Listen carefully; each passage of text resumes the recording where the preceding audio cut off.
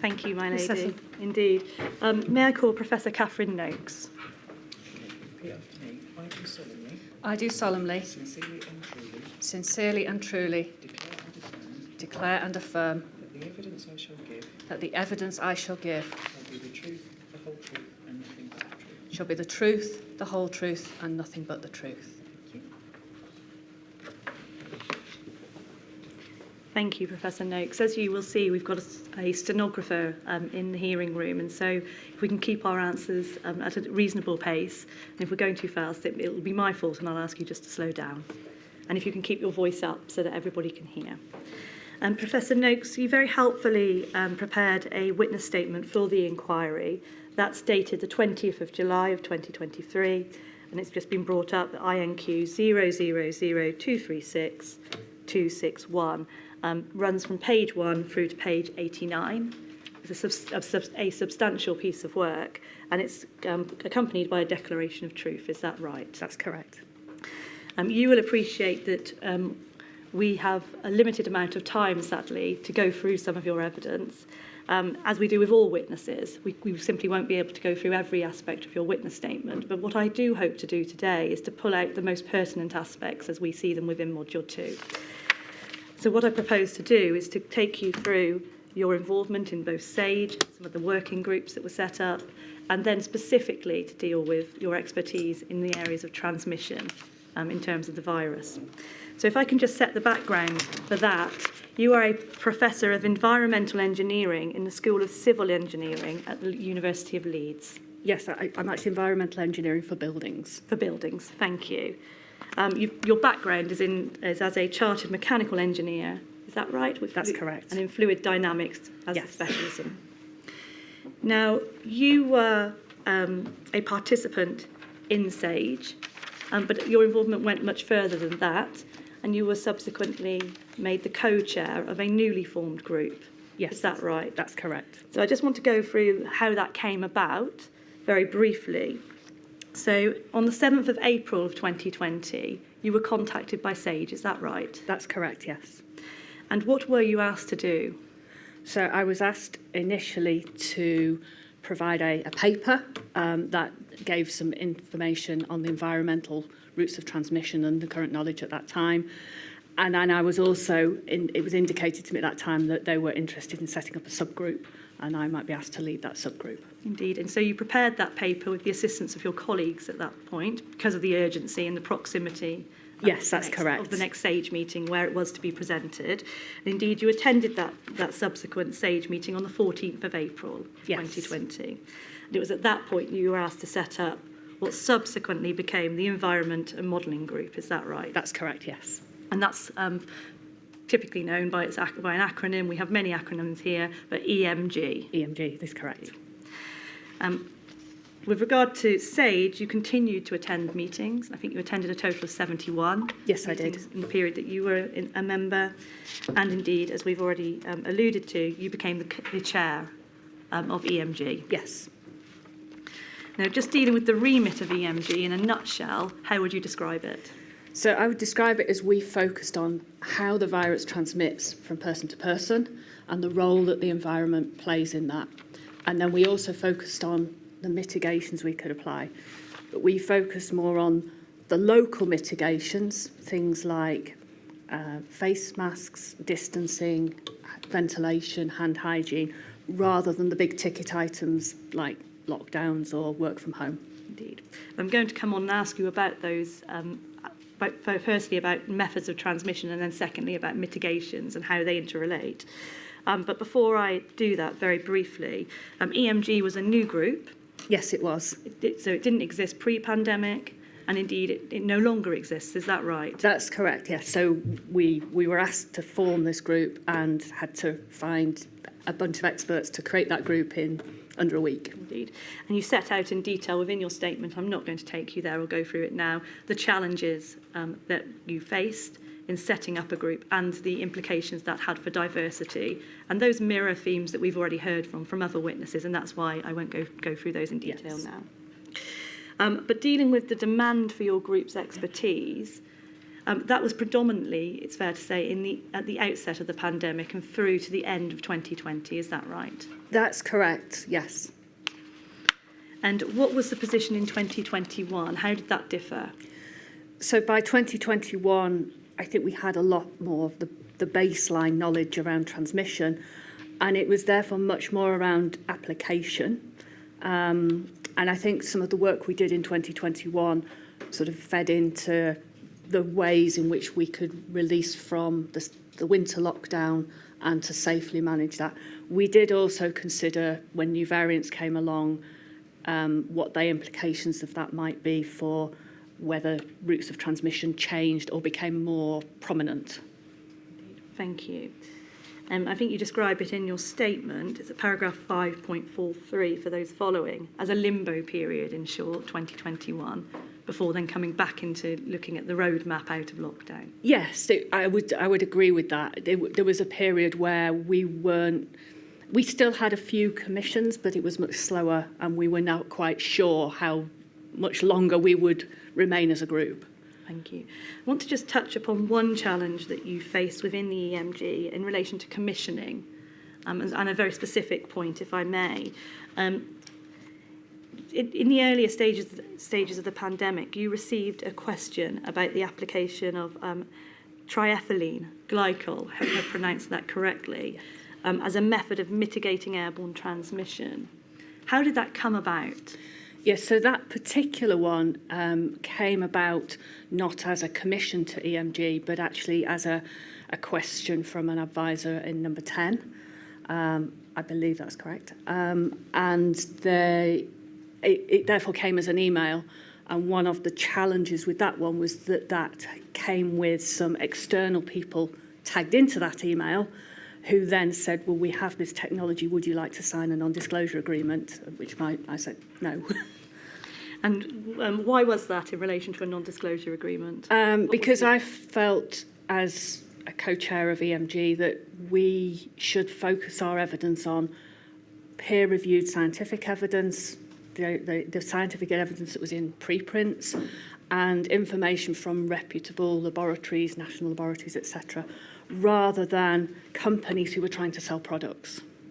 And the challenge and the difficulty there was, of course, they'd been copied into the email chain, and so that took up some of your time, it's fair to say, in dealing with those requests and continued requests. It did indeed, and it meant we had to put information into a paper that we wouldn't have ordinarily have done so, and respond to those requests. And I think it's worth saying that triethylene glycol was never really going to be considered as a viable option, because the idea of putting something into the air to try and clean the air, but you're putting a chemical into the air, you're just creating a new contaminant.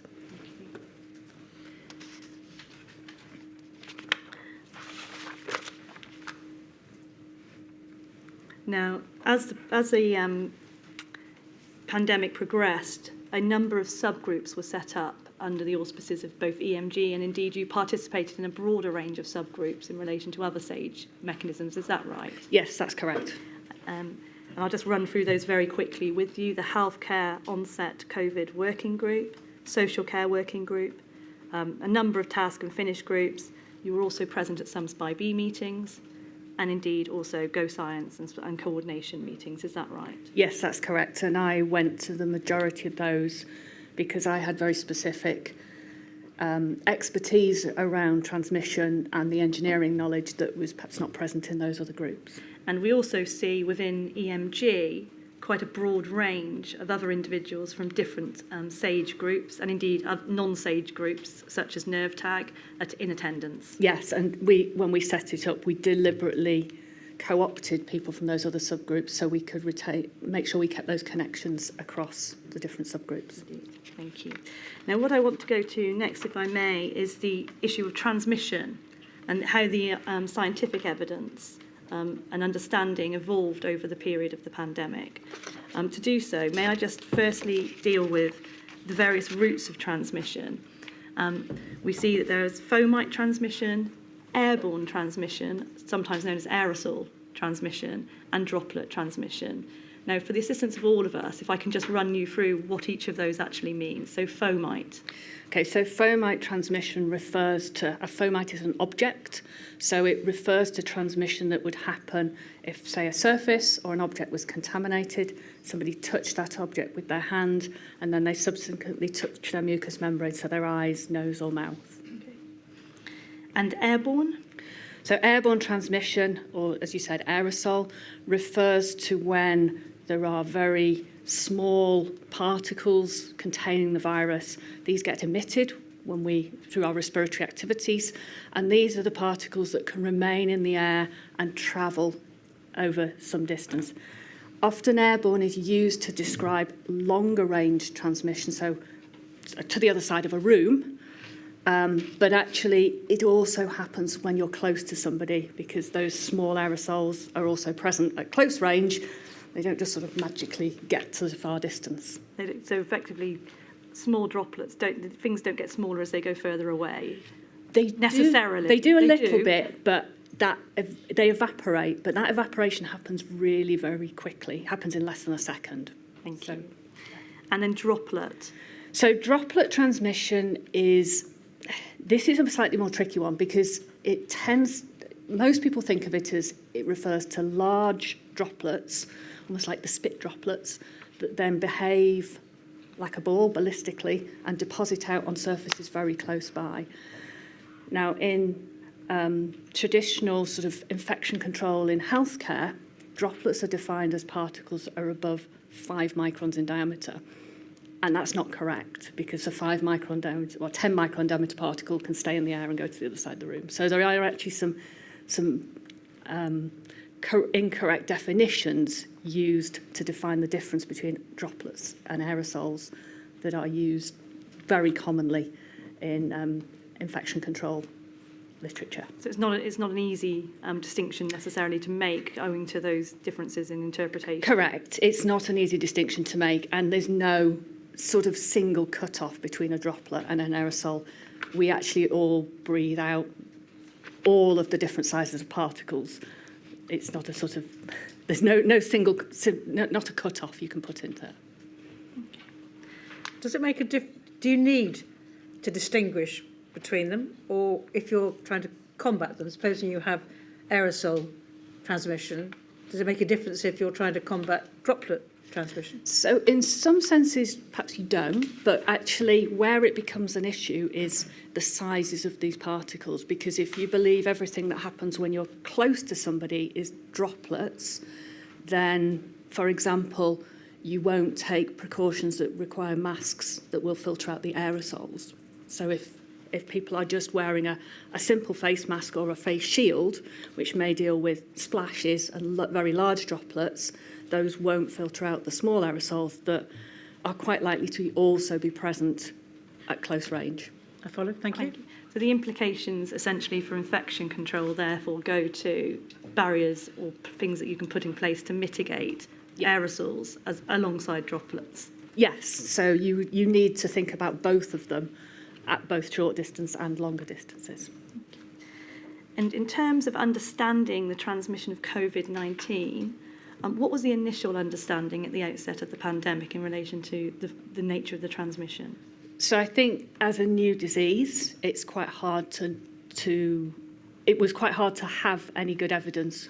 We were very much reliant on very early information coming out and papers that were starting to come out from initially from China and then from other countries as that data grew. It was fairly clear from early stages that it was transmitted through a respiratory route, but an awful lot of the focus to start with was on droplets and washing your hands and surfaces, the fomites, rather than aerosols. Thank you. And were you concerned that the airborne transmission routes in terms of aerosols were being overlooked to some extent? Yes, I was. And how did knowledge develop in the initial period of the pandemic from April in your involvement onwards? So in the initial period of the pandemic, we drew on evidence from previous respiratory diseases, including influenza and other coronaviruses, things like SARS. We drew on our understanding of the basic physics of how aerosols behave and our understanding of how viruses can be carried in those, so there is some science in there. And then as the evidence progressed, we could see signals in epidemiological data that allowed sort of more understanding of transmission. So we started to see really quite early on that the vast majority of transmission happened indoors rather than outdoors, which starts to give you an indication that the environment matters and that how people interact together matters. You also, I think we also... Just slow down, could you? Apologies. I'm conscious now. It's not me, I can keep up, but I'm not making a full note, unlike Austin Augusta. Apologies. I think that... So I interrupted you. It's also apparent... Indication the environment matters and how people interact together matters. Yeah, it was also apparent that a lot of transmission happened when people were in fairly close proximity. The other thing that we started to see in perhaps February and into March 2020 was there were what we might term super spreading events. So where you have a large number of people infected in a short period of time associated with a single event. And that perhaps is a bit of a red flag for airborne transmission. Okay, thank you. And just in terms of those super spreader events, can you give any examples of those? So there were a number that were reported in the early on, but there was a restaurant in Guangzhou in China where there were people who were infected who were more than 2 meters apart. There was quite a famous one called the Skagit Choral Society, which was a choir in America. And again, it was a very high number of people. I think it was 87% of the people there were infected in a single 2-hour activity. Thank you. And as you say, that causes a number of red flags to go up in terms of looking at transmission routes. But can I just ask you a little bit about the more global picture and the understanding by other organisations? On the 29th of March of 2020, the World Health Organization published a tweet stating that Covid-19 was not airborne. Did that cause concern? I think it did. I was concerned by it, and I'm aware that other people were concerned by that as well. And indeed, in your statement, you explained that prompted the formation of a group that came to be known as Group 36, and that's 36 experts in transmission, essentially. Yes, so this were 36 scientists from all around the world who had expertise and had worked in this area prior to the pandemic. And indeed, you and those individuals signed a petition that was then sent to the World Health Organization very quickly thereafter on the 2nd of April 2020. Yes. If you forgive me just for summarising, you followed that up with a letter when it was effectively fell on deaf ears initially. Is that right? Yes, that's correct. And following on from that, articles, and as you explain at paragraph 10.8, that prompted both media attention and started to change the discussion that took place around airborne transmission. Is that right? Yes, that's correct. Why do you think there was a reluctance to acknowledge the potential for airborne transmission? So it is hard to be sure, but my personal opinions are there may be a number of reasons. So I think there's something about changing an accepted paradigm. If traditionally respiratory diseases have often been categorised as droplet, and to change what people's accepted views are can be difficult, especially if they feel that challenge is coming from a different field, a different area aspect of it. I think mitigating airborne transmission is more challenging because it involves dealing with the environment. Every environment's different, and it's not as easy to put a simple rule like washing your hands. It also takes the responsibility from the individual to the organisation, because it's the organisation that tends to deal with the environment, whereas it's the individual who perhaps washes their hands. And I think I noted in my statement as well that it's possible there may be a fear aspect to it. And you can see this in movies and things where it goes airborne, promotes a fear. Now, I don't know whether that really was the case, did happen, but I think that may possibly play into it as well. You also touch upon implications for hospital infection control. What implications would those be? Yes, so in hospital infection control, which is a very good field, and there are a lot of really expert people who do hospital infection control. But conventionally, if something is deemed droplet transmission, then you have relatively simple precautions. You perhaps put somebody in a side room, you maintain a distance, and you would wear relatively straightforward PPE, a simple surgical mask, maybe a visor. If something is deemed airborne, then providing you've got the capacity to do it, ideally you put that person into a negative pressure isolation room and you wear full respiratory protective equipment to manage that person. And certainly at the very outset of the pandemic, we'll all recall those images of people in those sorts of Yes. mitigating outfits and so on. In terms of EMG, it was obviously not established until April 2020, but in your view, was there an evidence base sufficient to operate on the precautionary principle through January through to March of 2020? I think there was, and I believe that prior to my involvement in SAGE, that nerve tag had indicated the potential for airborne transmission. And to your knowledge, were there any reasons not to take steps to guard against airborne transmission?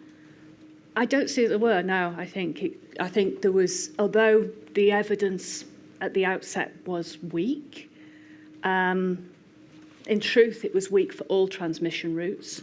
I think there was just a tendency to assume the other transmission routes and then require the evidence for airborne transmission. So I think from a precautionary basis, it would have been appropriate to indicate that aspects like ventilation mattered early on.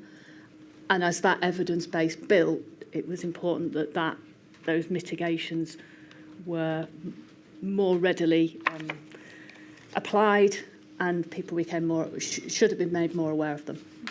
If I may move now through spring, summer of 2020. In short, there were a number of papers that were published and you were still gathering the evidence. Is that a fair summary? That's a fair summary, and an awful lot of research happened during the pandemic, which we spent a lot of time sifting that information to put together. Now, come autumn 2020, did you still have concerns in terms of airborne transmission being taken seriously, or did you consider that enough was being done? Yes, I did. And one of the concerns, which I think you will have identified that I raised in my statement, was that the publicly available information that's on the websites of the Public Health England, as it was then, and the NHS, for members of the public who maybe are trying to find information about how to manage the illness if they have a case in their home, that all still focused on droplets and surfaces and didn't mention airborne. So I emailed Patrick Vallance and Chris Whitty in September to say I'm concerned that this information that the evidence base that we've been collecting and discussing and agreeing is not feeding into this guidelines. Did you get a positive response? So in one sense, yes. I believe Chris Whitty sent the emails on to Public Health England. They actually responded very quickly. They changed the information on their website. And indeed, in the process of doing that, they shared it with me, and I helped them put some forms of words together to describe what we knew about transmission. The NHS, on the other hand, nothing changed. And I believe I raised it in February, and then again at a SAGE meeting in June 2021. And finally, a few weeks after that, their web pages were changed. So quite some time later. Quite some time later, yes. Now, you described that period of autumn of 2020 as being the most frustrating period for you during the pandemic. Why was that? I think it was because we could see cases were rising. We could see there was a desire to try and get back to normal, which is understandable. We can't stay in a lockdown forever, and that's totally inappropriate. But I think it was that seeing cases rising and not very much being really done to try to mitigate them, even when people were interacting together. Now, your frustrations were such that you spoke to the press, is that right? Yes, so I spoke to the press on many occasions through the pandemic. Almost all of them were to talk about the science of transmission. On that one occasion, I expressed a frustration with feeling that the mitigations that were being put in place, I think it was a curfew at 10 o'clock in a pub, that it was not going to make any difference. Indeed. And that was an article there was an article in the Financial Times in that respect. Correct, yes. The 23rd of September, and then subsequently you posted a tweet in October of 2020, and I'm just going to ask for that to be pulled up, if I may. It's INQ 000192075.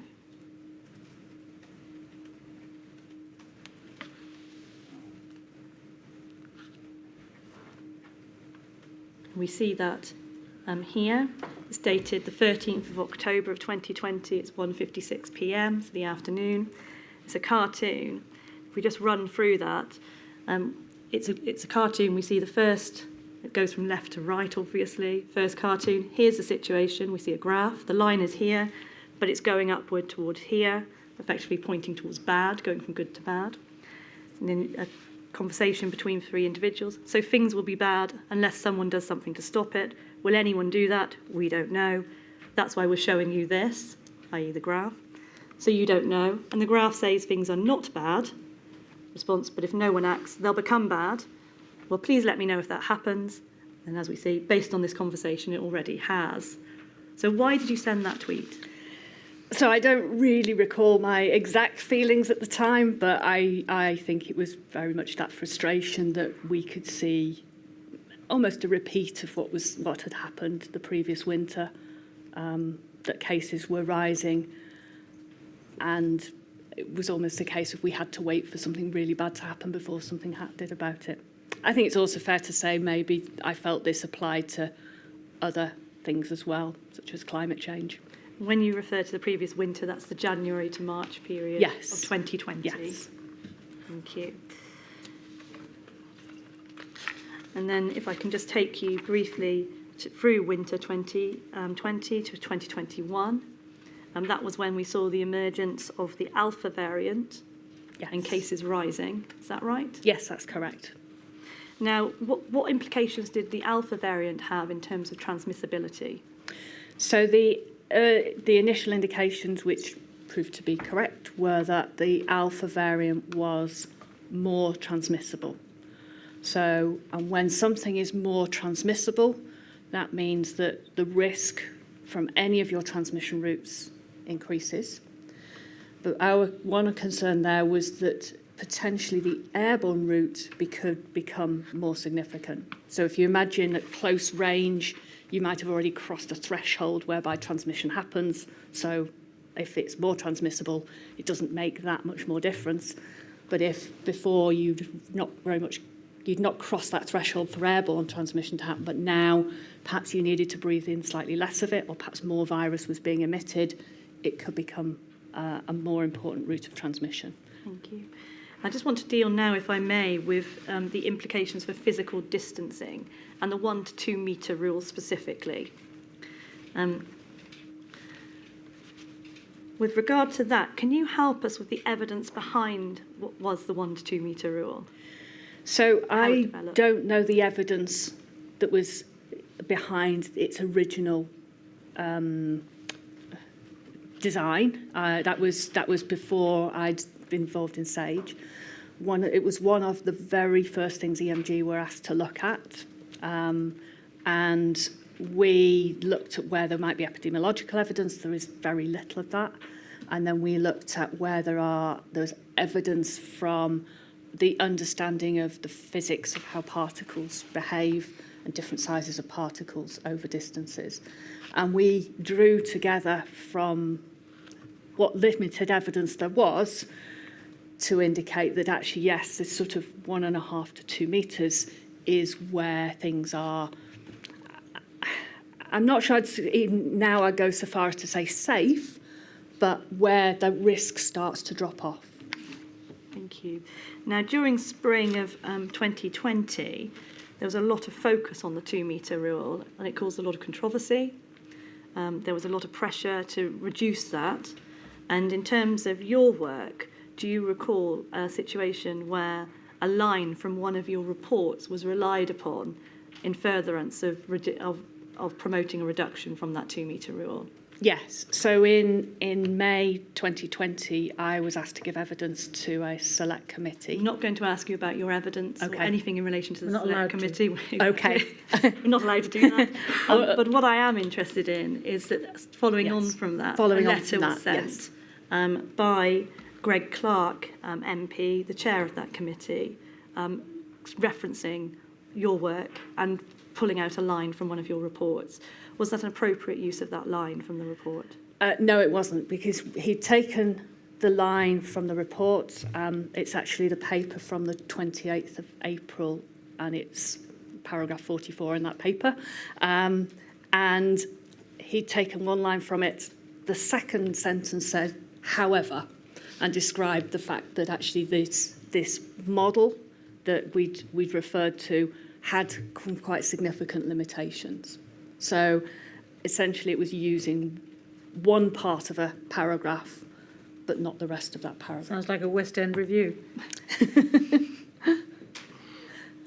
And so that was on the 29th of May 2020.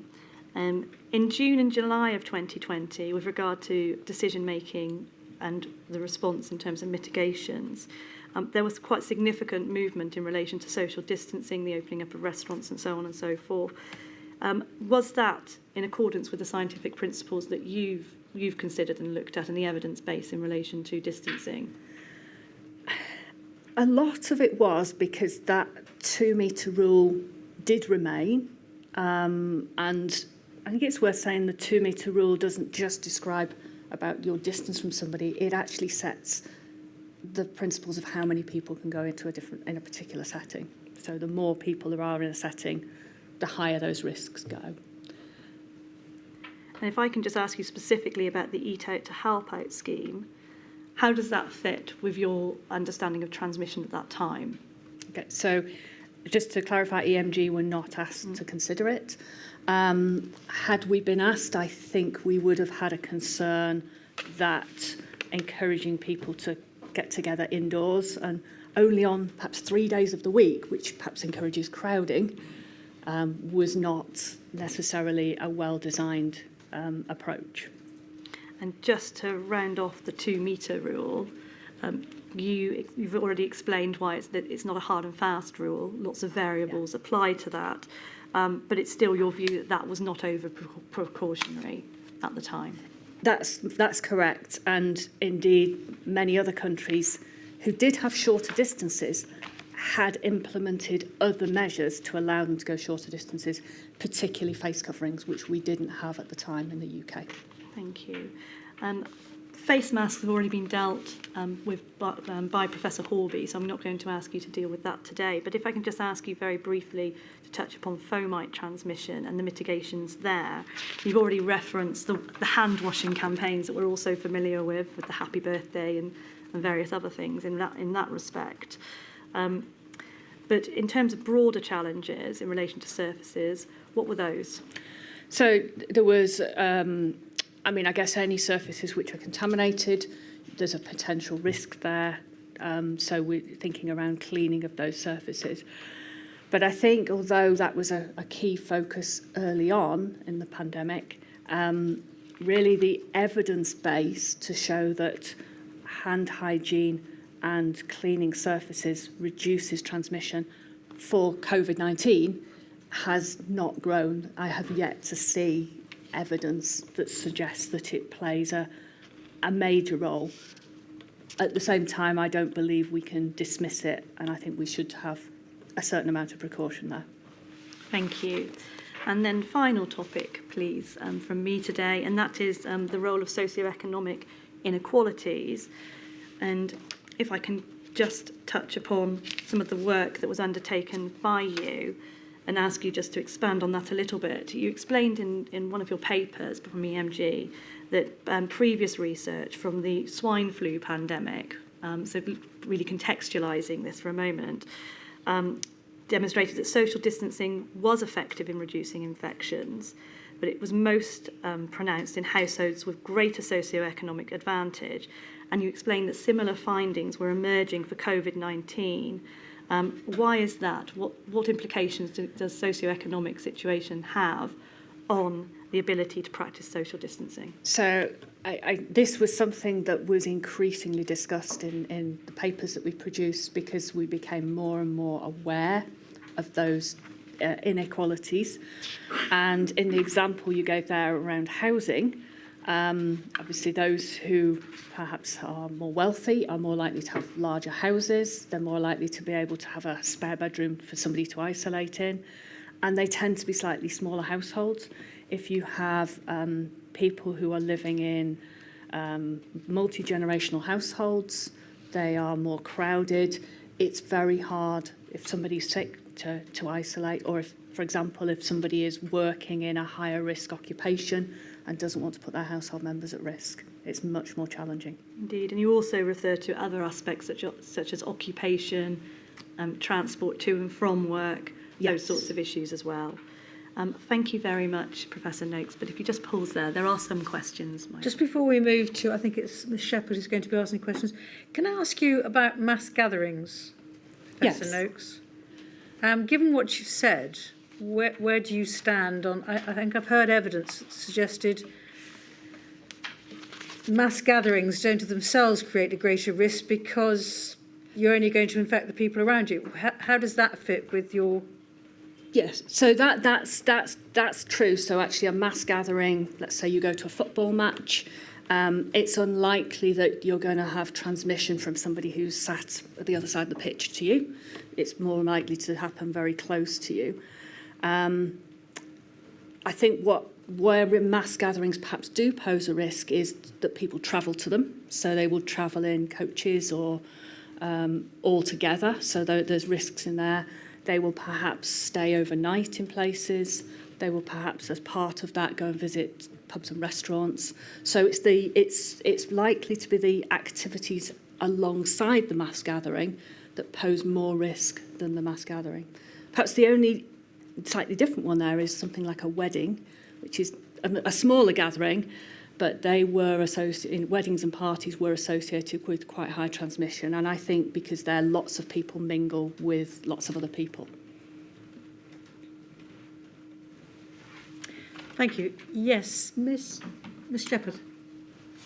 Good morning, Professor Noakes. I appear on behalf of Covid-19 Bereaved Families for Justice Cymru, and my questions were focused on the devolved administration angle.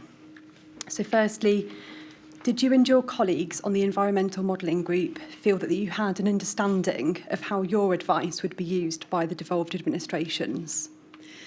So we didn't have a full understanding because, as I say, we were producing advice papers for SAGE, and therefore the routes for them to actually get to devolved nations were largely via SAGE. However, I think it's worth noting that on our group, we had representation, active representation from NHS Scotland and Public Health Scotland on the group. We did also have observers, as did many of the subgroups, from the devolved nations, so they would hear the discussions that we were having. Did you receive any data from the devolved administrations? I don't recall, but as a group, we didn't deal with significant amounts of data. It was many of the other subgroups who dealt with, particularly SPI-M, who dealt with data more than us. And did you and your colleagues consider that you had a clear understanding of where the dividing line was in terms of your responsibility to provide advice to the whole of the UK and the responsibility of the scientific advisors to the devolved administrations to provide advice which concerned their nation specifically? I think most of the advice we gave was, I guess, agnostic to a particular nation. So we were giving advice around things like, ventilation or distancing. And therefore, really how that advice is acted on is up to the policymakers in those nations to take on and use. Thank you, Professor Noakes, and thank you, Milady. Thank you, Ms Shepherd.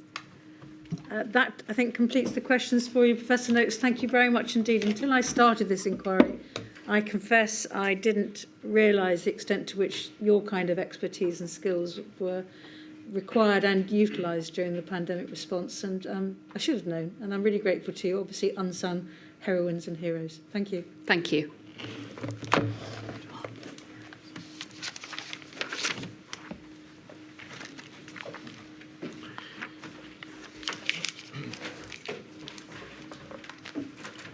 Lady, the next witness is Professor John Edmonds.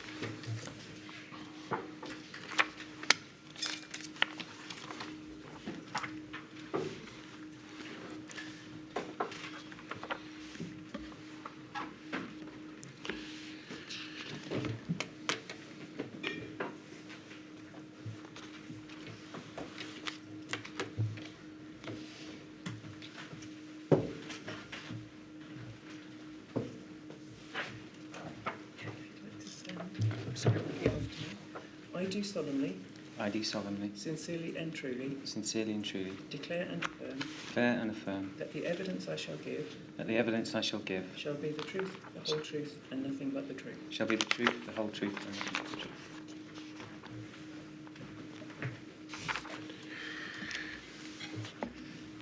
Professor, could you commence your evidence, please, by giving the inquiry your full name?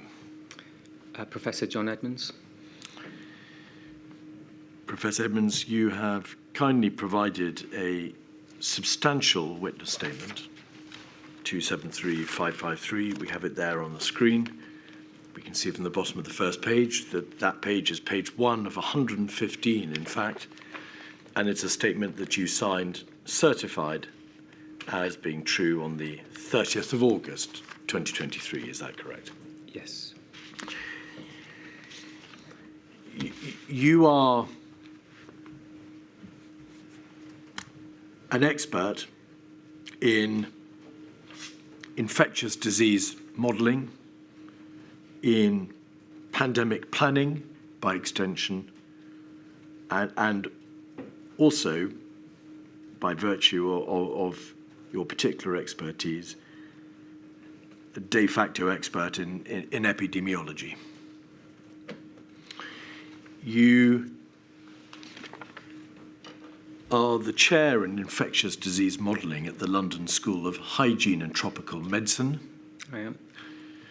And have you been involved in pandemic planning at the United Kingdom level for many years? Yes. Were you the head of the Modelling and Economics Unit at the Health Protection Agency? Is that the body now known as the UKHSA? Yes, and it is, yes. And were you therefore, in fact, one of the first members of SPI-M? I was, yes. Of which we've had much. It's the scientific pandemic influenza group on modelling, of course. You left the Health Protection Agency in June 2008 when you took up your chair at the London School of Hygiene and Tropical Medicine. But did you carry on working on, in particular, pandemic influenza? I did, yes. Influenza pandemics, over the years, whilst you were still serving on SPI-M, and were you at the forefront of the expert field of modelling and epidemiology in relation to epidemics both in the United Kingdom and abroad? Yes, I suppose you want me to say, but yes. All right. You were also a member of NervTag, and you, I think, joined NervTag in 2014, and you served on that committee from 2014 through to 2022. And so when we confronted the pandemic in the United Kingdom, you continued to serve on all those committees. I think you attended 97 SAGE meetings, 99 SPY MO meetings, and 91 other subgroup or related meetings. As far as I could ascertain, yes. And I think in addition, 74 NervTag meetings. It was busy. It was indeed busy. And you participated in a number of other groups, of which we've heard mention, for example, EMG, the Environmental Modelling Group, the Children's Task and Finish Working Group, the Moonshot Scientific Advisory Group, and a number of other bodies or committees set up by the public agencies in the United Kingdom, including Public Health England and government departments such as the DHSE. I did, yes. To add to your burdens, throughout the pandemic, because, of course, you are the chair in infectious disease modelling at the London School of Hygiene and Tropical Medicine, you were intimately concerned with the work that continued to be done by the Centre for Mathematical Modelling of Infectious Diseases, which is an integral part of the London School of Hygiene and Tropical Medicine. Yes, correct. And I think throughout the pandemic, the CMMID, which is what I'm going to call the Centre for Mathematical Modelling of Infectious Diseases, produced a vast amount of learning and reports and advice for the United Kingdom, as well as a host of other low and medium income countries around the world. It was an amazing effort.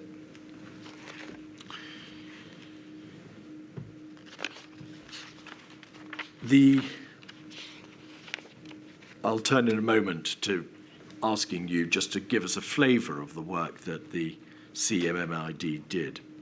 But before I do, I want to ask you to put your mind back and give the inquiry, please, a sense of what your understanding was in the middle of January 2020 as to the threat that was by then plainly emerging from China. You say in your statement, it was clear by early to mid-January 2020 that the novel coronavirus outbreak in China was a major public health threat. Do you mean by that it was a major public health threat to the world, to the countries around China, just to China, or to the United Kingdom? At that very time, at the middle of January, it wasn't clear whether that was a threat just to China or whether it was a threat to everyone. I think all of us thought it might well be a threat to everyone across the world. But it wasn't clear at that time because of, it's a technical issue, but there was the way that the data were being reported from China. It looked at the time, there was only 41 cases that had been reported. They'd all attended the seafood wet market in Wuhan, and no other cases were being reported. So it could have been just some odd event, quite a large event where people got exposed to something in that market, but it might not have been. And when we started to see cases outside China, then it was very hard to believe that it was just a limited event. Whilst you give your evidence, Professor, could I invite you just to go a little bit slower as well? Yeah. And to get our chronological bearings, the knowledge that there were cases outside China, of course, emerged at the end of January. No, before then. The first case outside China, I think, was about the 13th. It might have been 11th or 13th of January. But by the end of January, it was clear that it wasn't just one or two cases sporadically Yeah. in a country outside China. There were multiple cases in multiple countries. There were, and by then the Chinese had changed the way that they were reporting their cases, and there were thousands of cases in China. We'll come to this issue later of how it was that the early data grossly underestimated the spread of the outbreak in China. But you've used the word major public health threat. Yeah. It was clear by mid-January that what China was grappling with was a viral outbreak, a viral pathogen, a disease outbreak based upon a virus. Yes, absolutely. And viruses have a tendency, it's what they do, to spread exponentially. Not They all may- of them. Not all of not them, all of them. but they may do so. It was clear in mid-January, although nobody knew the extent of the spread in China, that this virus had the capacity to kill, to seriously harm, to hospitalize, and that people weren't becoming infected just because they had had contact zoonotically with an animal. Correct. They were becoming infected from human to human transmission. That was then very clear certainly by the end of, third week, fourth week of January, that was very clear, yes. And so if human to human transmission was clear, and it was clear that it was spreading, although nobody knew to what extent, was that why you, as you say, you appreciated there was a major public health threat? Yes. Because if the virus continued to spread and its reproduction number was more than one, that is to say, every single infected person would infect more than one other person in an unimmunized population, subject to control measures being applied, the virus would continue to spread forever until herd immunity. Yes, even after herd immunity, of course, you get spread, like we have now. So the basic nature of the threat was clear. It was an issue, wasn't it, of seeing whether it would spread significantly beyond China and the countries around China, and therefore, by extension, whether there was a need to apply control measures to stop it. Yes, I would agree with that. All right.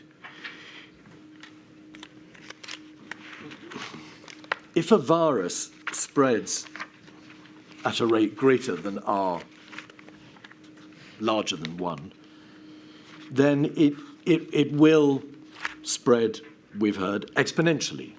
It will grow faster and faster and faster. If you don't take measures to stop that, yeah. If you don't take measures.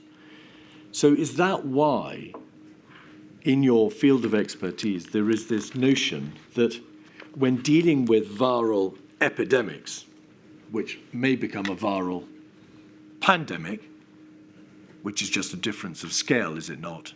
A pandemic is a worldwide epidemic.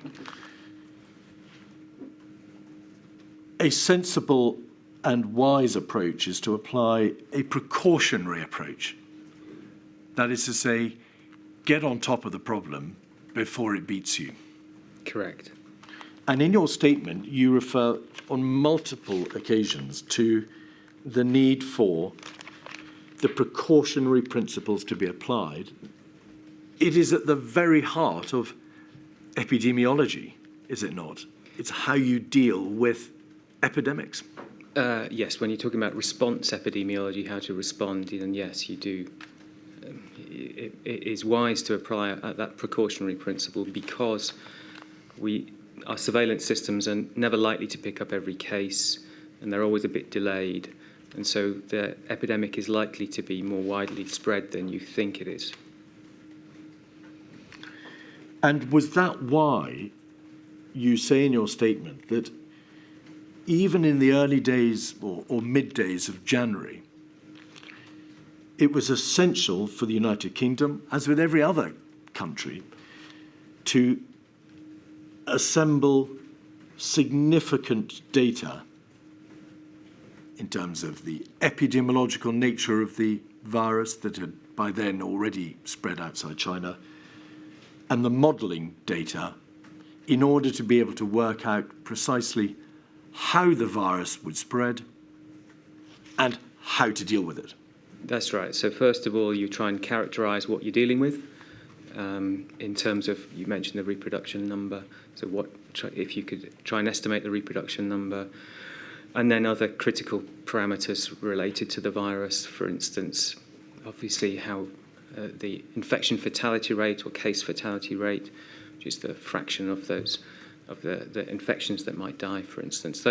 These are sort of absolutely critical numbers that you try and get an early estimate of as best you can. And of course, you don't stop there. Throughout the epidemic, you might refine those estimates and they might change a bit. But you spend a lot of your time trying to characterise, especially with a new disease like this, trying to understand it, how fast it might spread. And then you can start to put together models to play, to look at different scenarios, as it were, to see whether, to see how what measures might be effective or most effective against this new threat.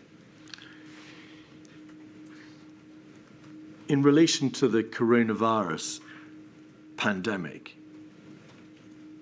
that basic data, the reproduction rate,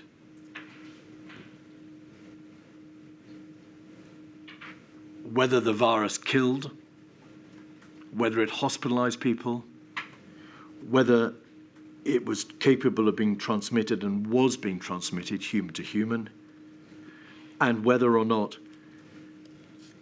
it was possible to become infected but not show symptoms, asymptomatic infection, Yep.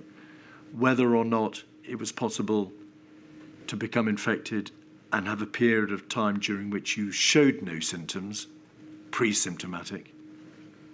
All that, in general outline, was known fairly early on, was it not? It was certainly by early February or mid-February. I'd have thought then we had probably reasonable estimates of most of these things. Some of these things take longer to estimate. For instance, the infection fatality rate takes longer because sadly it takes time for people to die if they're infected, and so you have to sort of wait for that. I know it's a dreadful thing to talk about, but you have to wait for that to happen, so you don't know how many people might die until people are dying. Could you keep your voice up a bit more? Sorry, please, yeah. Professor?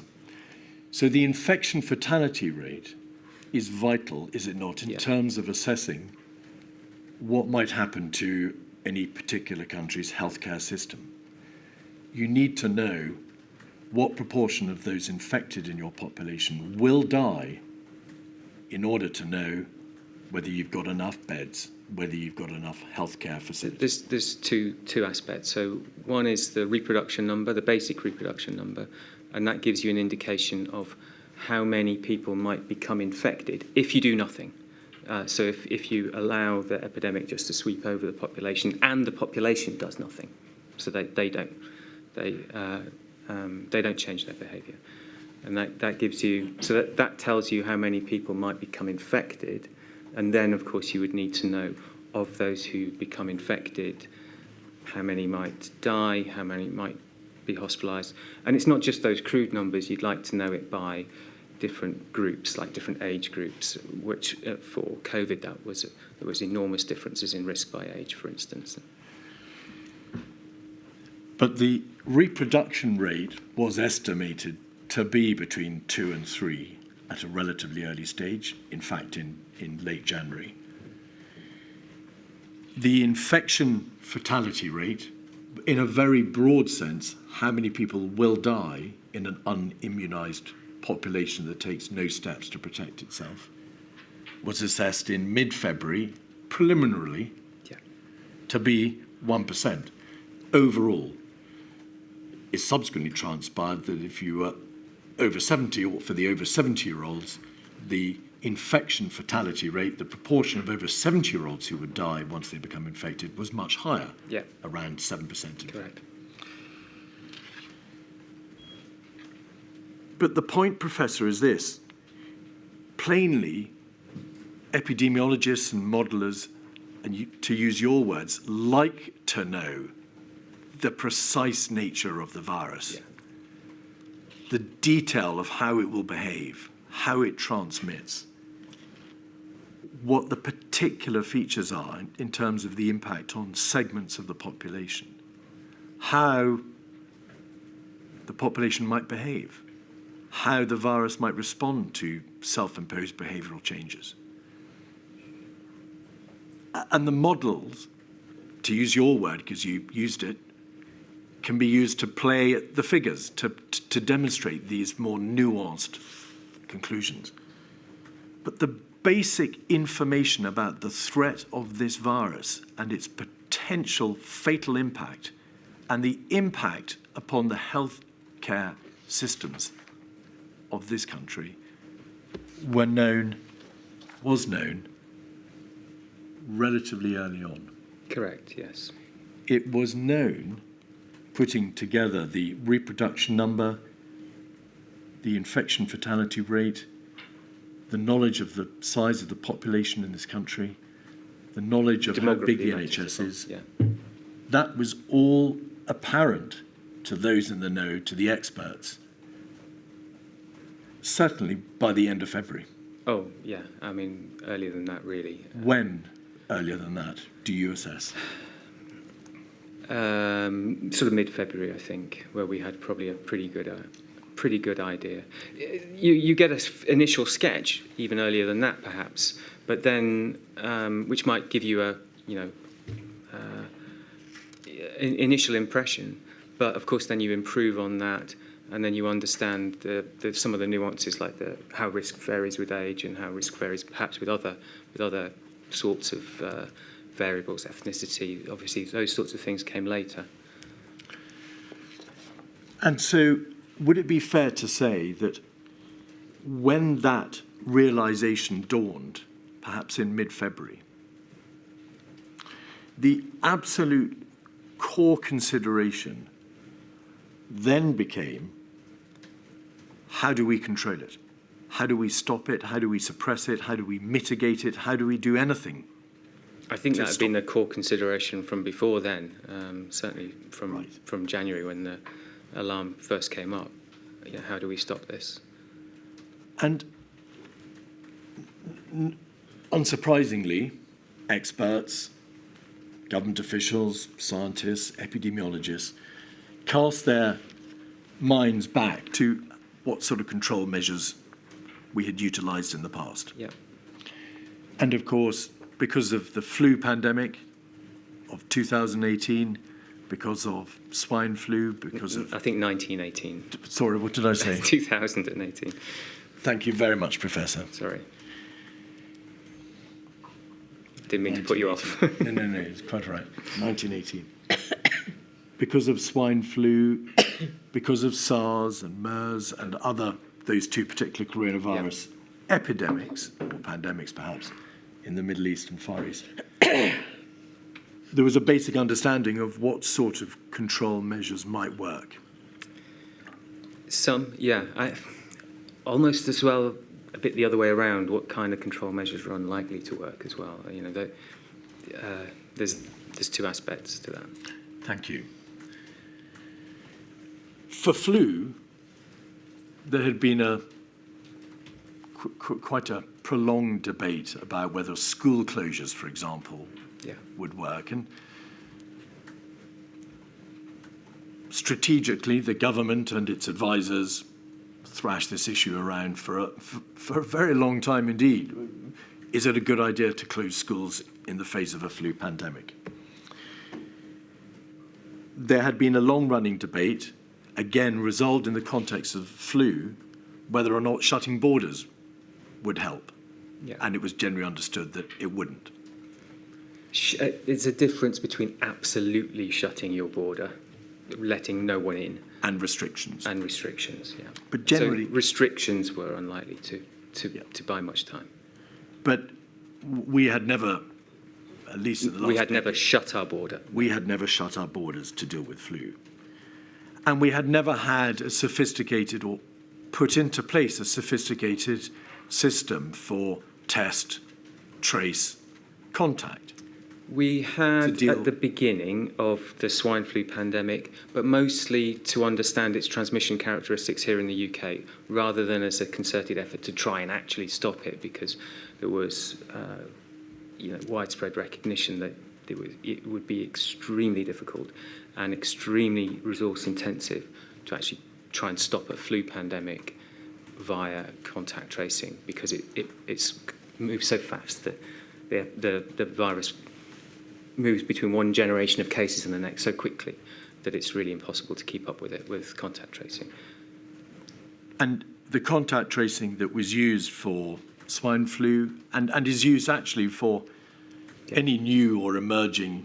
Oh, and things that have been around forever. You do it for TB and for, well, HIV's not been around forever, but yes, you do it. It's relatively limited. You pick up travellers, you test them, you test and trace, contact trace index cases, and whether or not you're focusing on people coming in with the infection, or you focus on the first few hundred cases, or you focus on the first few cases in the hospitals, it doesn't really matter.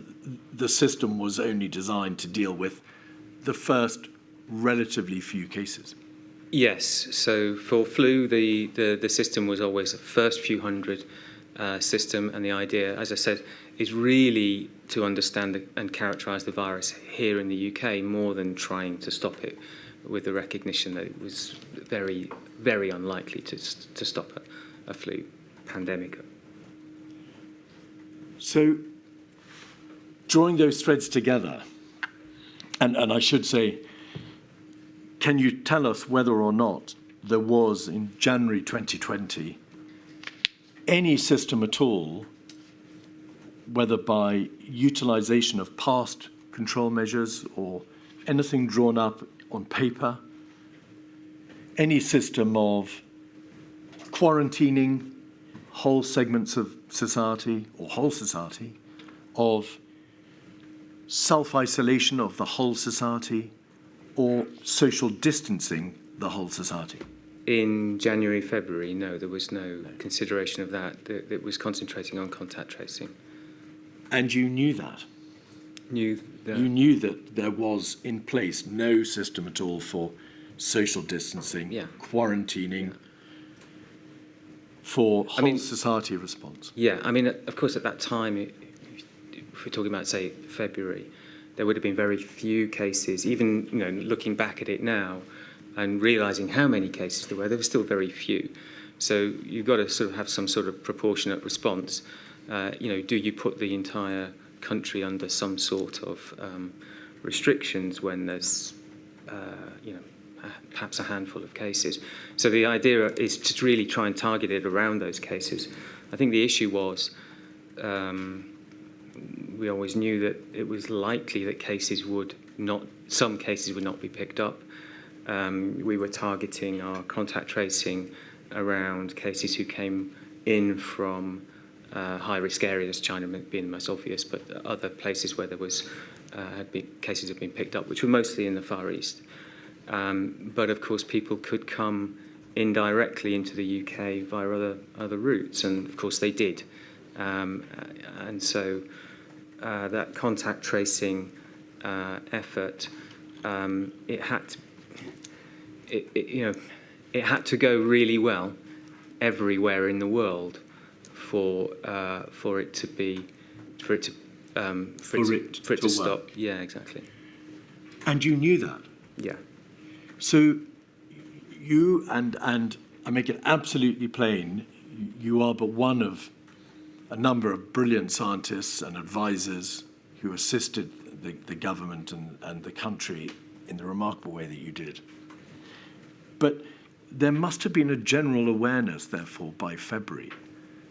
This viral, severe pandemic, this viral pathogenic outbreak is coming.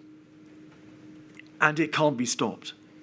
And the measures which could stop it once it reaches the United Kingdom have either never been dreamt up or never been applied or won't work. I mean, you said can't be stopped. I mean, it was worth trying to stop it in those ways. There was a hope, but maybe not an expectation that it would be stopped like that. But yes, we knew that there was a very high likelihood. I mean, I'm a scientist. I'm not going to say there's there was an extremely high likelihood that we would face a very, very major pandemic. Yes, we knew that. And when you say we would face a very, very major pandemic, you mean, so that we are clear, something like 1918. That was always, that would have been, and of course that's the great influenza pandemic of more than 100 years ago. It's sort of etched in people's, especially in my field, of course, the sort of collective memory as being a horrendous event. And this looked, it was every time a new bit of data came in, it just sort of confirmed that this was going to be something like that, a once in 100 years event, horrific. and because there was no sophisticated test, trace, contact, isolate system in place, because such things weren't generally used for flu, for which we've been preparing, although this coronavirus had a latency period, a gap between when you become infected and when you can pass on the infection to somebody else, in which gap you can be tested and seen whether you are positive for the disease. Until such a system could be developed, designed, and put into place, it would be of little practical assistance. So, by late January, say early February, we knew something about the characteristics, and you quite rightly say, so that there was quite a long period between infection and you becoming ill, of sort of 5 or 6 days, which is very different to flu, which is sort of 1 or 2 days. And so there was a possibility that gave you a bit more time if you were trying to contact trace. I mean, if you're trying to contact trace, it gave you a bit more time to be able to do it. In terms of, are you infectious before you become symptomatic? With SARS-1, that didn't look like that was the case. So with SARS-1, that time period was a bit longer. It was more like 8 days. And it looked like you became infectious when you became symptomatic. And you were very ill with SARS-1. And so most people were in hospital very quickly. And so it was easier to contact trace SARS-1, and that's how it was stamped out globally. Flu, you just wouldn't be able to do it because of the speed. SARS-2, COVID, was somewhere in between. It gave you a glimpse of maybe that might be possible, but everything had to go really well for it to work. But in practice, whether epidemiologically a test system was possible didn't matter, did it? Because in January, February, March, beyond the first few hundred cases, before the first few index cases, there was no whole society test, trace, contact system. No. Strictly speaking, you don't need to test people. You can isolate them anyway, on symptoms and things like that. So obviously it's much better to test them because then they know they have it or they know they don't have it. But strictly speaking, you don't need to test people. So to come back to your earlier answer, by mid-February, there was an understanding that there was a major pandemic coming. Yes. And so again, so that we are clear, a major pandemic means tens of thousands of hospitalization cases. And more. And more. Hundreds of thousands, perhaps. It means tens of thousands, perhaps more, of deaths. Oh, yes, and again, more. It means the country being overwhelmed by disease. Yes, it's more than that. the reason why the flu pandemic was at the top of the National Risk Register, it was always known that an event like that would affect every aspect of society, every aspect of government. So it wasn't just that it would overwhelm the health service and cause, a huge amount of disease, but also it would affect people's lives in other ways and the society quite fundamentally in other ways. That was always known for these major events. And as you've said, by mid-February, there was only the hope, not the expectation, that it might be stopped. Yes. Why then, as a country, did we not apply the precautionary principle to which you have already referred and do something about it then? I think the risk then was still low to a person. Sorry, please speak more slowly. Slowly, yeah. It's very important that we apologise. I'm trying to get the apologise. So I think the risk for an individual in this country in February was very, very low. Of COVID was very, very low. So could you take national restrictive measures? Would people come along with that? I think that would be difficult. I think it would be a hard sell. But that, Professor, was surely a matter for our politicians and our decision makers. That was for them to decide, was it not? Yeah, it was, of course. I think there are other things in between. You're kind of jumping to the nuclear option. I think there are other things in between that perhaps could have been done. I thought about it later. I thought, what could we have done? What would be more proportionate? I think things like advice to work at home, we could have perhaps done that. Yes, it would have had an impact on the economy. But I regret that we didn't look at that at that time. And there are other things like we could have we gave public health advice that was being given to wash your hands and things like that, which are sensible.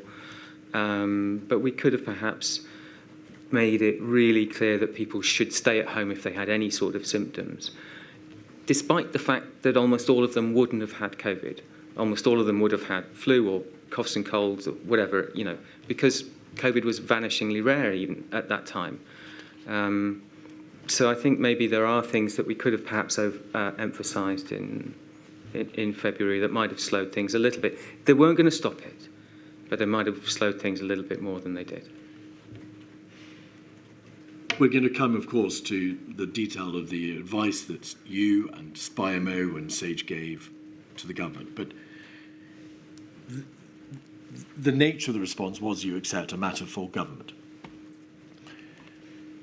What I'm asking you, though, is why was that terrible conclusion, that dawning realization that the virus was coming, it was a fatal pathogenic disease, and there was in practice, you understood, not much more than a hope that it could be controlled. Why was that warning, why was that realization not made more apparent to government in the middle of February, to the public, to the United Kingdom, that this pathogenic tsunami was coming? So I distinctly remember my feeling at the time. I assumed that the government did know all of this. I can't believe that they didn't, quite honestly. I still can't believe that they didn't. But I assumed that they did know all of this and that actions were being taken. The messaging at the time was very reassuring. And I assumed that there was a plan. Let's not concern people and bother people now, because we'll have to get people prepared and do it in the right way. That was my assumption at the time. Afterwards, I look back on it and think, actually, really, was there a plan? I'm not sure. But I assumed that there was. I assumed that the messaging, being quite reassuring, was there for a reason. I'm not asking you to speak for the government. and we'll come later to how the government responded to the advice you actually did give.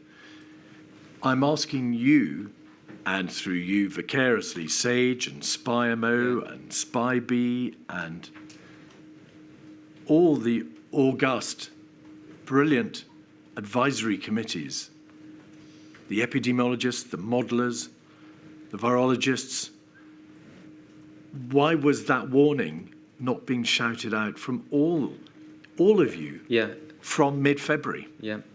So I didn't think we had to shout it. In terms of the government, something of this magnitude, you'd have thought the government should have all its attention paid to it, you'd think. So there's that. Secondly, I kind of just assumed that there was some reason for not shouting it out. I remember quite distinctly, Neil Ferguson did say something on Radio 4, and I remember Chris Whitty also saying something.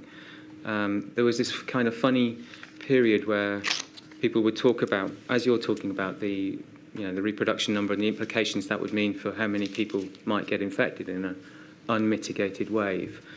And there was talk about the infection fatality rate. And so, you could easily just multiply those two numbers together and get a very big number for deaths. But people didn't. People avoided multiplying, in public utterances. And I felt that, I honestly thought, it sounds really naive and silly, I think, but I honestly thought there was a plan. I didn't want to be the person who multiplied those two numbers together, and I thought that should come from someone central in a kind of organised, in an organised comms plan way to prepare the country for what was going to happen. And I didn't want to get it. I didn't want to mess that up in any way. Before we Appreciate your mid-flow, Mr. Keith. may I ask one more question, and there will be a very natural break. Your statement makes plain, Professor, how much work was done by the CMMID working group at the London School of Hygiene and Tropical Medicine. You describe it as brilliantly led and organised by your colleagues, in particular a Dr. Rosalind Eggo. You describe how over those 3 months, January, February and March, you undertook, or rather the London School of Hygiene and Tropical Medicine undertook a huge range of work right from the early days, assessing the nature of the initial outbreak, accumulating data, analysing the spread of the virus, looking at the reporting delays from China, how difficult it was to get a handle on the nature of the spread. You looked at airport screening, methods of transmission, rates of testing, contact tracing, isolation, the case fatality ratio. Then latterly in March, the effect of non-pharmaceutical interventions, which, let's just speak it out, how to control the virus. Whether it would be a wave or a second wave, what was herd immunity, whether we should be suppressing or mitigating, whether we should have an episodic lockdown process. But this vast learning nowhere says, at least until March, there is a pathogenic tsunami coming and it can't be stopped. I think that was clear to all of us. Yes, it wasn't me who raised that alarm to the public. I deliberately didn't. As I've explained to you, I didn't want to. I didn't think it was for me to do that. I thought it was for someone with more authority to do that and to prepare people for what was likely to come. Thank you. Milady. Thank you very much. I hope you're warned, Professor, that we take regular breaks. So I shall return at 22:12.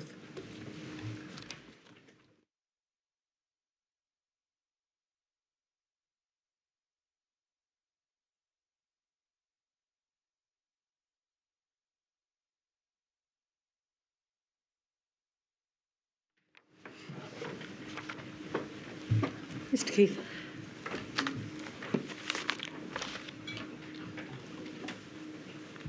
Continuing, Professor, with the theme of the generic understanding in the scientific community, the scientific advisory community in January,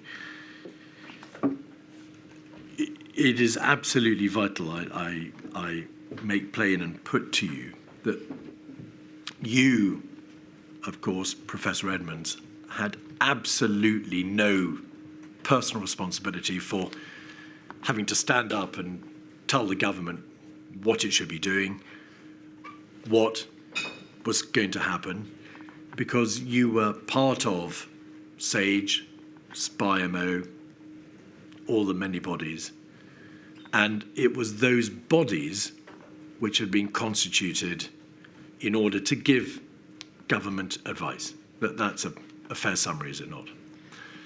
Yes, but it doesn't stop me feeling that I had some responsibility.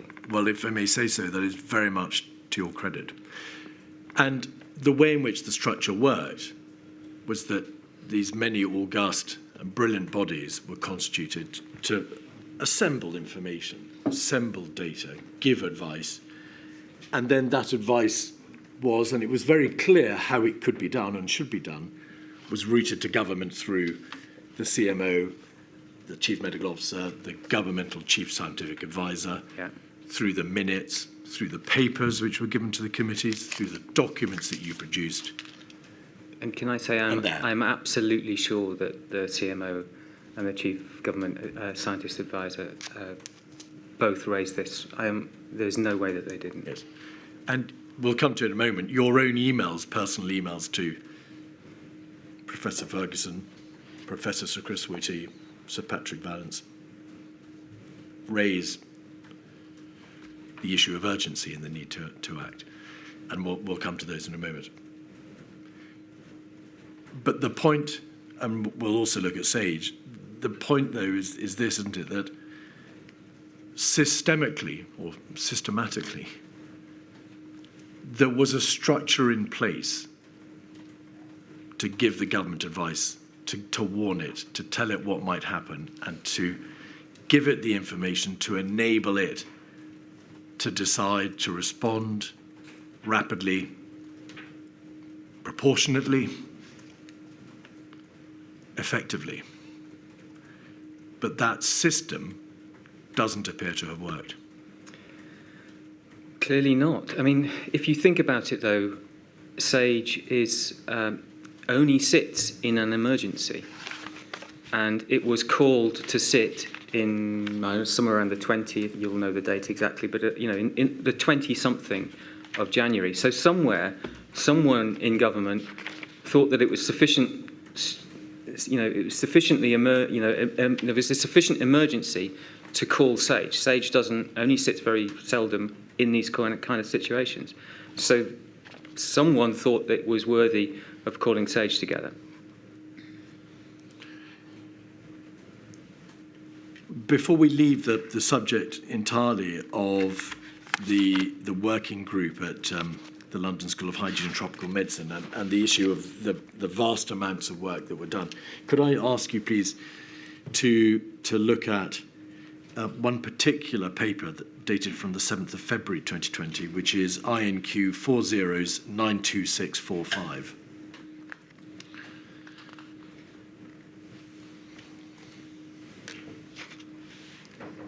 You can carry on. I know what paper it is, yeah. Oh, yes, we need to get it up on the screen there, Professor, for everybody else. So this is a paper dated the 7th of February. It's called Feasibility of Controlling 2019 Novel Coronavirus Outbreaks by Isolation of Cases and Contacts. So at a relatively early stage, the 7th of February, the London School of Hygiene, and this isn't a SAGE paper, it's a paper done by your Research Institute's working group, was onto the issue of how easy or difficult or effective controlling the virus by isolation of contacts and cases would be. Yeah. Hence your evidence earlier about the very early understanding of how difficult it would be to control the virus by isolation and contact trace. And the summary of the findings in the bottom half of the page are these. Well, the summary is this. The percentage of contacts traced is critical to achieving control in all scenarios. Higher transmission, a higher R0, makes outbreaks more difficult to control. By this time, you did have some basic understanding of the likely reproduction number. What was it? Estimates varied between about 2.5 and 3.5 at the time. So not as high as some other or some high consequence infectious diseases, but higher than most high consequence infectious diseases. That 2.5 or 3 doesn't sound bad, but it's bad. Yeah. Yes, I'd say higher than, not as high as some, but higher than many. 30% transmission before symptoms makes control less likely in all scenarios. By that, were you saying, was your working group saying, if you've got a high number of people who are asymptomatic, who... Pre-symptomatic, that's about pre-symptomatic. Okay. So if you are infectious before you become symptomatic, and we had different scenarios for that, so different assumptions, because we didn't know that very well at that time, although that was becoming clearer. My mistake, the asymptomatic bullet point is at the bottom. It's a bit lower down, yeah. Well, let's have a look at that. The presence of subclinical asymptomatic cases has an outsized and negative impact on probability to achieve control. Yeah. By that, were you saying, if a large proportion of infected people are asymptomatic, that is to say they don't show symptoms, then your ability to achieve control is hindered and the probability that you will be able to achieve control goes down. Correct. And you also say 60 to 80% of contacts must be traced and transmission stopped in order to achieve control in most scenarios and more for some characteristics. So you've got to practically be able to stop a very large percentage of contacts for transmission chains to be broken. Correct. So you have to quickly isolate, contact trace a large fraction of the contacts, and effectively quarantine them. Was it these findings in early February which led you to conclude that, as you began to appreciate the asymptomatic, pre-symptomatic nature of the viral epidemic, and the transmission rates, that effectively contact trace control was going to be extremely difficult? I think it's a little bit more nuanced than that. This paper was a little bit of one of those. The results here are a little bit of one of those. Is the glass half full or is the glass half empty? It said it was possible to do it, potentially, but things had to go very well for that. That's really a summary. All right. I want to ask you now about SAGE and functionally how SAGE operated vis-à-vis the government. You had attended earlier emanations of SAGE, because I think you'd been on SAGE during the Ebola crisis. Correct. So you were very familiar with the workings of SAGE. Familiar, I wouldn't say very familiar, yeah. When the virus began to emerge from China,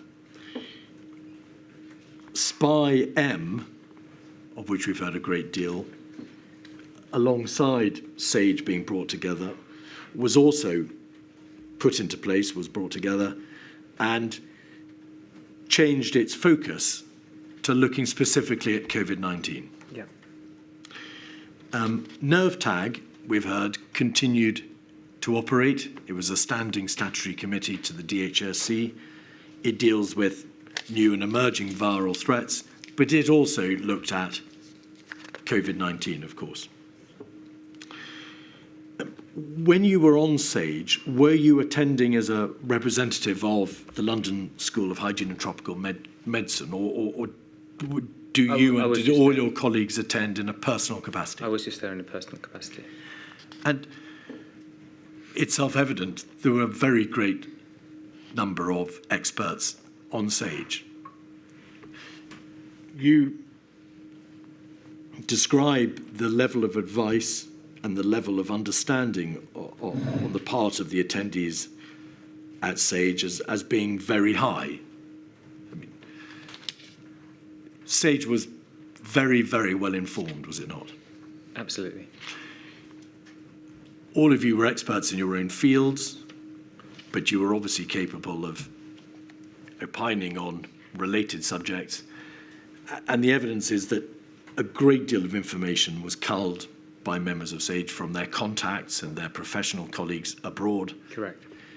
So, in summary, do you agree that SAGE, in terms of its ability to locate, consider, and report on data and on information and on this field of expertise, was very high indeed? Yes, absolutely.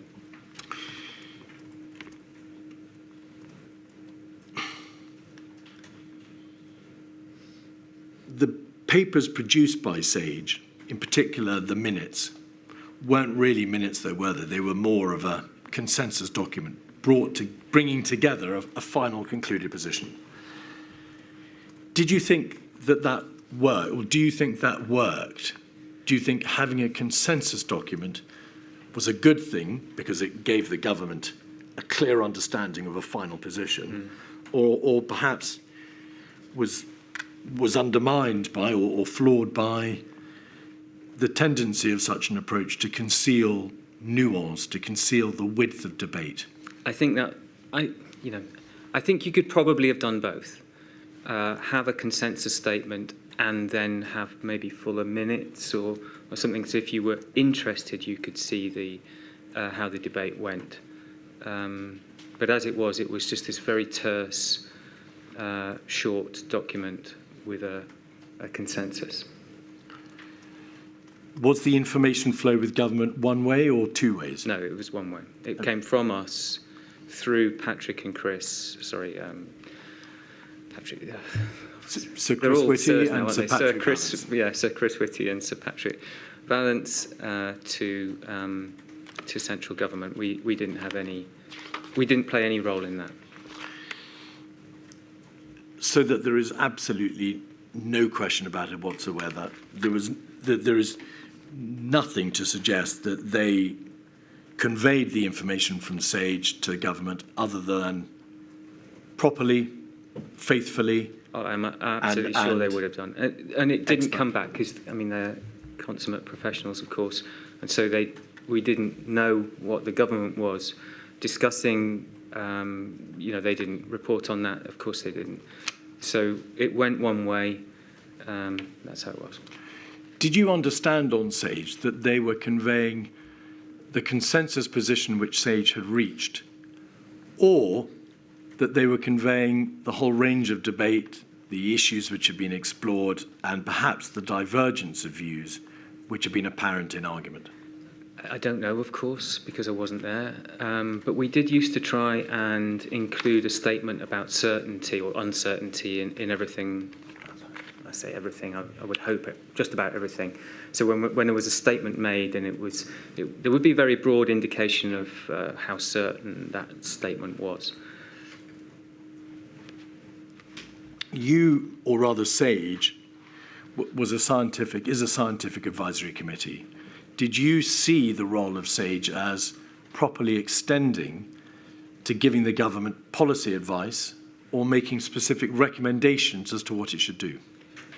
I didn't. I viewed the process in sort of 3 steps. I thought that there was the sort of evidence synthesis step, which was our SAGE.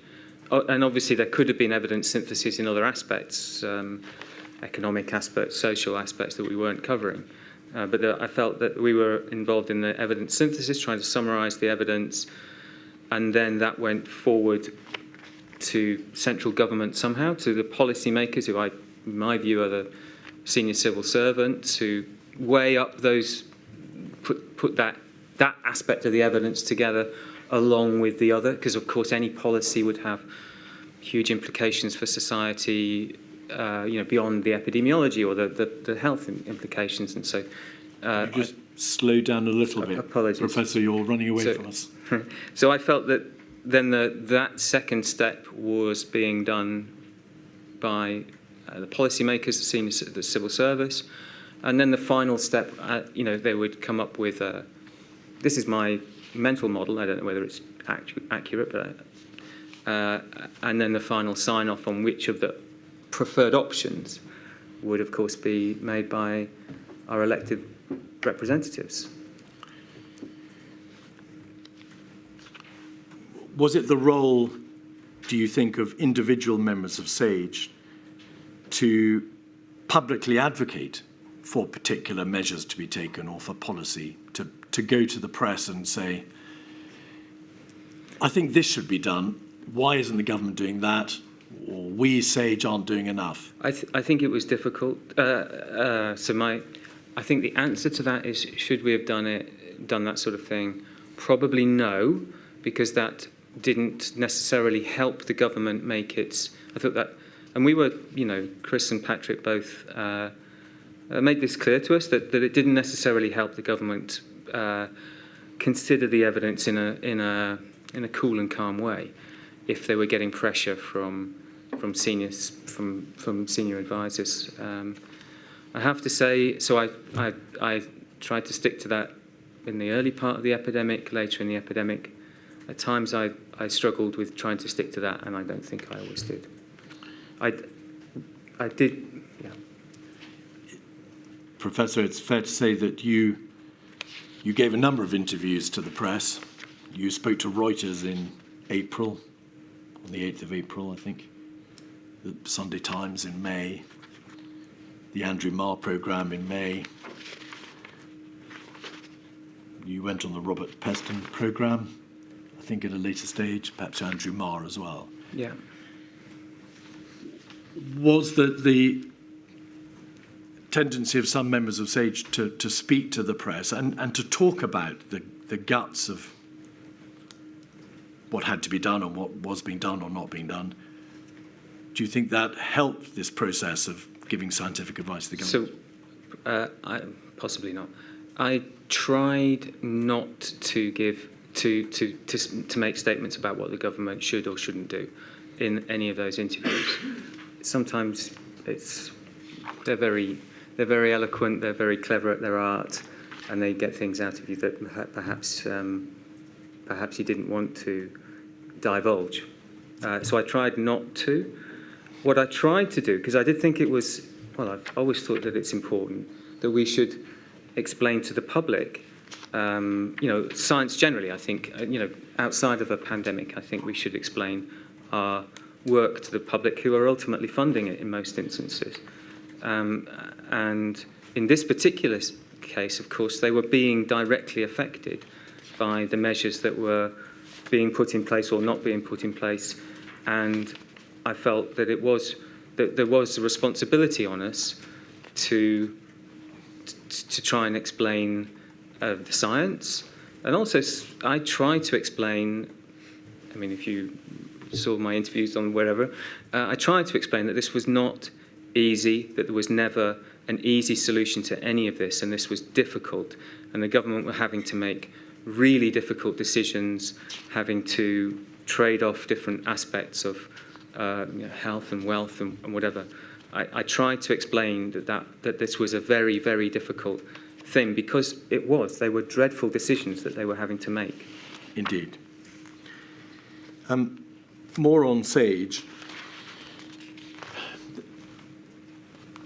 The inquiry has heard evidence from a number of attendees on SAGE that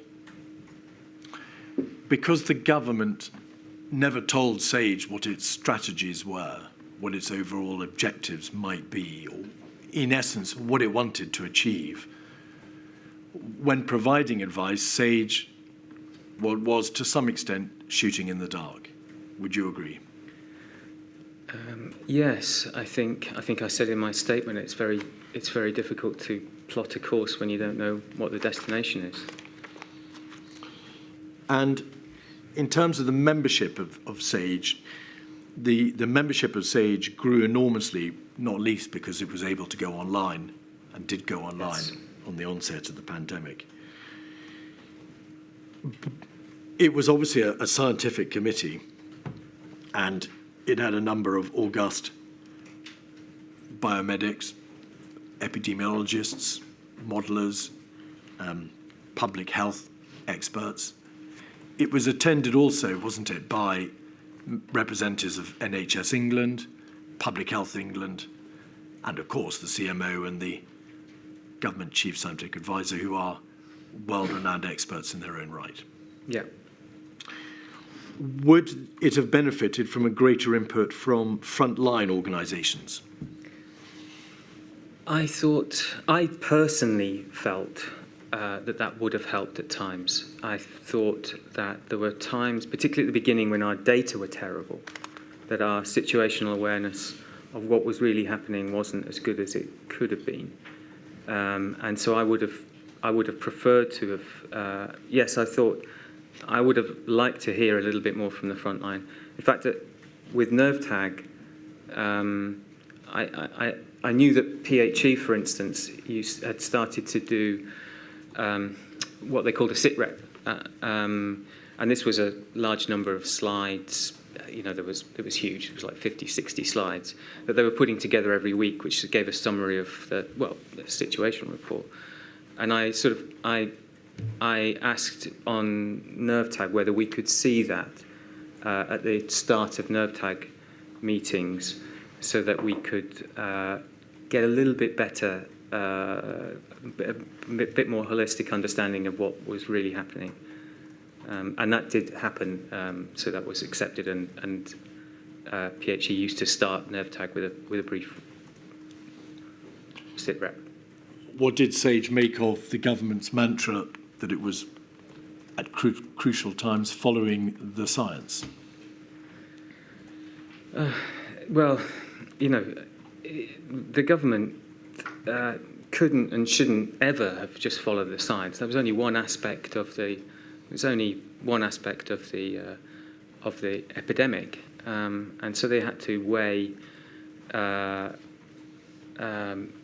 advice or on various aspects, whether it was economic or social or of course operational, as well as the scientific aspect. So I thought that was always, I could see why they were doing it. They were doing it so they could hide behind us, I think. So when difficult decisions had to be made, that they could hide behind us.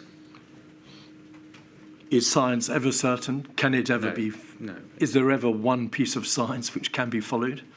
No, exactly. So that's why we try to represent the level of uncertainty in the statements we were making at these sorts of meetings, because of course, especially at the beginning of a pandemic, of a completely novel disease, I mean, uncertainty is huge. Why did Sage, or perhaps you, feel the government was trying to hide behind you? It's what they do. It's convenient, isn't it? Was Sage enormously assisted by, well, a great deal many other unsung heroes? I think a secretariat. You received enormous assistance from something called the Department of Health and Social Care Health Protection Analytical Team. Yeah, they were amazing. The Secretariat for Sage, it's hard to describe how much work was being done, and to bring that together, and to make sense in say if we think of the SPI-M work, enormous amount of work that was being done every week, technical, difficult, not something that lay people would necessarily be able to get a grasp of, and the Secretariat importantly, with SPI-M, included modelers. There's a health protection analytical team within, it's a small team, but within the Department of Health and Social Care. And they formed a part of the Secretariat for SPI-M. And so then the discussions that we were having, they were following them, they were understanding them, so they could, because these discussions were technical, far-ranging, difficult, and to summarise that in these consensus statements that they did was an amazing piece of work. And similar work was being done by civil servants, Go Science and others. The Secretariat support was spectacular. And to be clear, SAGE and SPI-M and NerveTag weren't just responding to particular commissioned requests from government.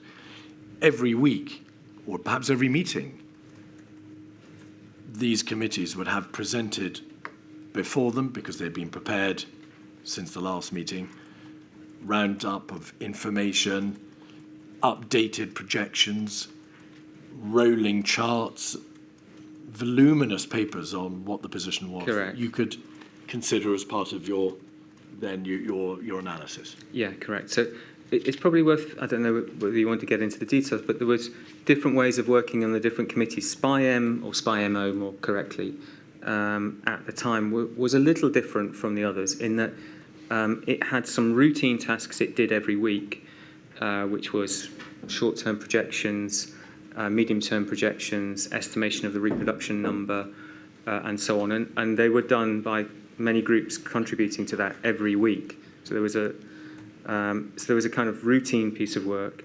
There were the commissions that came to us from central government asking us to do some work on a particular aspect. And they came most weeks, from recollection. And then on top of that, there was work that we did off our own bat because we felt that it was important. Like, for instance, the work that you just highlighted earlier. Nobody asked us to do that. We got on with that in January and then brought it to SPI-M, at the appropriate time. Now, can I turn, please, to modelling, which is, of course, your specialty. Shortly, can you explain the difference, please, between scenario modelling and forecasts? So forecasts are what we think will happen, and scenarios are what might happen under certain circumstances. And they usually run those scenarios over a longer period of time, so you could see the impact of those different circumstances. So if I could give an analogy, please. So we have a weather forecast, and that tells us it gives a probabilistic statement about what the weather might be tomorrow or the day after, whatever. So it might say something like, there's an 80% chance of rain tomorrow. There's nothing you can do about that. It's going to rain, probably. There's an 80% chance or not. The only thing you can do is take an umbrella or a Mac or something. Yeah.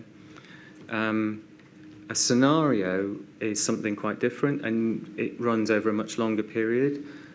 So the scenario models for looking at climate change, for instance.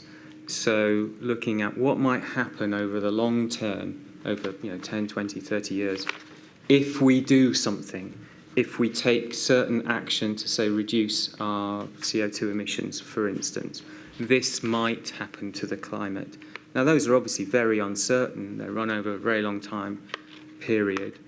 But there you have the decision makers, and in this case it's sort of the globe, all of us, I guess, have some ability to change the future. So on the basis of these scenarios, you could say, well, really we ought to be doing this to, say, reduce our carbon dioxide output, for instance, which might then change the future. We might have less of an increase in global temperatures. And it's the same sort of thing for epidemiological forecasts, which are very short term and just say things like, how many beds might there be required next week or perhaps the week after. They're very short term, just like the weather forecast is very short term. Versus these longer term scenarios. Okay, if we put this policy in place, what might happen? If we put that policy in place, what might happen? Now, they're of course played out over a much longer period. They're much more, because they're going over a much longer period, they're not going to be right. The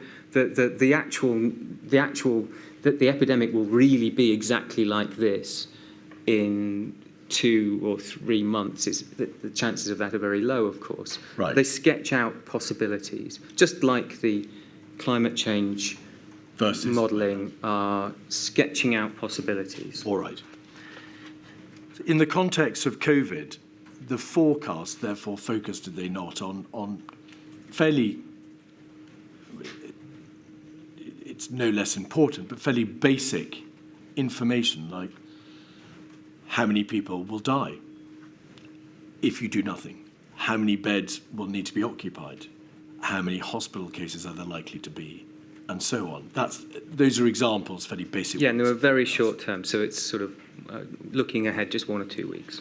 And in order to be able to forecast in that way, as you've explained, a modeller needs to have an understanding of the reproduction number, the infection fatality rate, the hospitalisation rate, that sort of basic data. Strictly speaking, yes, you certainly need the data. Of course you need the data. But strictly speaking, you don't necessarily need to know the reproduction number to forecast how many hospital beds you might need the next week. You need to look at the trends, and you could just...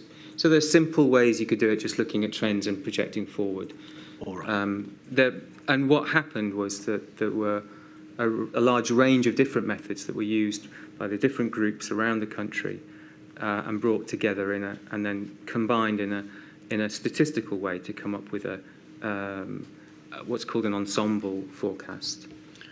Even a forecast of a fairly basic type, perhaps based on fairly basic information like taking a percentage of how many people in the population might die or how many might be hospitalised, requires the modeller to have a good understanding of the underlying data. So if there is a delay in people being tested, or there's a delay in getting the results of those tests to the modeller, or if there is an unwillingness on people who are infected to be tested at all, or if there aren't any sophisticated surveys or blood tests which have been carried out in order to see how many people are infected, if they're not prepared to be tested. A lack of data of that type makes the modeller's life very difficult indeed. Of course. In fact, actually, one of the things that we are actually... One of the roles in the is to understand those delays. And so there's not just not just a matter of forecasting into the future, but there's this dreadful term nowcasting, which is how many cases there actually are now, because the reported cases won't be reflecting the actual infections occurring on that day. They're reflecting something that happened perhaps weeks earlier. And so we can take, with understanding of these delays, then we can actually get a better idea about what's actually happening now. It's a dreadful term, but it's quite explanatory, nowcasting. So that was one of the roles that we were, of course, doing. And so for SAGE and the modelling experts on it, there was a very real problem in February and early March, was there not? Because you couldn't be sufficiently precise in even these basic forecasts until you had the right data and you were receiving the data in good time. We weren't doing forecasts in February. There wasn't really sufficient data to do it. We started doing it in March. Right. In terms of the scenario modelling, that is to say, what might happen if we do this? Do you think that distinction between forecasting and the contingent possibility, what might happen if we do or don't do this, do you think that distinction was properly understood by the government and the public? No. I think sometimes at times may have been deliberately misunderstood. So very frequently our scenarios about what might happen were afterwards treated as a forecast. When we changed the government had taken action to avoid that scenario. A classic example would be, the work on looking at the first wave and how many deaths there might happen in a first wave, and a scenario that we were working on, and Neil Ferguson's group at Imperial was working on, would be, there were many scenarios, but one of which would be what happens if we take no action and nobody changes their behaviour. That would be the kind of absolute worst case scenario. Of course, we took action. Both my group and Neil's group, the work suggested that scenario would be devastating. There would be hundreds of thousands of deaths, hospitalisations way above what the NHS could cope. All right. But we took action to avoid that. So the government took action to avoid that. So to compare then what happened with that scenario is actually meaningless, really. And I want to ask you about two particular examples. You've mentioned one of them indirectly already. The Report 9, so-called, by Imperial College on the 16th, I think, of March, was actually part of a wider body of material. You had drawn up, I think, on the 3rd of March, learning from a meeting on the 1st of March that also looked at how many deaths might occur or would occur if there was a failure to take control measures, and what the impact would be on the NHS. And Professor Stephen Riley, from whom a lady heard, also gave evidence about his own work, a series of papers between the 3rd and the 10th of March. Professor Ferguson's work, or rather the work of Imperial College London, that Report 9, was met with a storm, really, of a storm of reaction and in some places criticism, and he was accused of being outrageously alarmist. Were these modellings, were these scenario modellings, particularly of March, which set out what would happen if steps weren't taken, in fact, unduly alarmist? I don't think so. We were, as we said before, from early on, you could see that this had all the characteristics of being a nightmare. In terms of epidemiologically, it was a respiratory infection, so very easy to spread. Clearly very transmissible in the community. And although an infection fatality ratio of 1% doesn't sound like a lot, when, of course, you match that with if no action is taken, a large fraction of the population will become infected very rapidly. That then leads to a huge number of deaths. A second example, so moving forward, in fact, to the autumn, the government gave a press conference where some particular documents were used to not directly used, I think, to justify the lockdown, but they were certainly put into play. And they were documents which had been produced some weeks before by a number of modelling groups. So your own London School of Hygiene, I think Imperial, Warwick. PHE in Cambridge. PHE Cambridge, thank you. And they were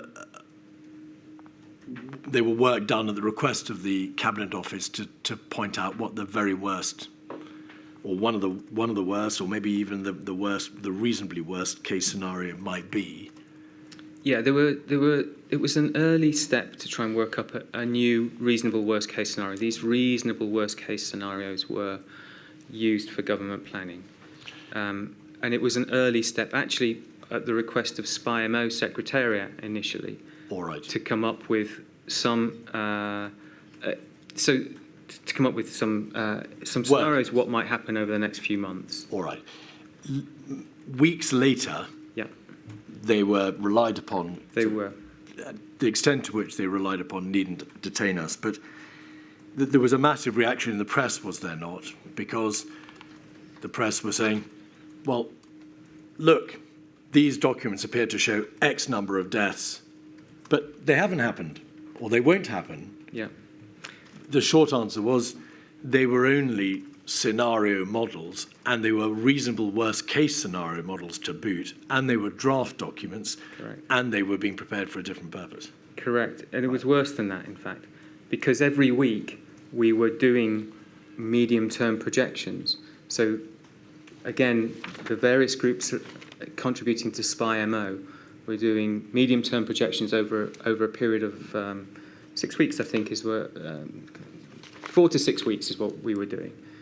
And each of those groups were contributing to an ensemble estimate of what we thought would happen if nothing changed. And then every week we would look at how well we did last week and learn from it. So we would look at each individual model, how well that had projected what had happened in the coming week, and also the ensemble estimate, how well that had done, how well that had performed in the coming week, and the whole process would move on. So since the date when those reasonable worst-case scenarios were generated at the beginning of October, there were 3 weeks or more of these what we think are more likely to happen, and those estimates had been validated by looking at what actually did happen, and they were actually capturing the trends really rather well. So the government could have used those much more accurate scenarios, medium-term projections. It didn't matter in a way. They were all still saying, unless action is taken, the NHS will come under severe stress very shortly. But the way it was done, and the way it was to use the reasonable worst case, it reflected very badly on us. It made us look like we were, we were called doomed. That you were being alarmist. Yeah. All right. We'll just have a quick look at some of the reaction. 212171.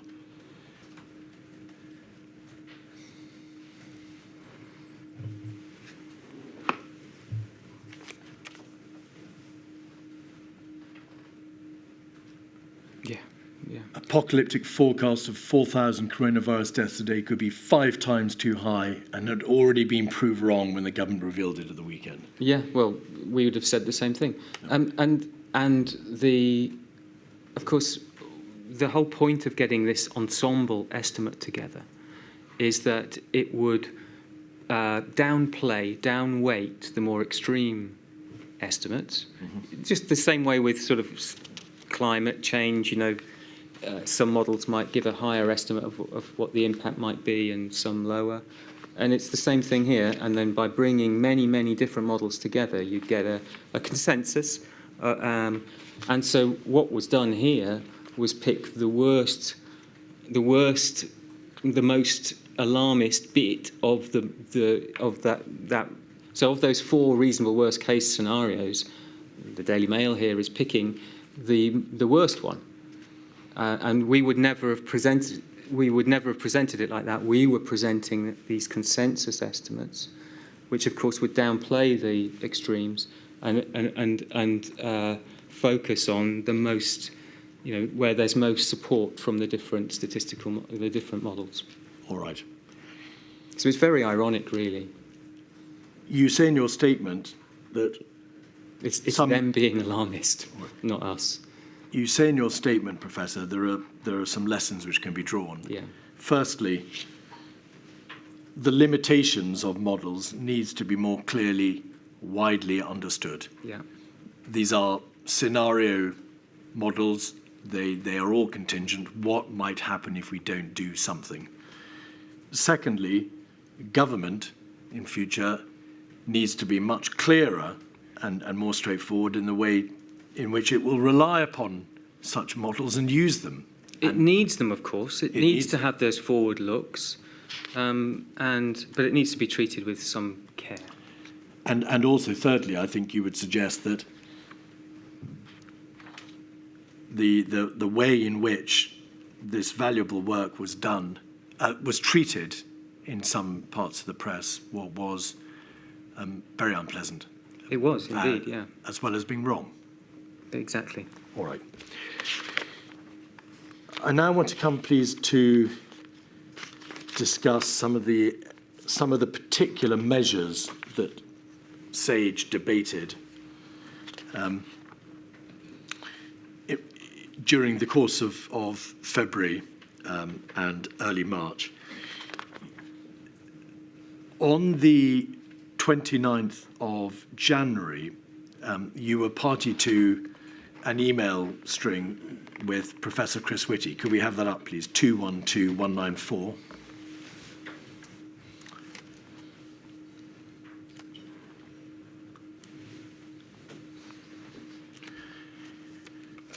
We can see at the top of the page that the final email is from Chris Whitty. Thanks a lot. Mm-hmm. Further down the page, on the 29th of January, you've written to him saying, we're going to have a go at looking at the potential impact of mass school closure over the next few days. Obviously, closing of schools was an important issue that was being looked at. Yeah. But if we go further down to nearer the origin of the beginning of the string and over the page, we can see that you've written a fairly lengthy email to Sir Chris Whitty. My comments are, given the apparent speed of spread, it seems unlikely that contact tracing and isolation is going to be effective at buying us much time. Is that a reflection of the debate, in fact, or the evidence you gave earlier, which is it was apparent this was the... Yeah, so that work was being finalised at the time. I mean, this is 29th. I think we put it on our website 1 week later. So you were clear and you told, obviously, the recipients of this email that your view was that contact tracing and isolation would be unlikely to be effective at buying much time. I was taking the glass half empty view of it, of the results. But you were right. Yeah. In relation to... Unfortunately. In relation to travel advice and exit screening, you've already given some evidence about that. What was the position that the World Health Organization had beforehand generally advised that screening and restrictions short of complete closure of a border were unlikely to be efficient or effective? Correct, yes. They'd done a review of all of the global literature on it and come to that conclusion. And so... That was for flu, of course. It was concentrating on flu, but it wouldn't be very, very different. But we did look at it. And if we could have 212206, did you enter into, again, another email string with, I think this time, Sir Patrick Vallance, Sir Chris Whitty, Professor Sir Jonathan Van Dam, Dame Jenny Harris and Charlotte Watts at the Home Office? You say in this email at the top of the page, a concerted travel ban with our closest neighbours from whom indirect travel from China would be expected is going to be far more effective than us going it alone. Yeah. However, even that is likely to have relatively limited impact, buying a few weeks at best. The question is, what could you achieve in this time? Very little in terms of vaccines, but it might give the Chinese time to bring the epidemic under control. Yeah, so I thought if they could bring it under control, they were under lockdown then maybe we might get away with this. And SAGE, around the same time, the next day, in fact, the 3rd of February, 212208, concluded, based upon a paper with which it was provided. If we could go to page, I think the second page, please, of this document, the 3rd of February. Point 1, on the expected impact of travel restrictions, SAGE estimates with limited data that if the UK reduces imported infections by 50%, this would maybe delay the onset of any epidemic by about 5 days. 75% would by maybe 10 days, 90% maybe 15 additional days. Yeah. SAGE considered a report, we won't need to get it up, in which I think the London School of Hygiene, perhaps had rather than ICL, had concluded that tests or modelling had shown that 46% of infected persons would never be detected by screening at an airport, at a border. This was looking at temperature screening, symptom screening, which is usually done with temperatures. The problem is, of course, it takes a few days for you to develop a temperature, 5 or 6 days. So if you travel on day 0, day 1, day 2, day 3, day 4, you don't get picked up. Contact tracing. The Professor Sir Chris Whitty asked in January for an investigation to be carried out into whether or not that would be effective. The London School of Hygiene produced a number of papers which they put online and then they published, I think, in the Lancet. Yeah. Let's have a look at that Lancet health article 212222. I think this is the same one as before with Joel Helliwell, is it? It's the one to which you were a contributor. 212222. Feasibility of controlling COVID-19 outbreaks by isolation of cases and contacts. The findings, if we could scroll in on, thank you very much. There is a description of the consequences or the analysis of simulated outbreaks, but essentially, without going into the detail of that paragraph, what that data or what that analysis showed is that in order to be effective, contact tracing has to pick up a very large percentage, an overwhelming percentage of the people who are the contacts in order to work. Correct. Was the fraction of contacts which have to be picked up to make it work as high as 70 to 80%? It's very difficult to tell because, of course, almost by definition, you don't pick up the contacts you didn't pick up. Yeah. But there are clever ways that you can get to that. And actually later in the epidemic, when Test and Trace was launched, it was one of the things I myself kept raising with Test and Trace was to try and put these measures in and to see what fraction of the contacts were being missed. But at that time, it was impossible to tell. Sporting events. This was analysed by CCMID, the London School of Hygiene Research Institute or Centre, as well as SAGE. Could we have 212210? This is dated the 11th of March, page 1. The impact of banning sporting events and other leisure activities on the COVID-19 epidemic, prepared on behalf of the CMMID COVID-19 modelling team. Did it essentially conclude that banning mass gatherings would be unlikely to have a great deal of impact? When looked at in the whole of the epidemic. So I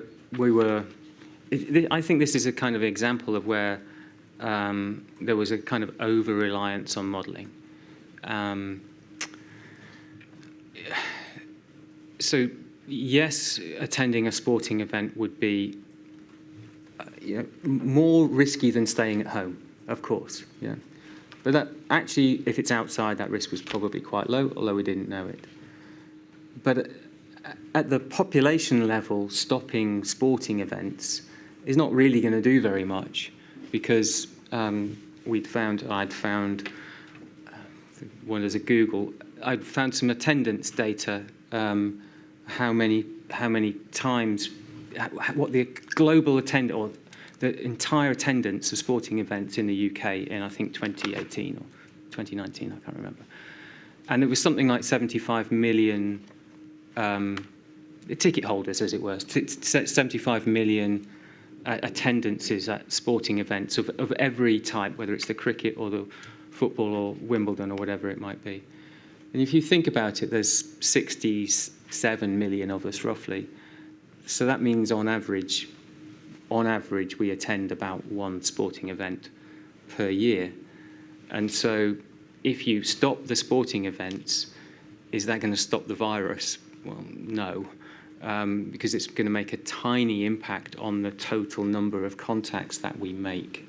Throwing, it's been described as a lit match on a raging fire. Yeah. But that's looking at it at the population level. So, and of course, that's what we do. We are modelling things at the population level. Whereas actually at the individual level, maybe it's not a good idea to go to a sporting event in a pandemic. So for an individual, sensible public health advice might be to say, well, don't go. But that doesn't mean to say it's going to have a big impact on the epidemic. It wouldn't. And so in answer to a question that in fact my lady put to an earlier witness, if you attend a mass gathering event, there is a risk you will become infected, and it's a risk that you wouldn't otherwise have run. Yes and no. It depends what you would do if you hadn't have gone to the event. So if you'd have gone to the pub instead, then maybe the risk in the pub was greater than being at the event. If the event is outside. All right. But at a micro level, there is obviously a risk for the individual. Yes. But if you look at it on a population modelling level, there is a tendency, isn't there, to overlook the significance of that risk. Because at the population level, it's tiny. It makes a tiny contribution to the entire. Yeah, your analogy is a very good one. And so, in truth, by relying upon modelling in order to answer the question, should we ban mass gatherings?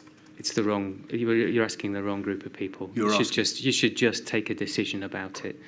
And there's a lot. This is There's lots of reasons why you might want to do it, even though it might not have an effect or a very small effect at the population level. One, we just talked about an individual risk. Two is the optics. It doesn't necessarily look good. Imagine the situation if we'd had our schools closed and the football was still going on. I don't think anybody would have accepted that. It would have looked a bit strange. And in terms of the precautionary principle to which you referred earlier, there was obviously a good argument for banning mass gathering events. Yes, even though I think, and we did work on it later actually, it's something we did some work on later in the epidemic, and it did show that actually the risk is really quite small.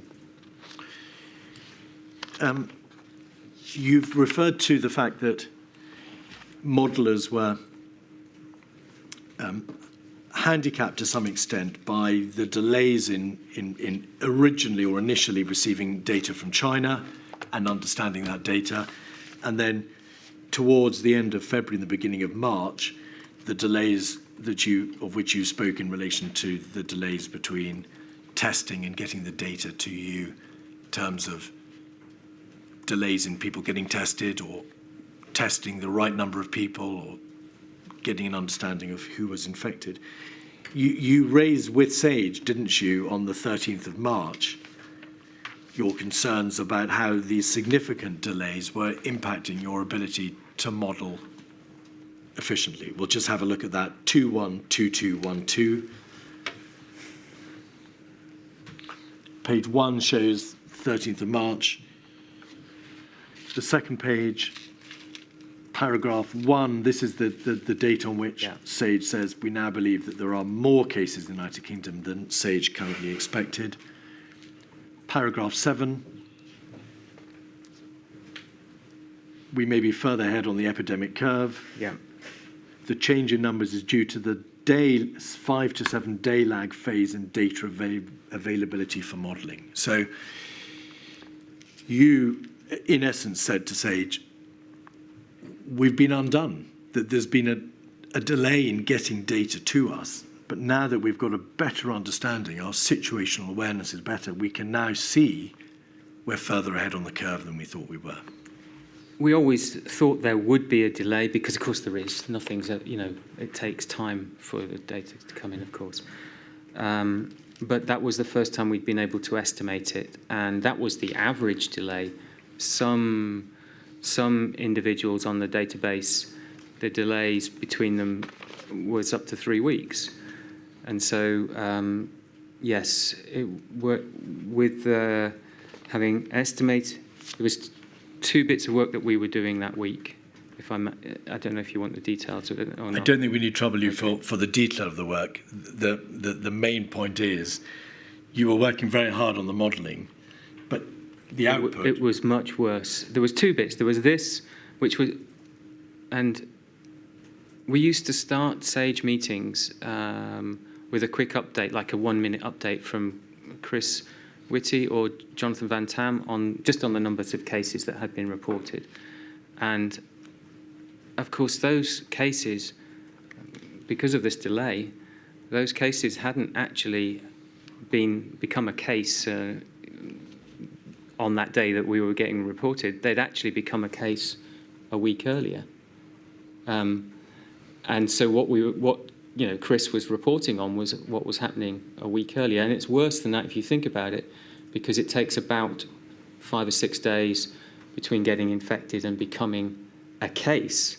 And so actually we were being, I thought that we were being lulled into a bit of a false sense of security here, in that actually the numbers of cases, because what was being reported on was infections that had happened perhaps 2 weeks earlier. All right. And that's just the ones we knew about.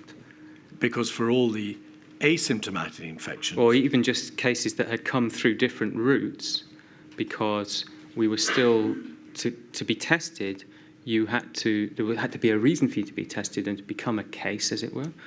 And that was, you had to have symptoms, but you also had to have come from a high-risk area, China, Singapore, mostly other places in the Far East initially. And so we weren't testing people who had symptoms that hadn't come from there initially. We did put systems in place at the end of February that would give an idea of infections in the community,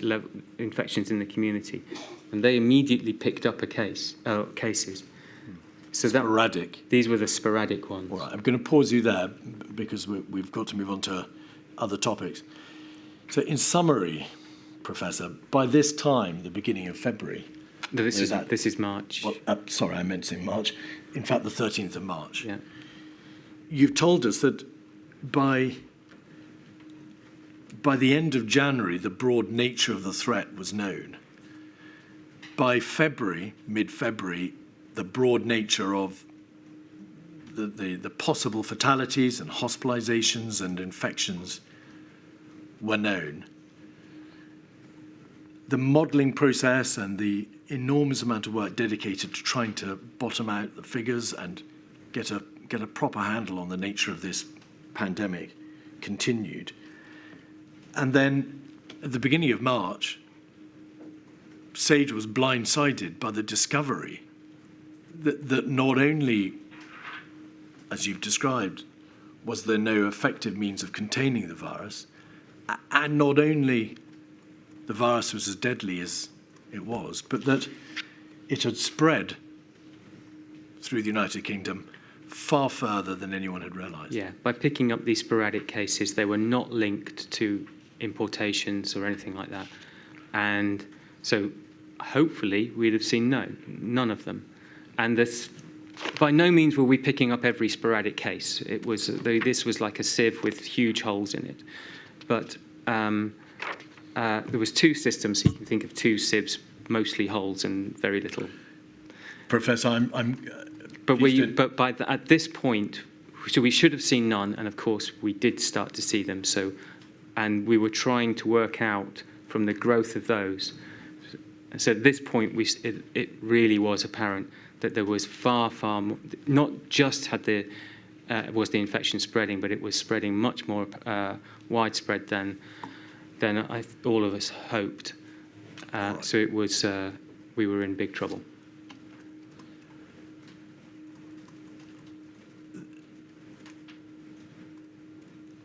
would the full application of the precautionary principle in February, based upon the understanding of how fatal or damaging the virus was, have allowed the government, the country as a whole, not to have to wait to find out how far the epidemic had spread before realizing that action, and severe action, was absolutely necessary? Yeah, I'm not sure exactly what would have been a proportionate response in February. That's of course, I wish we had taken more action in February, but I'm not sure what would have been proportionate when the cases would have been very, very, very low. But in reality, nothing was done in February other than a fairly low-level surveillance on travellers. So we were concentrating on the kind of trying to pick cases up coming from overseas, and we were concentrating, of course, on the places where we knew there was transmission, and there was always a risk that transmission was happening somewhere else, which indeed it was. In fact, we imported most of our cases from Italy and France and Spain in the early parts, and we were not looking there initially, at least. Was that predominantly also the half-term This was after break yeah, in February? exactly, skiing, holidays, and the like, and just because of the travel, how much travel there is between our countries. On the 3rd of March, a report was prepared for SAGE 21223 by the LSH-TMCMMID team, Yeah. which set out in very clear terms what the likely deaths would be. Possible. I mean, these are I haven't- possibles and these are scenarios. Professor, forgive me, I hadn't finished I'm afraid I was just taking my time in formulating the question. What the likely deaths would be if social distancing measures were not applied. It was a classic scenario model. What might happen if something is not done or only something else is done? And the report showed to SAGE, did it not? We can see from the results in the middle of the page, an unmitigated epidemic is expected to result in 570,000 deaths in England, result in a peak demand of almost 1 million non-ICU beds, 130,000 ICU beds at peak. Closure of schools is estimated to be the least effective of these policies. Cocooning of the elderly, general social distances, and case isolation are all estimated to reduce deaths by about 25%. Social distancing reduces peak demand on hospital services more than the other strategies. The combination of school closure and social distancing, a reduction of about 75% in beds, 32% in deaths, the combination, that's to say all of them, would reduce demand by about 75% and reduces death by about half. So, again, this was not an alarmist production, was it? No, this was just what you would get from those scenarios. I mean, obviously, the worst case, the unmitigated one, I can't imagine it would ever have happened. We must have taken action at some point, but. And of course, it doesn't take into account, and this is important, it doesn't take into account spontaneous behaviour change because we had no way of estimating what that might be, we'd never done anything like this before. And in previous epidemics, because I did measure contact patterns in the 2009 pandemic, people didn't change their behaviour at all. Obviously, it was low risk. So it doesn't take into account spontaneous behaviour change, which would have probably happened, but there's no way we could predict estimate that. And it didn't take into account, of course, well, it didn't say, it projected one outcome of what might happen if these steps were taken individually or in combination. And you know, I regard these as I said before, I think these are broad sketches of what might happen rather than precise But they were huge numbers. You know, that Huge numbers. And this report set out in clear terms, did it not, that the NHS would be overwhelmed if there's no certain way measures, you can cope with that sort of level of demand, you know. And this was plainly brought to the attention of SAGE, of course. It was consistent, wasn't it, with the outcome of Professor Riley's reports and also Professor Neil Ferguson's reports of a few days later. Yeah, Professor Riley's were less detailed than this, so I would say that it was more consistent with Neil Ferguson's estimates. And if you compare the two, there are differences, but broadly they're kind of in the same ballpark. Your report, notably, or rather the CCMMID report, notably doesn't get into the conceptual debate of suppression or mitigation. Professor Riley's and Professor Ferguson's do. There are references to that. They were done late. They were done later. This was very early March as opposed to sort of mid-March. To what extent did any debate about reasonable worst-case scenario, whether a response was mitigation or suppression, whether or not herd immunity was good or bad, assist in understanding these basic thoughts, which is, unless practical measures are taken, the deaths are going to be huge? Yeah, that's the simple message. And we were not alone in this. So Neil and Steve, their work was similar, and other people were doing similar things elsewhere, not just in the UK, but that we were all. It all pointed to extremely, the sort of situation that I don't think anybody could possibly just let happen. Did those debates about what was a reasonable worst-case scenario, was it going to happen, are we suppressing or mitigating, need to be resolved in order for SAGE to be able to say to the government, there is this massive problem coming? I guess there's one thing saying there's a problem.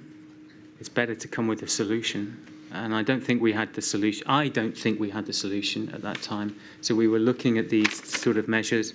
You can see, I mean, even with these measures and combinations of these measures, it still looked horrendous. But, I'm sorry to interrupt you, but you were looking at measures. You weren't engaging here in a polemic about whether it's suppression or mitigation or a reasonable worst-case scenario. You were focusing on what practically needs to be done. Yeah. All right. And it was more than this, in my view. The government, as proved to be the case, as the government had already produced a report on the 3rd of March, a coronavirus action plan, of which a major part, the first stage, was contain. Was that a publication of which you had become aware prior to its publication? No, I mean, those sorts of strategy documents that the government published periodically over the course of the epidemic, of which that was the first one. We didn't see those before they came out. What was your reaction on seeing that the government's future strategy, because it was a document produced for what should happen going forward, what was your reaction on seeing that an element, the first element, was containment? Yeah, I mean, it would have made more sense for that to have come out a month earlier. At that time, I know we were officially still in the containment phase, I think, but as I say, from these sporadic cases, you could see we hadn't contained the virus, at that point. So there was that.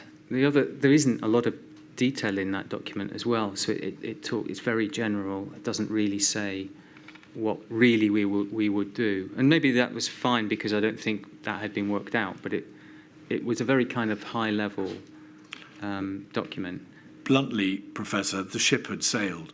There was and could be no containment. The virus was rife in the population. Rife, I don't think is right yet. I mean, are we talking about the 3rd of March? It was certainly here, it was certainly spreading.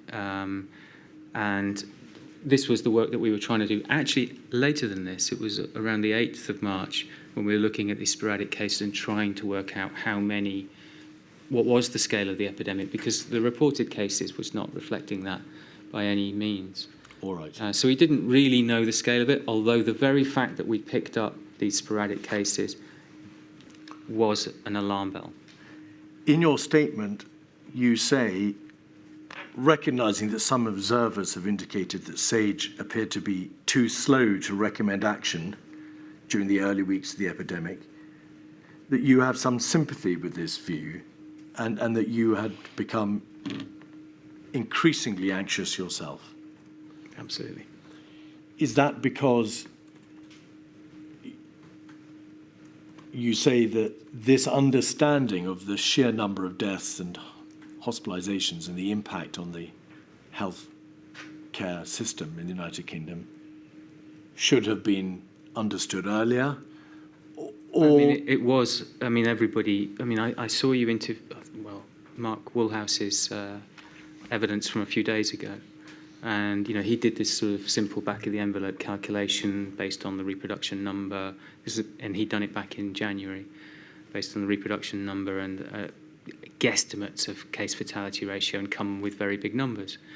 We'd all done the same calculations back in January and early February. Ferguson was doing the same, in parallel, looking at similar things. This was when we had it gone through the formal modelling kind of process, and those numbers were coming out, and they were truly horrendous. and that should have been understood earlier, is what you're saying in your statement. So I think I brought, if you want, so we didn't know if there was the last piece of the jigsaw was related to hospitalisation.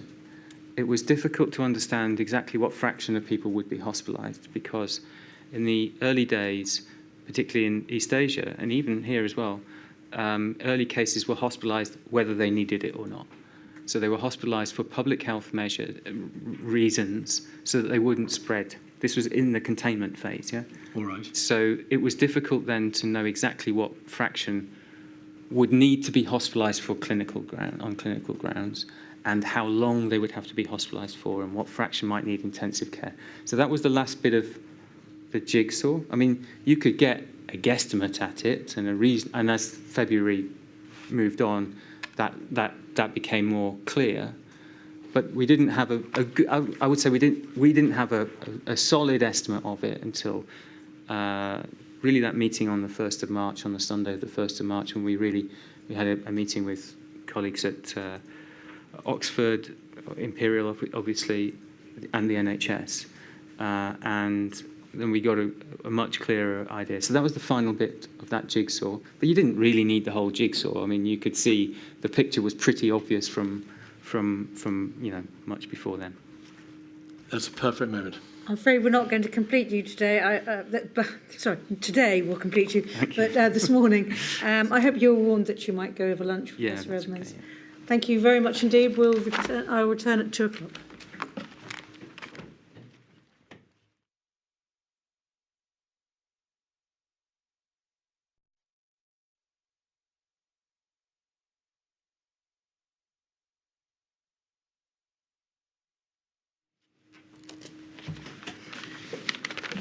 If Professor Edmonds will forgive me, I'll just deal with the case management matter.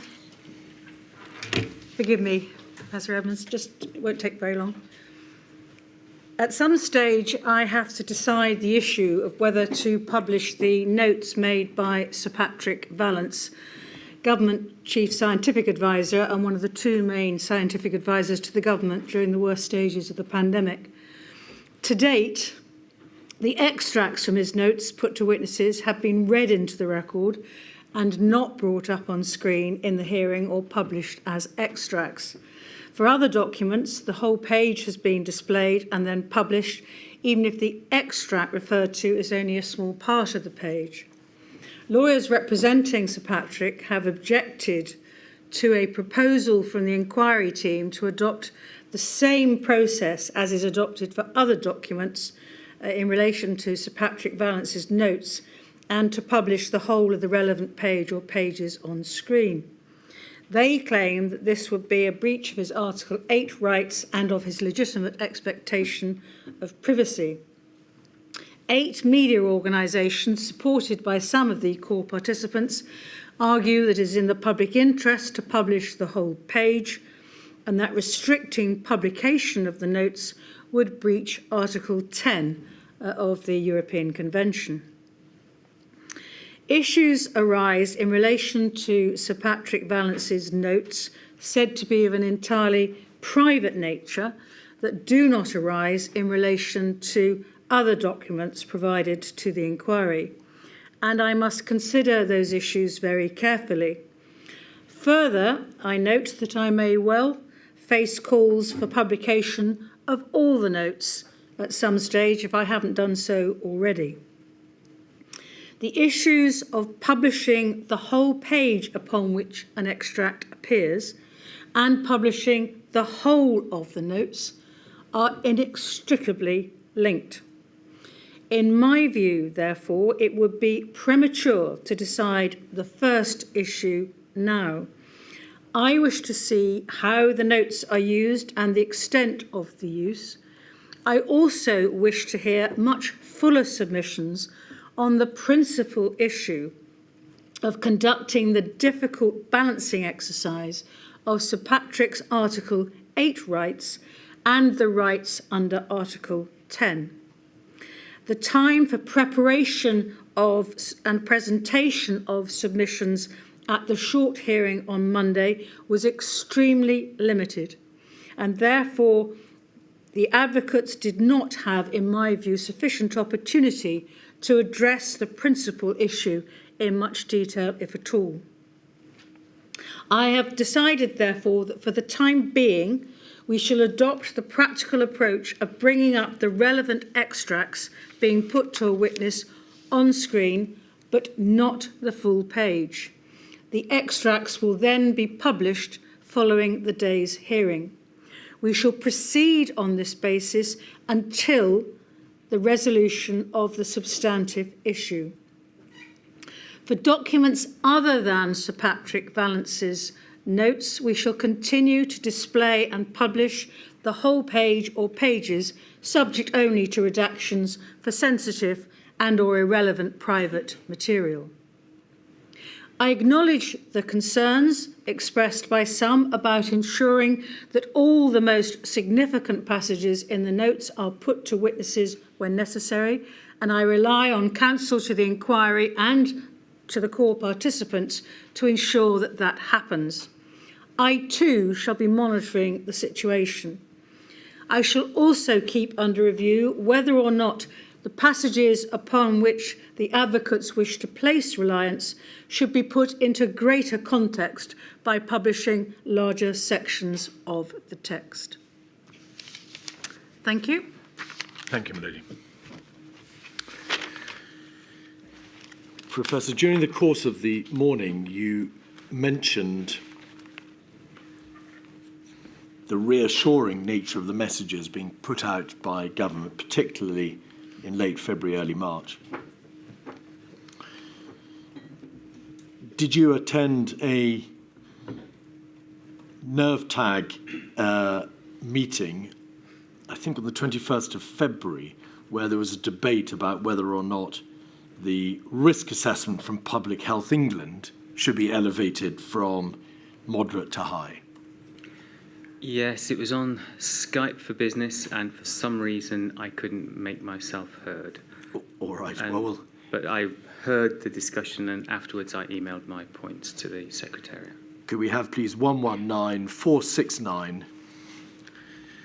paragraph 5, page 5, paragraph 2.4.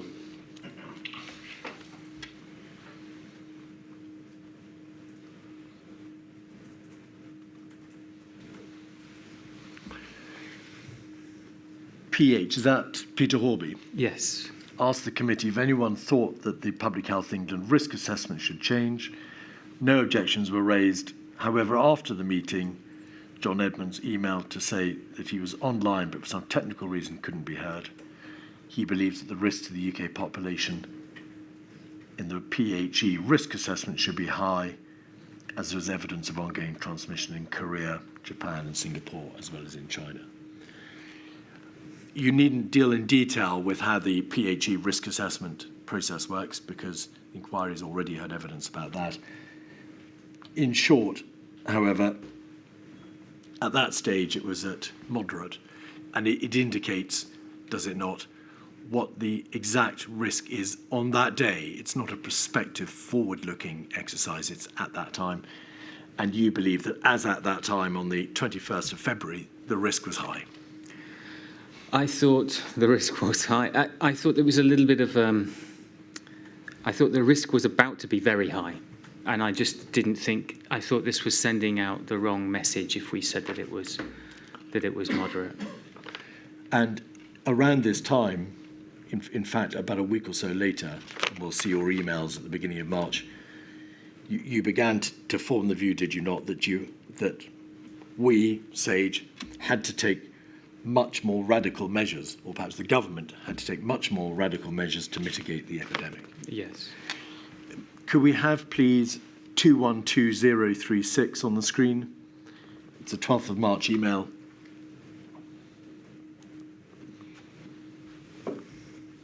If we can go down to the, if we can go to the next page, and an email at, I think maybe one more page to 2222. Yes, thank you very much. Towards the top of the page at around about 10:30 on Thursday, the 12th of March, from John Edmonds. The data are crap and hopelessly out of date, so we have little situational awareness. The daily figures are a joke, and the guesstimate of 5,000 to 10,000 cases is probably too low. The measures just announced, but those are the measures announced by the government, will do very little. Not quite sure just how many cases will escape, but I suspect a fair few. We will have to do a lot more to manage this epidemic. The current plans will overwhelm the NHS almost straight away. We need much more stringent control measures if we want to slow it down. Not necessarily now, but soon, very soon. We'll come back to the issue about waves and autumn and winter epidemics and lowering the peak in a moment. So you plainly raised the alarm there, and if we look, please, at 2120, perhaps if we could go back to the second page, we can see that the debate develops between yourself and Professor Ferguson and Professor Farrer, or Jeremy Farrer. You debate what NHS England is likely to say on the issue of whether it can cope. And then if you go back, please, to the first page. This is the email that my lady Professor Ferguson was asked about. I think the message got across. I still think part of the issue is Chris is hoping it won't be as bad as we say. So between you, you're essentially debating the emergency, whether or not the government understands the position, and of course what can be done. If we look at 212037, you debate right at the top of the page. It commences with the same email string, but it's a different string. Apologies. Don't apologise. If we could scroll back out, perhaps, and go to the second page, we'll see there an email from Jeremy Farrer. Are you both comfortable with the plans the United Kingdom government have got? It says not, but we think it's got in place. The pace of actions and the changes they're making. Good if we can talk again before SAGE. Back one page, please. John Edmonds, no, I am not. Jeremy Farrer, main concerns, then the data are crap. Email, and then back up the page. Neil Ferguson emails about the actual surge capacity of the NHS? And is that to the point that you were addressing earlier about what the impact would be on the NHS of these figures, and of course whether there was a surge capacity to be able to deal with it? It was never very clear what the surge capacity was, but in my mind, whatever it wasn't going to be able to cope with the kind of numbers we were talking about. And is that why you therefore say at the top of the page, the potential surge capacity is absolute bollocks? The level of demand at the peak, even with the mitigations planned, are an order of magnitude higher than the NHS can cope with. Yeah. And in this trilogy of emails, all with the same genesis, 212038,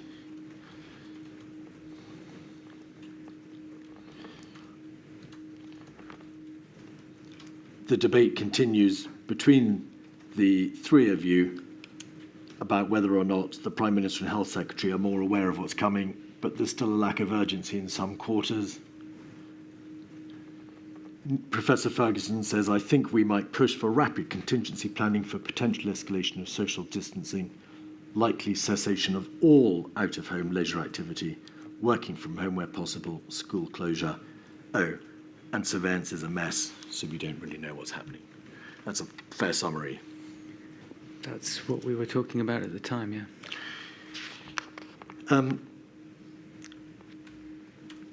The debate between yourselves and also at SAGE at that point focused to some extent also on what the consequences would be of trying to completely suppress what you knew to be the first wave of the pandemic. Is that right? And on what the dangers would be thereafter of suppressing a wave, whether it would come back as an uncold spring, Yeah. and so on. And SAGE debated whether or not the measures which would have to be contemplated would have the result of completely suppressing a wave in a way which meant that it would bounce back later. I've mixed my metaphors, but you understand. Yeah, but that was the concern, yeah. Mr. Halpern, who is the director of the Behavioural Insight team in the Cabinet Office at 2188731, page 16, paragraph 73, comments on the nature of that debate. He says, during the meeting, and he's referring to a meeting of SAGE, Stephen Powis and Patrick Vallance questioned the modellers on why they were so sure that suppression of the virus was not viable. The response from Graham Medley and John Edmonds was that suppression was not viable because as soon as the lockdown was lifted, the virus would spike back up, implying there was no point. Graham Medley and John Edmonds both stated they were 100% sure about this. This gave me great concern, and he expresses the observation that this may have indicated an overconfidence in the model, and so on. Was SAGE clear that if the first wave was to be suppressed, inevitably there would be a second wave? It would re-emerge like an uncoiled spring and have the obvious consequences? Yes, because there was no. If you just stop the circulation of the virus for a while and then stopped doing that, of course it would come back. There was no kind of magic about it, especially if we implemented a lockdown relatively early, which is what we were talking about here. Then you wouldn't have a lot of immunity in the population. There would be very few in the population who would be immune. So when the epidemic came back, which it surely would, it surely would, then it would increase then at more or less the same rate as before, because there'd be very few people who were immune. what we didn't anticipate was the huge changes in behaviour that we couldn't predict the behaviour changes. So were we right that it would bounce back? Well, clearly we were, because it did. And it not just did it do it here, but it did it everywhere, because everyone who did it and then eased the restrictions, it came back. So were we right in the big picture? Yes. I think it came back slower than I was anticipating, and I think possibly many of us, because we didn't know how behaviour would change when restrictions. I think everybody expected when the pubs were opened again, they'd be packed, and they weren't. And is it out of this debate about what the consequences would be of suppression of the first wave that the debate on herd immunity emerged? Because another way of going about it would be not to completely suppress the wave in a way that allows it to spring back up, but to manage it so that some part of the population might, having become infected, have immunity, and therefore the consequences would be less severe in terms of the magnitude of the second wave. I mean, obviously these are related issues, and we would have discussed them together. I don't see the exact link between those two things, but yeah. It's in that we were discussing these things, of course. Yeah. And was it your view, and Sir Patrick Vance in his evening notes believes that it was, that you were saying, but if you mitigate, if you don't completely suppress, there is this possibility of some degree of herd immunity. It is a byproduct of mitigation. Exactly. So eventually, then people will become immune through those mitigation policies, which is what we were concentrating on at the time. In the event, the likely impact upon the NHS required, of course, the full maximum lockdown. Oh, yes. It was so urgent. The pressure projecting forward. You could see that the NHS would come under severe strain very quickly, and so action had to be taken. And although it's an extreme action, in many respects regrettable, I think it was a necessary evil. And in order to be able to answer the conundrum as to how, if you imposed a complete suppression, you would have a wave which would then re-emerge later. If you just released that. If you released it. And because there was a recognition that it would be extremely difficult to maintain a full suppression lockdown for any real length of time. As you describe in your statement, the SAGE and the London School of Hygiene team and yourself came up with a potential solution, which was to have, or try to put into place, a series of background social distancing measures which would, over time, dampen down the level of incidence and have periodic lockdowns to try to bring the top level, the peak, down whenever it was required. That was the. I thought we were kind of we were stuck between two dreadful alternatives. One being this sort of mitigation policy that would still result in a huge wave and huge numbers of deaths, versus the other one, which these things were talked at rather in a very polar way at the time, and actually still are. Versus the other one, which was, we just go into lockdown and we stay there, and of course, till when? I mean, and so you had to do that until you were gambling then on a vaccine being available. So it was kind of an open-ended lockdown. Both of those seem to me pretty dreadful alternatives, but for very different reasons. And just focusing on. And so this was, I thought, one way of trying to manage the epidemic that wasn't in either of those two extremes. And just dealing with one of those options, the herd immunity issue, in outline is one of the market downsides of a herd immunity approach, or rather an approach which has herd immunity as a byproduct. That if you allow the virus to flood through any part of the population, there will be deaths. Absolutely. Secondly, practically, it's extremely difficult to hermetically seal off that other part of the population who you don't wish to be infected. Yeah, I thought that segmentation type of approach, which I can't remember was discussed, had been slightly, I didn't think that was ever going to be reasonable. All right.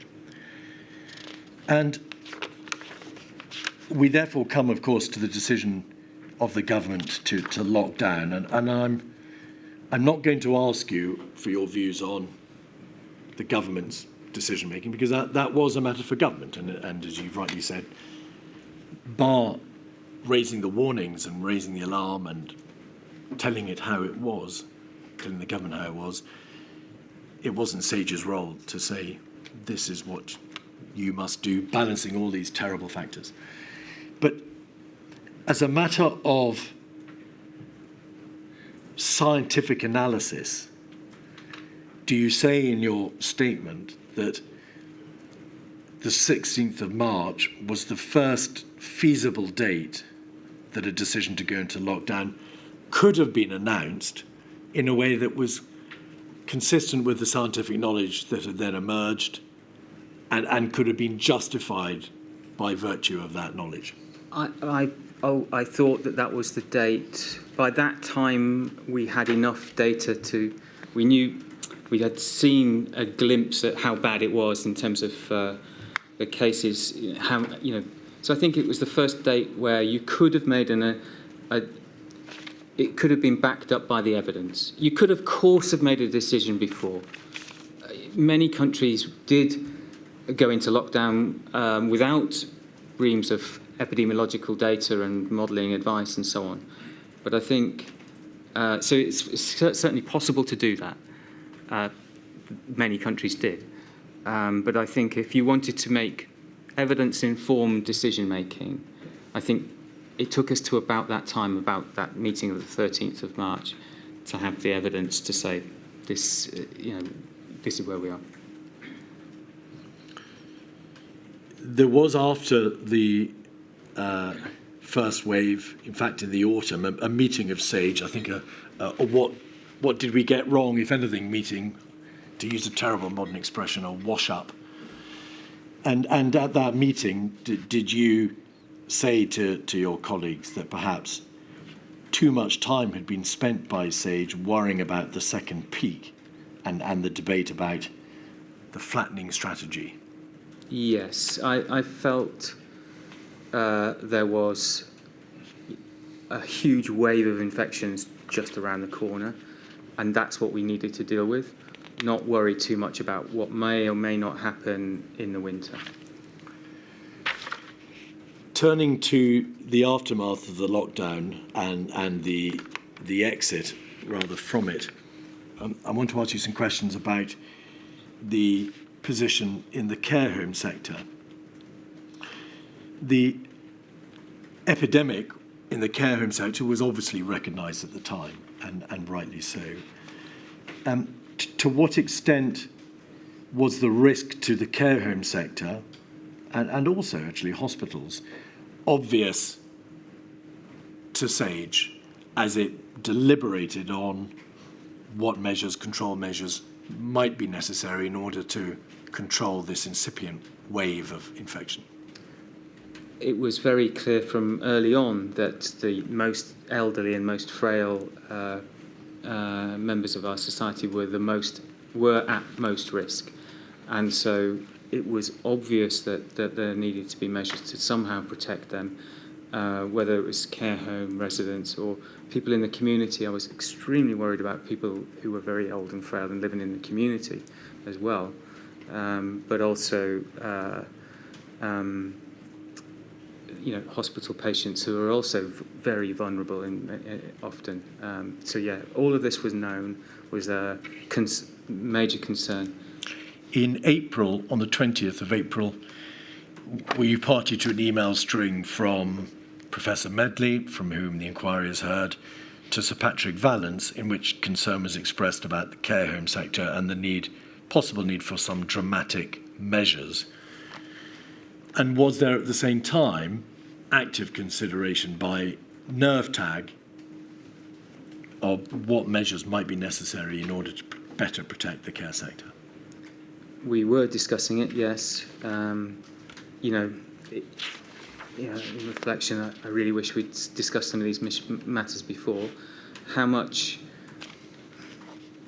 of it was a scientific? We were scientific committees. How much of it was scientific, and how much of it was operational? So I think most of it was operational, really. But there were scientific issues around, for instance, testing. You know, would that offer? How much better protected would different testing regimes be, and so on. So there were things for us to consider and to go through, which we were working through. In general terms, did you believe that the easing of restrictions, which took place, of course, over a matter of weeks, May, June and July, occurred too early? I was very concerned around that time, around the end of May, partly because of what I explained before. We didn't know how quickly this, what you'd call a coiled spring, would bounce back. And we were relying very heavily on an organisation that was being created at the time, Test and Trace. And I was very worried that it wouldn't be able to, that it had to work so perfectly, so straight away from day one, that worried me. At the time, we had wonderful data by then. The ONS survey had been set up, so we knew the level of prevalence in the community.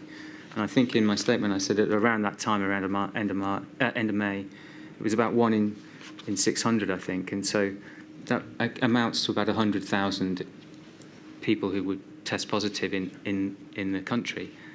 I thought that was an awful lot of people to test and trace, potentially. So, yes, I was very nervous that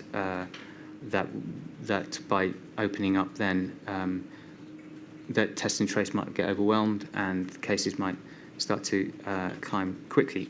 As it turns out, they climbed much more slowly, thankfully. The way in which restrictions were lifted and their timing was, of course, a decision for the government. But did it become apparent from the end of July that there was a trend upwards in the cases? So yes, the incidence, the level of incidence, the spread, the number of infections had been brought right down by the lockdown. It was at a relatively low level at the end of the restrictions, but it wasn't low enough to stop the trend and the level coming back. Well, you only need one case, and we brought it down to a very low level. It was about 1 in 3,000, if I remember rightly, something around that, which is very low. So many communities would have had 0 cases, for instance. Many at that point. We have never, even to this day, got the incidence or the numbers anywhere close to that level. So we had pushed it to a very low level. And but then, of course, it did start coming. It started increasing straight away. When I was watching the case numbers, as you can imagine, it's sort of my job. And the final, it was the 4th of July. There was this sort of Freedom Day, was 4th of July, and the cases started coming up on kind of the 5th of July. And at the end of July, did you write to the government chief scientific advisor 228590?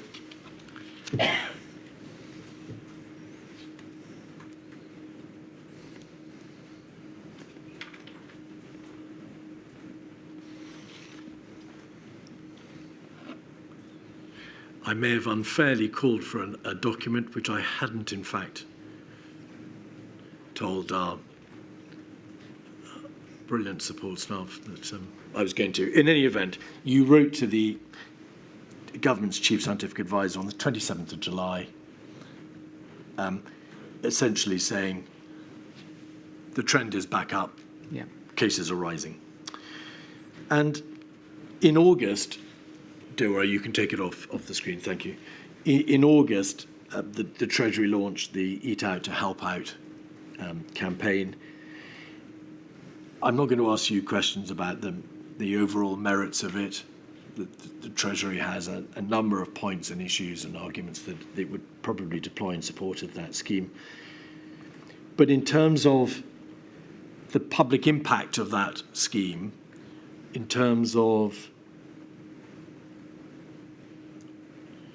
the overarching necessity to apply a precautionary approach of the type that you described earlier, were you concerned about that scheme? To be honest, it made me angry, and I'm still angry about it. It was one thing taking your foot off the brake, which is what we've been doing by easing the restrictions, but to put the foot on the accelerator seemed to me perverse, and to spend public money to do that when 45,000 people had just died. I couldn't, I don't want to blame Eat Out to Help Out for the second wave, because that's not the case. But just the optics of it were terrible. I just thought, and really, my feeling was, yes, the pub and restaurant sector really needed support. I wasn't against that at all. They did need a great deal of support, but this was not really just supporting them. They could have just given them money. This was a scheme to encourage people to take an epidemiological risk. It only applied if you went into the restaurant and ate in the restaurant. It didn't apply to takeaway. Didn't, no. You have now mentioned the issue of whether or not epidemiologically it contributed to a rise in infection in the areas where people were taking up the scheme in large numbers. And to make it clear, there is very little, or there's only weak epidemiological evidence to show that infections in the areas in which people took up the scheme went up significantly. Your point is about the optics of it. Exactly. And trying to change people's behaviour. And we were measuring people's behaviour at the time, and there was a change in people's behaviour in August. And I wouldn't say that it was Eat Out to Help Out, but it was contributing. It was all part of. I mean, government messaging more generally was about getting back to normal and going back to work and so on. On the 10th of September, you were asked by SAGE to chair a working group to review where essentially we'd got to in terms of the reintroduction of possible further new non-pharmaceutical interventions. And did you report to SAGE and produce a paper on basically what might need to be done to try to reduce, to lower the level of incidence, which by then had gone up? Yes, the incidence was going up very clearly. Hospitalisations had started to go up. Unfortunately, we were starting to get outbreaks in care homes again. And so, something needed to be done, in a classic phrase. And I remember Chris actually initially saying, come up with a batting order. I remember his very phrase. And so I was asked to put this report together I was asked on the 10th. I brought it back to the SAGE meeting a week later, where we got a lot of discussion and input from many SAGE members, and then further discussion and input over the weekend of around the 20th. And it went back to SAGE as a final sign-off. There was a special SAGE, actually, just to look at this on the 21st, on the Monday the 21st. Let's have a look. 212102, please.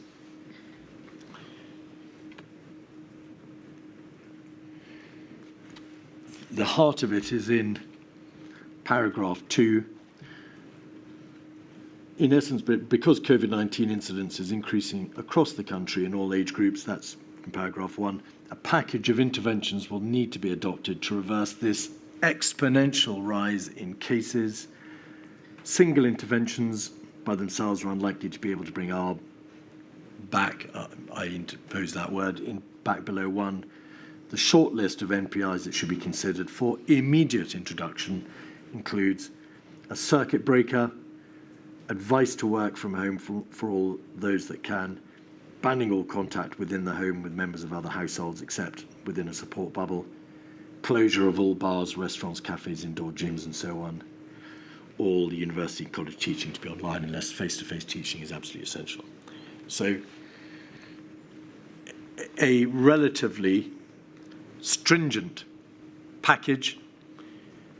You make it absolutely plain that it's for immediate, immediate introduction, and single interventions are unlikely to work on their own. Correct. There's two aspects to this. Please. One, the circuit breaker. Came just the circuit breaker. The circuit breaker was about reducing the prevalence and bringing it to a low level. Because the only way that we'd, when we had been in the lockdown in March, April, then we reduced the incidence, reduced the prevalence. And that's what that was designed to do, to bring the incidence right down again. And the other measures, which were for a longer term, were to slow the growth. So that was there's two aspects to it, is what I'm trying to say. It's very well known that, of course, very little of this happened, or at least happened in the immediate future after that meeting of SAGE. Around about the same time, in fact, the day before SAGE signed off on this, and this is an extract from the minutes of that 58th meeting of SAGE on the 21st of September. The day before, you'd been asked to attend a meeting with the Prime Minister on that Sunday. You were invited to attend in order to address a particular question that the Prime Minister wished to be debated. I think in email 212107, you were told that there would be a balanced group of views presented. Yep. So there's It's from Julian Fletcher at the bottom, I think. Yes, he's the official in the Cabinet Office, and then you receive the invitation, and you forward it to Sir Patrick Vallance, talking about the main SAGE paper that was due. Of course, it was due the following day on the Monday. And then he replies this at 11:16 on the Saturday. John, the meeting is for him to hear a range of views on the forward look, mainly from the Let It Rip brigade. We've tried to put together a balanced group across views, so I think what he needs is your view on future direction of the epidemic rather than policy options. What did you understand his reference to the Let It Rip brigade be? Well, of course, there were many people, well, not that many, but there were vocal people who took the view that we shouldn't have locked down in the first place and we shouldn't be considering that again. You attended the meeting together with Professors Gupta and Hennigan. We'll hear from Professor Hennigan next, as well as a Swedish expert epidemiologist, Dr. Anders Tegnell, and also Dame Angela McLean, who was then or was to become the Deputy Chief Medical Officer. No, she was then the Chief Scientist at the Ministry of Defence. Thank you. She was also co-chair of SPI-MO. And at the meeting, which was attended by the Prime Minister and the Chancellor, as well as other officials, the debate of whether or not to essentially put into place a package of relatively strict non-pharmaceutical interventions, as opposed to allowing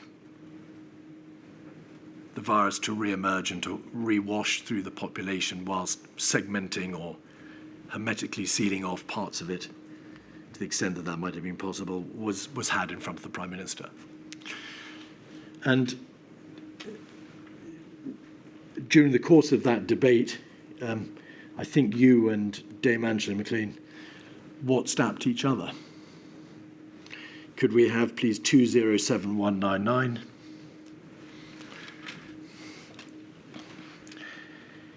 We are only concerned with the WhatsApps at the top of the page dated the 20th of September, because that's the date of the meeting, of course, and they commence around about 5:30, and the meeting was in the afternoon. So, Professor, these are plainly WhatsApps sent during the course of the meeting. Dame Angela McLean refers to, are we going to bring up the Seattle fishing vessel? Was that a reference to data gleaned from a fishing boat where a number of seamen had been shown to have antibodies? And were protected, were well protected. Earlier infected. Angela McLean, who is this fuckwit? John Edmonds, every statistic is wrong. Angela McLean, Patrick and Chris will discount him later. Were those all references to the proponents of the contrary side of the debate? I'm pretty sure it's your next witness. Professor Hennigan. All right. And during the course of this WhatsApp string, we can also see a reference to Dr. Death, the Chancellor, and Dame Angela McLean saying, in ONS, you'd see it. Did you understand that those were references to the Eat Out to Help Out campaign, of which you've spoken about in moderately? Honestly, it's so long ago, I don't know. All right. But it could well be. After the meeting, I think Professors Hennigan and Gupta tried to re-engage battle and to write to say that they'd not had a fair hearing and there was further information. I had interrupted Professor Hennigan at one point because he was making some really basic epidemiological errors, the sorts of ones that we teach our students on day one. And I couldn't let it go after a while. And so I did interrupt. And that slightly put the wind out of his sails. And so, yes, and he hadn't interrupted me, so it's fair enough that they complained. I think you described his arguments as half-baked in that email string. But in any event, your argument, your views did not, to use your own words, find favour with the Prime Minister. No, I didn't manage to persuade them. And as we all know, that there was a rule of six, a rule of group of six put into place. Was that something that was discussed with SAGE? Do you recall? There was a tier structure put into place in October. Was the tier structure something that SAGE had positively recommended? No. Did the tier structure... We hadn't discussed it. We just discussed it afterwards. We tried to work out whether it would be effective, but it was new to us. The idea hadn't come from SAGE? No. And the result of that tier structure wasn't it? It's been described as an epidemiological levelling up. That was how I described it at the time, yeah. And the terrible reality was that the spring uncoiled, the second wave re-emerged, and that there was a second lockdown. By the time of that second lockdown and the peak of the deaths at the end of December and January, the beginning of January 2021, was our surveillance better? Oh, our surveillance from late May, June was absolutely fantastic. I think it's difficult to say with any certainty, but if it wasn't the best in the world, it must have been one of the best in the world. It was, our situational awareness was fantastic. And we've heard evidence of the ONS exactly coronavirus infection survey, the REACT study, the multitude of surveys, as well as by then a much more developed testing structure and a huge serological a platform on which all these tests could be ascertained and made. The SAGE had been warning since September. You've showed us the report and the paper that went into that meeting. what is your view as to whether or not that second wave was inevitable or the consequence of not having acted earlier? So you asked me earlier this morning about being, why didn't we raise the alarm in February or whatever, and I wanted to make sure that that didn't happen again. And of course, our surveillance, as you just described, was so much better, so we did know what was happening. I think, so we had all the information, we knew how to do it. That was what that report on the 21st was all about. So we could have avoided much of the autumn wave. We wouldn't have avoided everything, but we could have reduced the incidence. And if we'd have then put the longer term measures in place, we could have kept it low. Over the autumn, cases would have happened. Some people would, unfortunately, have been hospitalised and died. It would have happened. But as it was, we let it go, and and so when we did eventually, as I'd explained on the 20th with the Prime Minister, I said the decision isn't to lock down or not. The decision is either you do it now and get on top of this epidemic and control the epidemic, or you let it control you. And it will force you into a lockdown at a later date when you'll have to lock down harder and longer, and many people will die as a consequence. And unfortunately, that is what happened. Over that autumn, from around 20 to 25,000 people died. And there is, some would have done, but there's no reason for that number of people to have died at all. And then we entered the winter phase with our hospitals full, NHS staff having been under stress for months, as opposed to having, it could have, they could have been doing routine stuff that autumn and clearing the backlog and that was not the case. And then we got hit by the alpha wave, and so on top of all of this pressure, we then had this new virus that was, it took a little while, a couple of weeks to work out, but it was significantly more transmissible. Even worse, though we didn't know this until January, it was also more pathogenic. So we couldn't have been worse prepared, really. Why did the lockdown from the beginning of November to the beginning of December not bring the levels of incidence, the overall rate, down enough to stop the re-emergence of the greatest part of that second wave, in fact, the peak in January? So it wasn't as stringent as the original lockdown. The key reason that the schools were open, and I think everybody wanted the schools to be open, but there were other things. So there had been slight adjustments in who would be key workers and things like that. Was it long enough? Well, if it had been done earlier on, if it had been done in September, it would have been plenty long enough. Or we could have done it around half term, so you'd have had the combination of the schools being closed. As it was, it happened just after half term. It was really made no. It showed there was no real strategy, no long-term thinking. Instead of just bouncing into a panic decision, as opposed to taking a strategic view of it and getting a grip of the epidemic and doing what was necessary when it was necessary. Is that why, on account of all the things that you say were not done that should have been done, and because the consequence is so terrible, that you describe in your statement that second wave was, for you, the worst moment of the epidemic? I said it publicly at the time. I really did think it was truly awful, and of course it did. It was. Another 65,000 people died over the next few months.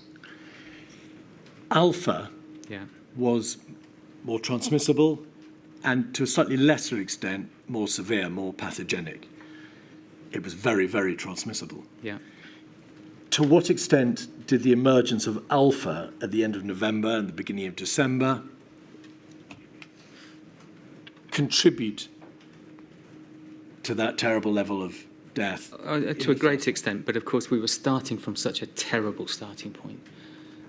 We were with our hospitals full and resources stretched and so on. So it was easy to miss it initially because cases were so high that how would you pick up? It was easy to miss an increase. If cases had been low, you would have seen an increase much more quickly. So we were in such a terrible state when that happened. That was, it may well have happened.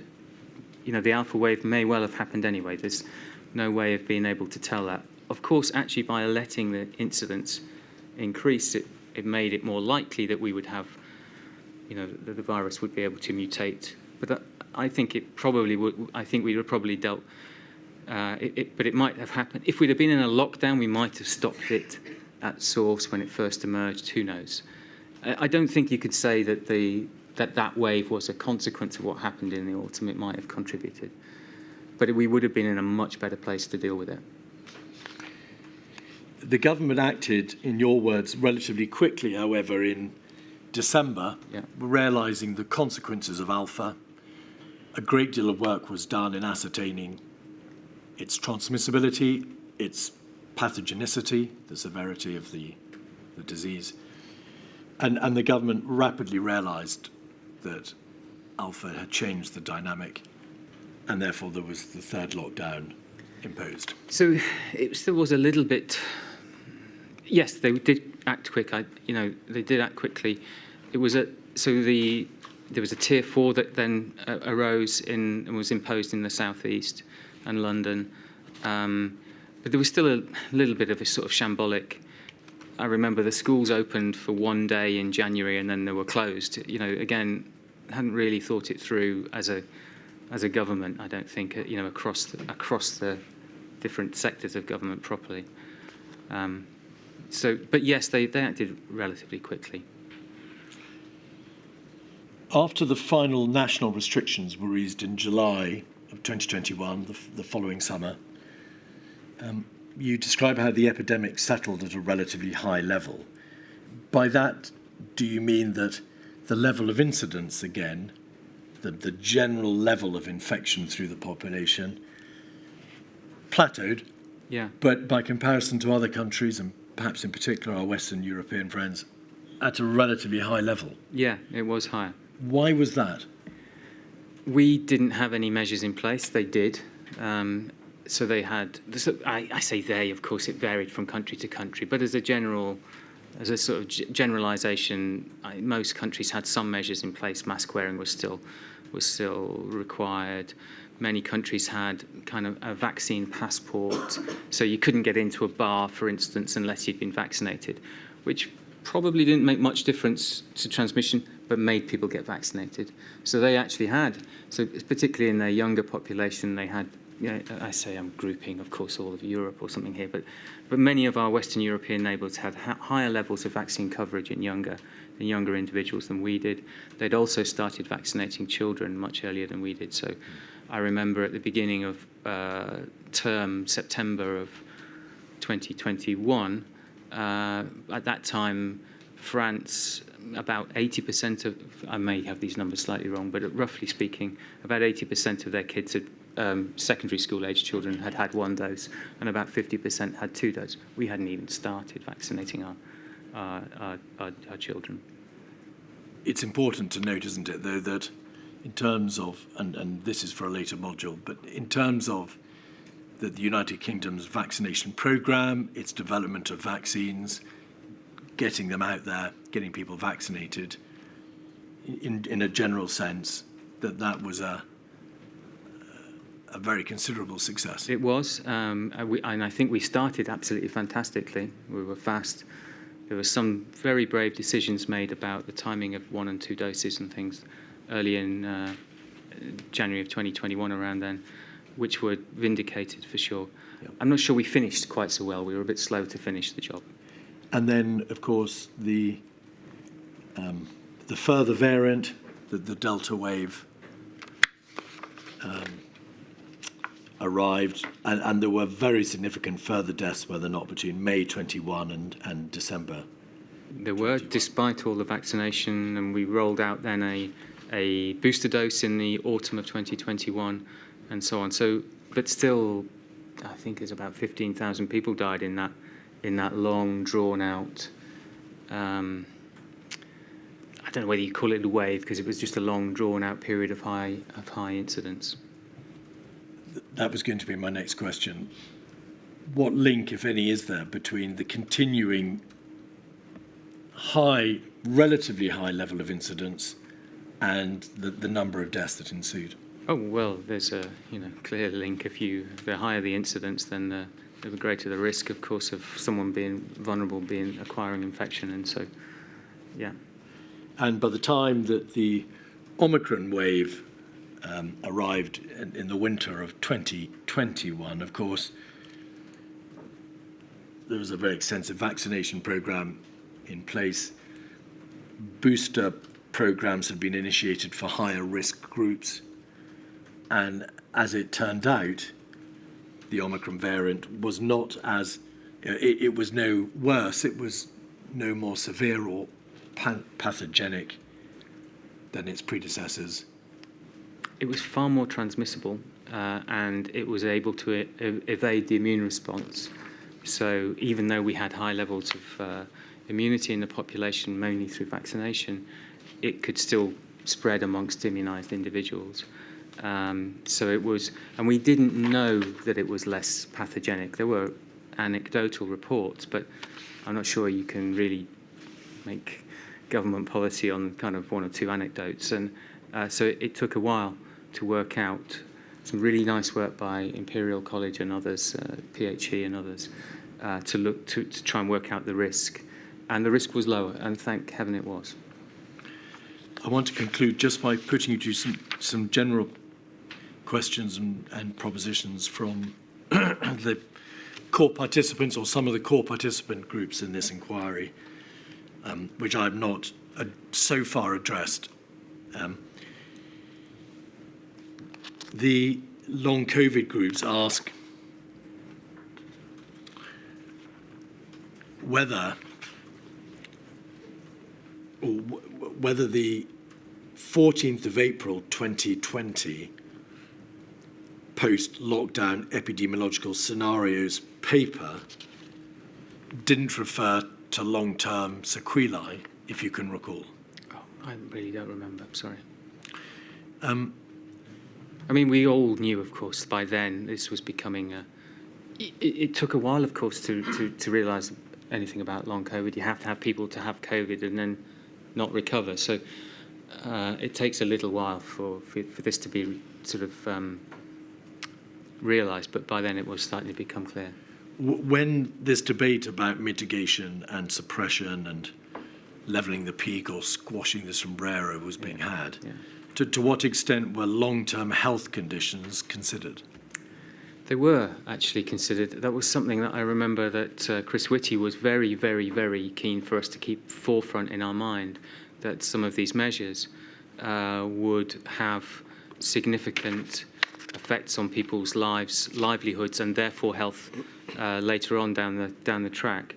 So Chris was, Professor Whitty was very keen for us to never forget that and make sure that we tried to take it into consideration. And they did set up a couple of studies that to try and look into it early on. COVID bereaved families for justice. Cymru asked, did you receive any data from the devolved administrations which was used in your modelling? Yes. Femo asked, do demographic data sources and early statistical modelling typically include ethnicity?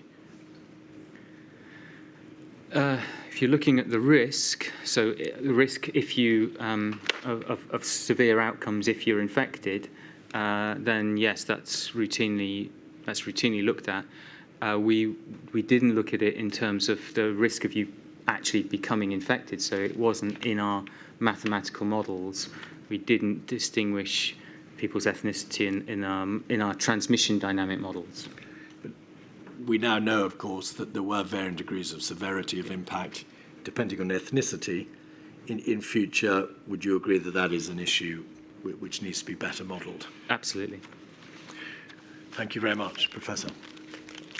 My lady, those are all my questions. Could I just ask one question, Professor Edmonds? You've mentioned an awful lot of work, of which I know the public would be extremely grateful that you and your colleagues were doing. I'm seeing the time for some of the emails. Not sure when you lot were sleeping, but there are a lot of groups, and committees and subgroups. Was that the right structure? Did they work? In other words, just looking out as a layperson, it looks like an awful lot. It looks terrible, doesn't it? But actually, they did work quite well, very well. And it was some of the key ones. That was planned. That had been planned long before, so that SPI-M would feed into SAGE, that NervTag would feed into SAGE. Because before that, they were standing committees and they would feed in somewhere in the Department of Health. But in an emergency, they would feed into SAGE, and they did. And the way of working, particularly of SPI-M, was planned long in advance, that we would always try and have, or SPI-M would always try and have multiple groups looking at the same question independently, so that to give some sort of validation. Models, they're coming, I'm sure they're going to get heavily criticised in the next session.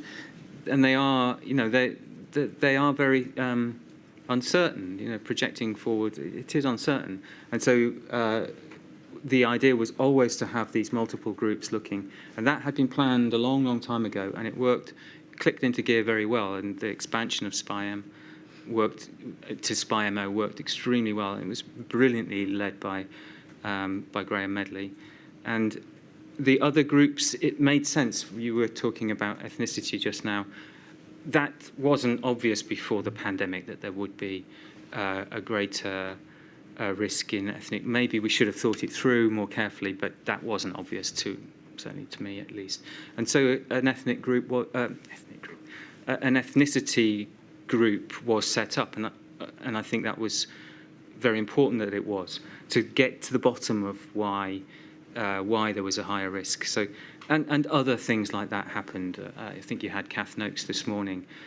They played a fantastic role in terms of understanding the physics of transmission. We were sort of the population dynamics, and they were looking at the kind of, how does ventilation work?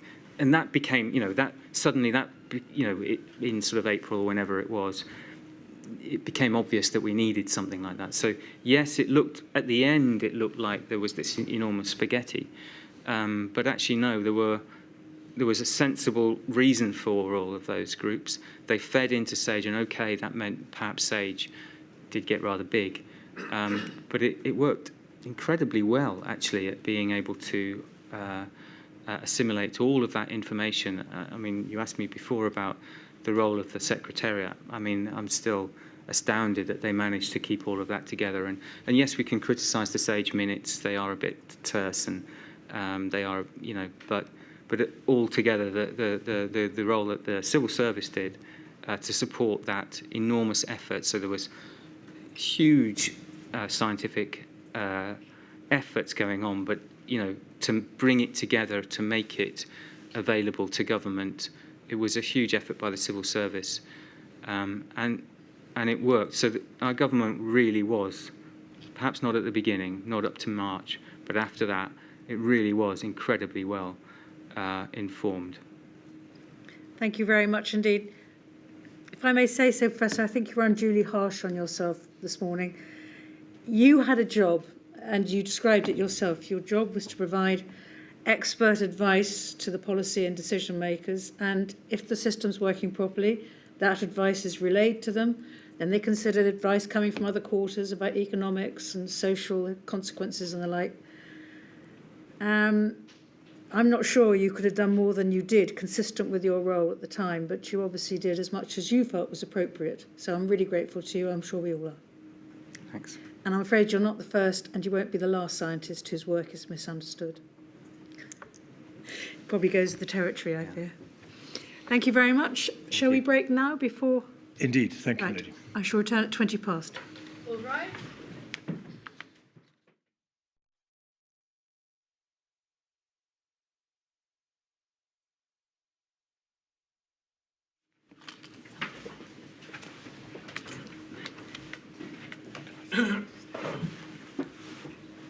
My lady, our final witness for today is Professor Carl Hennigan.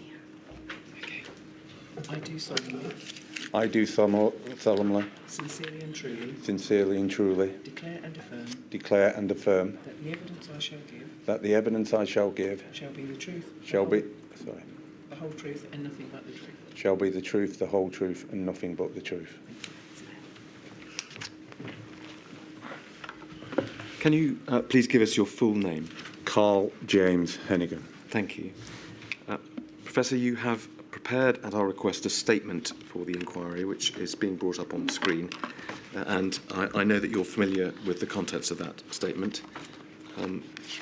We can see, I don't ask for this to be brought up on screen, but on the final page of your statement, you've signed the statement below a statement, an assertion that you believe the facts stated within it are true, and that signature was dated the 24th of September of this year. Is that right? Correct. Thank you.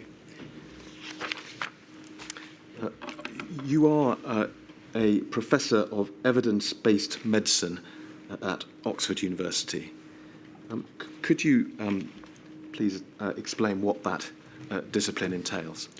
Yeah, so evidence-based medicine is the integration of the best available evidence with clinical experience and expertise with patient values about making decisions about healthcare for individual patients or systems.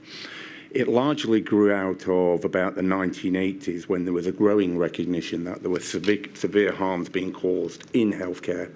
Professor, I'm just going to interrupt you. If I could ask you to try and keep your voice slow. I appreciate it's not an easy thing to do, but it would make everyone's life a little easier if you could. In the 1980s, a realisation that the use of poor quality evidence or opinion was harming patients in quite significant numbers and leading to excess mortality. Over time, what's happened is there's been a change to the use of best available evidence. And a very good example of that, what you saw yesterday in the recovery trial, you would expect to see randomised controlled trials for the use of interventions in healthcare around drugs and vaccines. That's the same as well for non-pharmaceutical interventions. We particularly sit at the top of the tree doing systematic reviews, which tries to say, look at all the available evidence, diagnostics, prognostics and treatment effects. Thank you. So that's a taste, at any rate, of that field, in which, as we've said, you are a professor at Oxford University. It's also right, is it not, that you are a member of the Royal College of General Practitioners and, in fact, still a practising GP alongside your academic work? Yes, so I qualified as a doctor in 2000 and received MRC GP status in 2005. And I work as an NHS urgent care GP who basically works right at the front line, and my speciality is doing visits, and I continue to do that right throughout the pandemic. Professor, in the time we have this afternoon, I want to ask you about events that took place during the autumn of 2020, in particular a time, as we know, when calls were made to alter the approach to the pandemic. There was a public debate, was there not? On the one hand, we heard calls for a circuit breaker lockdown and an increase in the restrictions that were in play, and on the other hand, there was argument about reducing the restrictions, and as we'll come to see, the Great Barrington Declaration. And as part of that debate, as in fact we've already heard, you and others met the Prime Minister in September 2020, and that's another area that I will wish to ask you some questions about. But before we get into the detail of those events, I'd like to ask you a little bit more about your expertise in this area, as it stood at 2020, the outset of the pandemic. As you know, because I think you've been following the inquiry, we have heard this week from a series of academics who have spent, in the main, their professional careers researching, analysing the spread of infectious diseases, developing models to analyse how such diseases spread and how they can be controlled, and considering large-scale public health issues relating to pandemic preparedness and so on. You don't have a comparable type of expertise in this area, do you? So if you mean, do I have a narrow expertise in a single specific disease, the answer is no. Well, that wasn't quite my question. Okay. That may be right, but it's also the case, isn't it, that you have not studied over the course of your academic career preparedness for pandemics, infection control, the way in which viral diseases spread through populations, and so on. Yeah, so let me elaborate on where my expertise lies. You know, it relies in the evidence base in the community. And increasingly, what we see now is a realization that most of what we're seeing requires a generalist approach, because there's two areas broadly which you can consider is non-communicable diseases, things like cancer, heart disease, and then you've got communicable diseases, acute respiratory infections. And what's particularly important is how they interact in the community, and you develop an evidence base. And as we sit here, about 27% of the English population has multimorbidity. That's 2 or more chronic conditions. By the time that goes to 65, that becomes over 50% of the population. Now, you'll have started to realise in the inquiry, and we've learned the relationship between multimorbidity and the impact of communicable diseases is interesting and important because of its elevated risk and the exacerbations and the severity of disease that's caused by that interaction.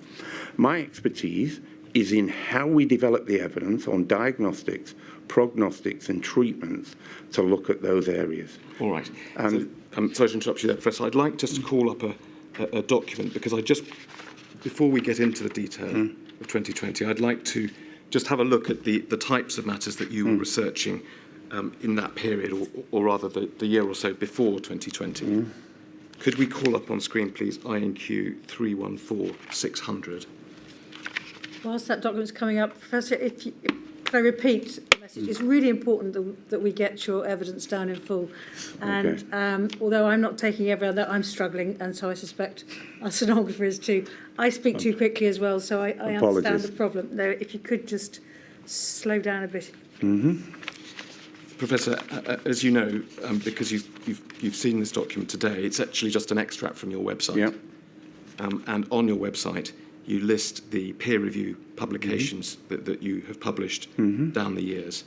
And these are the publications from 2019, 2018, 2017, and so on. In other words, the years running up to the pandemic. And if we can look briefly, one can see, for example, on this first page, in the last few months of 2019, papers that you published included papers about urinary tract infections, shoulder pain, a couple of papers about bacterial infections in older people. If we can go over to the next page, please. There are papers there, are there not, about heart attacks, strokes. There's a paper towards the bottom about sodium valproate, which I think is a drug used to treat epilepsy. Is that right? Yep. If we go over to the next page, childhood cancer in Egypt, cardiovascular risk. About halfway down the page, there's a paper on hypertension, and looking at these papers, you seem to have had a particular interest in high blood pressure. Is that right? I need to answer the question in full. So, right. Well, let me just look at one or two others, and then you can respond. If we look over at page 4, there are papers about people who suffered strokes, the effects of statins in the elderly. Towards the bottom of the page, vitamin D, whether or not it prevents fractures and falls. And then finally, this takes us to the end of that year of 2019 on page 5. For example, another paper about hypertension, something about sleep-wake disturbance and ocular disease. And at the top of the page there, a paper about the human papillomavirus, I think I pronounced it correctly, which I think is something that can cause warts and in some cases cancer. So, Professor, the general picture, I would suggest, at least looking at your published papers prior to the pandemic, is that you had a sort of general interest in matters relating to primary care, perhaps running in parallel with your practice as a general practitioner. But let me put the question, but not that detailed interest in viral transmission of diseases that we've seen with the other experts. So, number one, in 2019, you're referring to my role as Editor-in-Chief of BMJ Evidence-Based Medicine, so you've referred to a number of editorials, which I will have wrote. Second is you're referring to, I'm also Director of Programs in Evidence-Based Healthcare, which is a global program that supports DPhil students and masters. So when we're talking about cancer in Egypt, that's I'm supervising a DPhil student at that moment in time who's publishing in that arena. But if you go across the breadth of what I want, you didn't go back to 2014 where you start and go, well, with the Tamiflu reviews in the last pandemic where we spent 4.5 years doing that evidence. The second aspect is within the respiratory team, it's a team effort. So when I am in a position where we're looking at something and there's something, for instance, not quite there in a disease specialist, we will pull that to us. As an example, when we was asked by the World Health Organization in 2020 to do the systematic reviews on transmission, of which we published 17 papers, there's a microbiologist, a virologist, immunologist, medical statistician, and there's also an expert in the clinical epidemiology of respiratory viruses. So I bring together a team. But yes, it's fair to say I have a view, particularly diagnostics, particularly harms, and I'd say more so in the elderly. I have an interest in the interaction between communicable and non-communicable diseases. And so, for instance, some of those diseases we see, like diabetes, has a huge impact when you look at acute respiratory infections in the community. Yeah. It's also important to realise what does community respiratory transmission look like when you understand there are 30 different pathogens that can cause viral pneumonia in the community in the UK. That broad understanding allows me to then use the evidence-based approach to come and say what's the best available evidence we should be using for a decision or action. So, Professor, I think really we're not disagreeing over very much at all. You describe a broad approach, which is different from the very specialist experience and practice of some of the other experts we've heard. And just finally on this, many of the experts, of the academics who've given evidence this week have sat on either SPI-MO or SAGE or NerveTag, and I think it's right to say that you have not sat on those committees. No, I have not. Thank you. Let me move, Professor, then to, as I said, the debate in autumn 2020 about appropriate COVID guidance or regulation.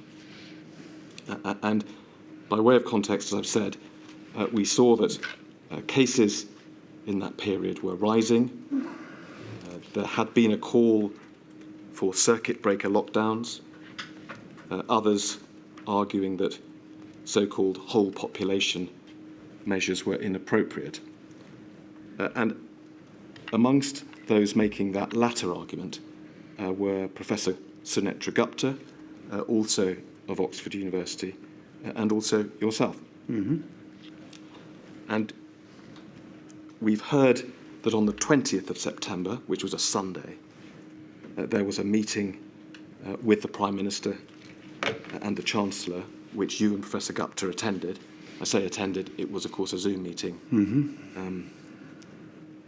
The day after, the 21st of September, we just heard from Professor Edmonds that there was a SAGE meeting, but it's also right, isn't it, that you and Professor Gupta and others published an open letter on that day relating to COVID regulations, and we may look at that in a moment. And then the third date I wanted to mention was a couple of weeks later, on the 4th of October, when the Great Barrington Declaration was published. And I'd like to start, if I may, with that document, the Great Barrington Declaration. It's helpfully been brought up on screen.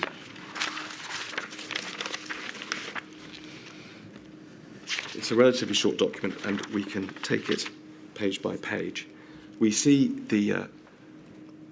at the top, after the title, there is a summary which states that as infectious disease epidemiologists and public health scientists, we have grave concerns about the damaging physical and mental health impacts of the prevailing COVID policies and recommend an approach we call focused protection. I'm going to come to ask you about that focused protection policy. While we're looking at this page, one notes that at the end of the document there is a reasonably lengthy list of signatures, which doesn't include your own, but there is a reference here to 937,000 signatures. Are you one of the 937,000? No. You didn't sign the declaration? No. Well, if we may, we will simply note the contents of the declaration. They'll come and ask you why you didn't sign. So if we can go over the page. The first substantive paragraph really just repeats the summary we've already noted. There is then a paragraph which refers to the, as it said, devastating effects on short and long-term public health of current lockdown policies. Examples are given: lower childhood vaccination rates, fewer cancer screenings, and so on. Over the page, please. There's a reference to the fact that the understanding of the virus is growing, and in particular it is said we know that vulnerability to death is more than 1,000-fold higher in the old and infirm than the young. Indeed, for children, COVID is less dangerous than many other harms, including influenza. And then, perhaps really the core of the declaration, it's asserted that as immunity builds in the population, the risk of infection to all, including the vulnerable, falls. We know that all populations will eventually reach herd immunity, which is the point at which the rate of new infections is stable, and that this can be assisted by, but is not dependent on, a vaccine. Our goal should therefore be to minimise mortality and social harm until we reach herd immunity. And reading on, it said the most compassionate approach that balances the risks and benefits of reaching herd immunity is to allow those who are at minimal risk of death, by inference the young who've been referred to live their lives normally, to build up immunity to the virus through natural infection, while better protecting those who are at highest risk. And that paragraph is a description, as this is said, of this policy of focused protection. And then next paragraph emphasises the need to adopt measures to protect the vulnerable. That's one half of the equation. And the paragraph afterwards stresses the other half of the equation, which is those who are not vulnerable should immediately be allowed to resume life as normal. Simple hygiene measures are referred to, but then the theme is schools and universities should be open, restaurant and other businesses should open, arts, music, sport and so on should resume, and finally people who are at more risk may participate if they wish, while society as a whole enjoys the protection conferred upon the vulnerable by those who have built up herd immunity. So that's the declaration. Why was it, as you've told us, Professor, that you did not sign this declaration? So you referred to the meeting of the 20th of September. Yes. Can I elaborate on that meeting, or are you going to come back? Well, I'm certainly coming back to it, Okay. Professor, and I wanted to just use this declaration, this document, as a way of identifying what that policy was before we go back to the meeting. That meeting, when I was announced, was the first time I met Professor Sunetra Gupta, who's a theoretical epidemiologist. Subsequent to that, as you talked about, disease expert, he's a disease expert in the area of interest, and I spoke to her weekly. We are broadly in agreement about many areas. But one of the issues that happened after that meeting was it was subsequently leaked to the press. And then I was under pressure from articles calling me an agent of disinformation, abuse on social media, and felt under pressure.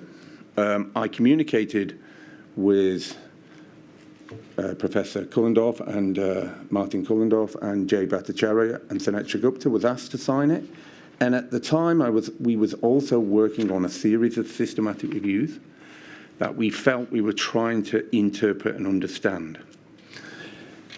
I agree with the broad aims of the Barrington Declaration, but I would not let my emotions and opinions run into something when I didn't have time, because there are one or two areas where you might look at it and go, I think actually it needs more detail, and, you know, particularly if you said everybody should return to work as normal, you know, that's the sort of thing where, given the gravity of what was happening, from an evidence-based perspective, I would have derailed it and said, I need to step back and really consider that issue. It would have took me quite a few weeks with my team to get to an opinion on that.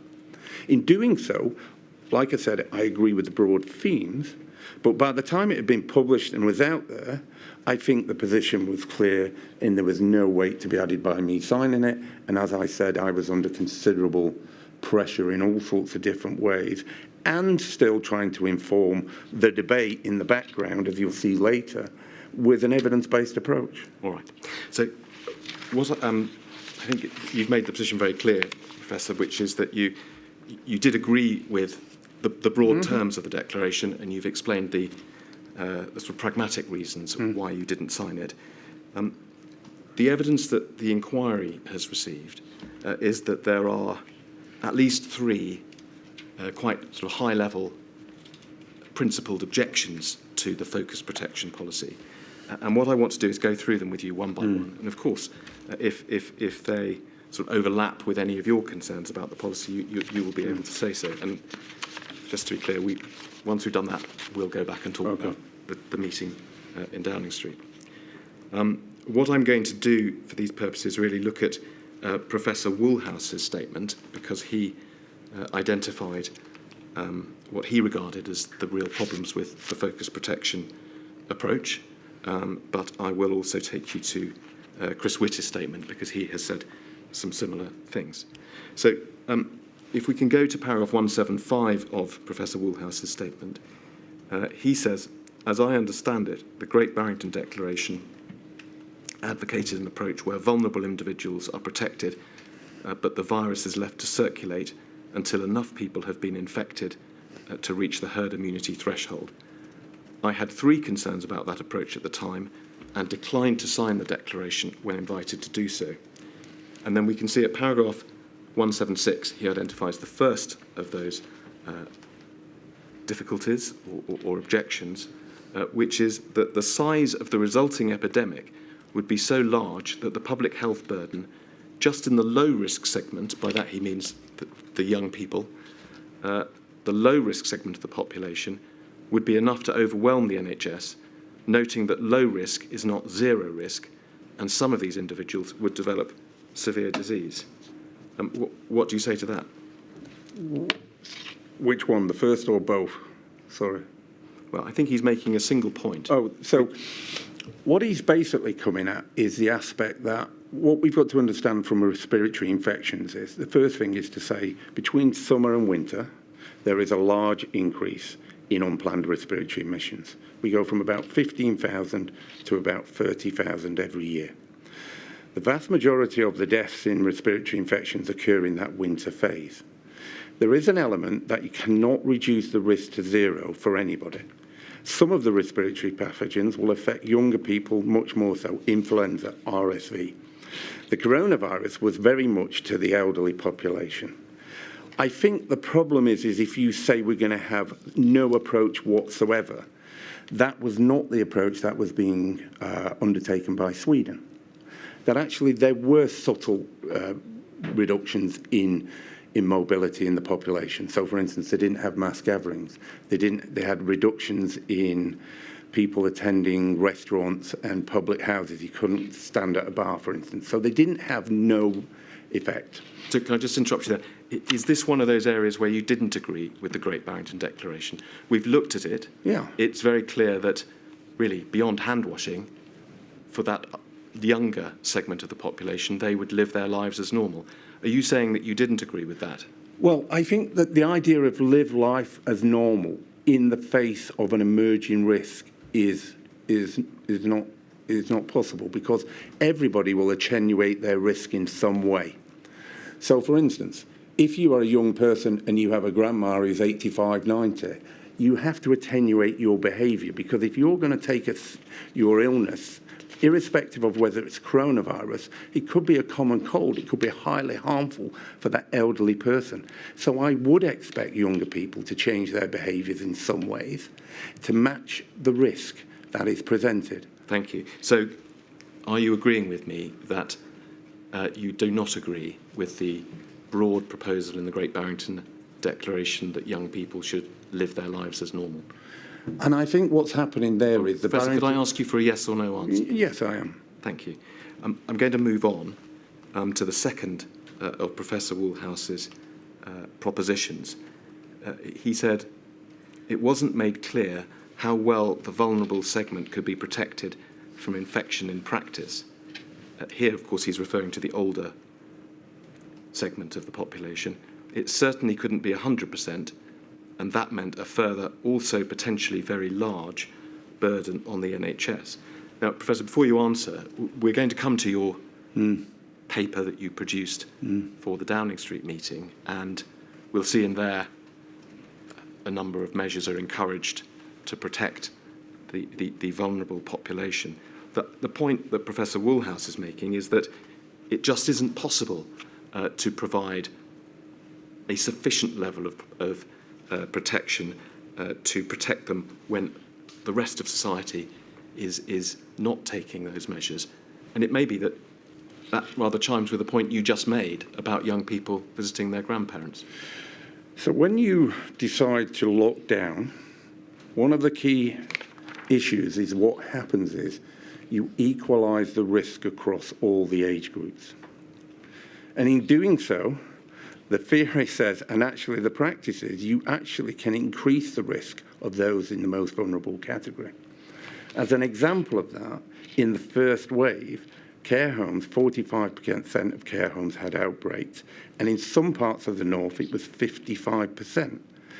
What the argument about the younger population, those least at risk, which is what happens now, is that as they go about their daily life, they will build up a wall of immunity and reduce the susceptible population.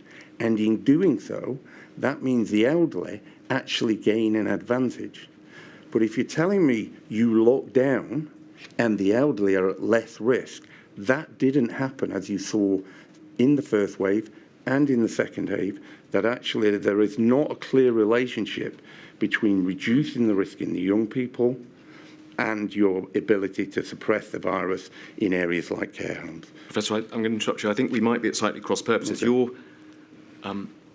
You're now talking about whether lockdowns of the whole population are effective, but I'm asking you about whether this policy of focused protection is effective. And the criticism that was made by Professor Woolhouse, and amongst others by Chris Whitty, is that this idea of, I mean, we've heard various descriptions, cocooning, segmenting, shielding, that vulnerable section of society. It may be a very attractive idea in principle, but to use Chris Whitty's phrase, it's entirely impracticable. It simply won't work. Well, I think that's an opinion, and it comes from people with opinions. It's not rooted in evidence. So, for instance, in care homes, there is evidence, for instance, in the US, what they call greenhouse homes, smaller homes, less mortality. More clinical care reduces more mortality. More nurses reduces mortality. So there are many areas you could sit in a room, but what you can't do is come off the top of the head with how you would look at this and propose this. But there is evidence to suggest how you might go about this. It is not an evidence-free zone, as these people suggest. However, if you want to integrate and understand how you might go about it, I would argue that's where you need a generalist who can talk to you about what's happening in the community and how you might go about that. Can I just interrupt you then, Professor? Again, can I ask for a yes or no answer? Do you agree with the objection that Professor Woolhouse is making to the Great Barrington approach? Yes or no? No. I'm going to move on to the last of his objections, which goes to this question of herd immunity, which, as we saw, is really the sort of the bedrock of the Great Barrington Declaration, isn't it? Because the whole approach assumes that the younger segment of the population will acquire herd immunity through infection, and you have just referred to what you describe as the advantage of that because it provides protection to the older population as well. And the point that Professor Woolhouse makes here is that there was an assumption in the Great Barrington Declaration that there would be what he describes as solid post-infection immunity, and that therefore herd immunity threshold could be reached in a matter of months. He says, and I think it's clear he's talking about back in 2020, he was concerned that this might not be the reality, in which case the threshold might not be reached for years or not at all, and therefore the strategy would fail. He goes on, and he's clearly now talking about his current state of knowledge. We now know that post-infection immunity does not give 100% protection, that individuals can be reinfected multiple times, maybe that some people in this room know what he's talking about, and that the herd immunity threshold is almost certainly unattainable. He says this undermines a core premise of the Great Barrington approach. Is he right about that? Before answering, I need to be clear, where does it say solid post-infection immunity in the Great Barrington Declaration? Well, Professor, it must be right, mustn't it? We looked at the Great Barrington Declaration. The premise there was that the younger population who were living their lives normally would catch COVID, would thereby gain immunity, and that corporately that segment of the population would attain herd immunity. If they're not going to attain immunity, having caught COVID, then the policy just doesn't work, does it? So that's a misunderstanding of the Barrington Declaration and what the authors were proposing. Having spent 2.5 years with Professor Gupta, I've never heard us make that statement. What happens in reality, there are a number of other circulating pathogens like rhinovirus, for which we know this. There are also other circulating coronaviruses like 229E and OC43, that when you get an infection, you will get an immune response that will be of variable nature and will last for a certain period of time, up to about 12 months, possibly 18 months. But as you second understood, these pathogens have the ability to escape your immunity. That's where the variants come in. So if you look at rhinovirus, there are about 150 different variants that exist. So what happens is, what you're describing is the position we find ourselves now with all of the other viruses that have been post-pandemic. There will come a position where a part of the population will have immunity, and that will dampen it down from going to the 60-70% that was thought would happen in the models. That figure is roughly around 30% of the population. So as you transition into winter now, you are susceptible to a number of different viruses, and you will recatch them. But some people are not susceptible, and that's why we will still have waves of infection. We will have problems in the NHS. 17 of 20 years we've had a winter crisis, but a part of the population will be not susceptible, and therefore we won't get these massive waves that are in the models. I see. So is what you're saying that the Great Barrington Declaration never suggested that there would be, as it were, complete immunity amongst that younger segment of the population? Is that in yes or no? I am saying yes, it never said that. All right. There's one more point I want to ask you about the Great Barrington Declaration, Professor, and that's an issue which isn't mentioned by Professor Woolhouse, although it's related to one of them.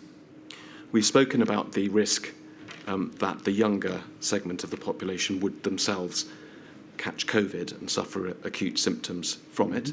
That was the first of Professor Woolhouse's objections.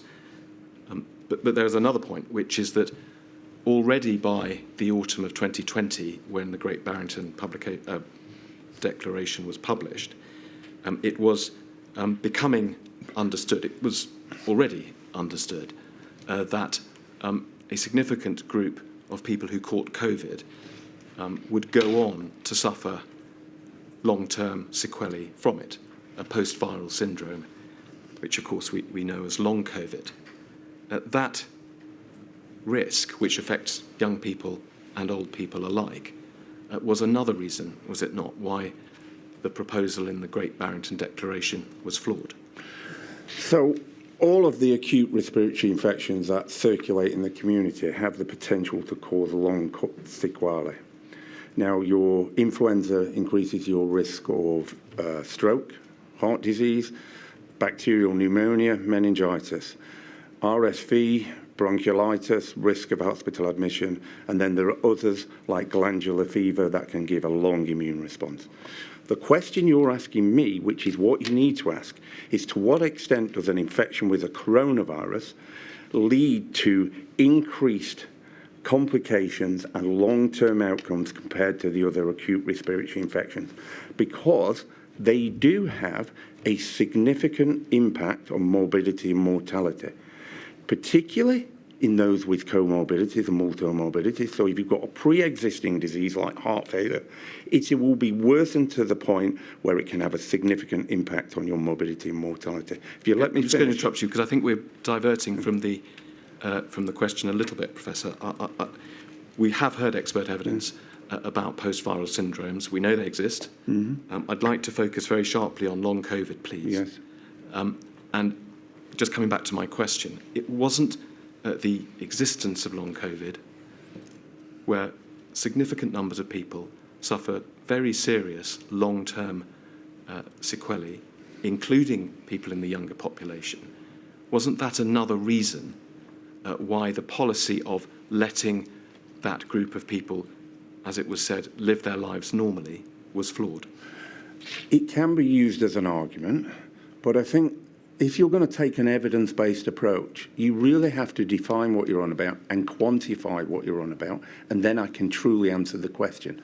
But it is an argument that people would put forward for one reason, for having alternative views to try and suppress the virus. Thank you. I'm sorry, Professor, I'm not following.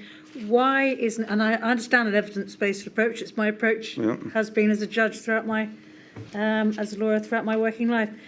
Why isn't the fact that we now have evidence that you have post-viral long-term sequelae in long COVID, is the example here being given, why isn't that evidence for your evidence-based approach? Because when you compare that, as the evidence has just emerged in the last month, if you compare that to other acute respiratory infections, what you're interested in is to what extent you get more of something with the coronavirus.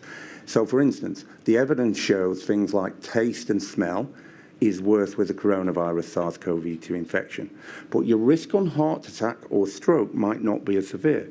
It could turn out there are specific respiratory complications in people with like asthma and chronic airways disease.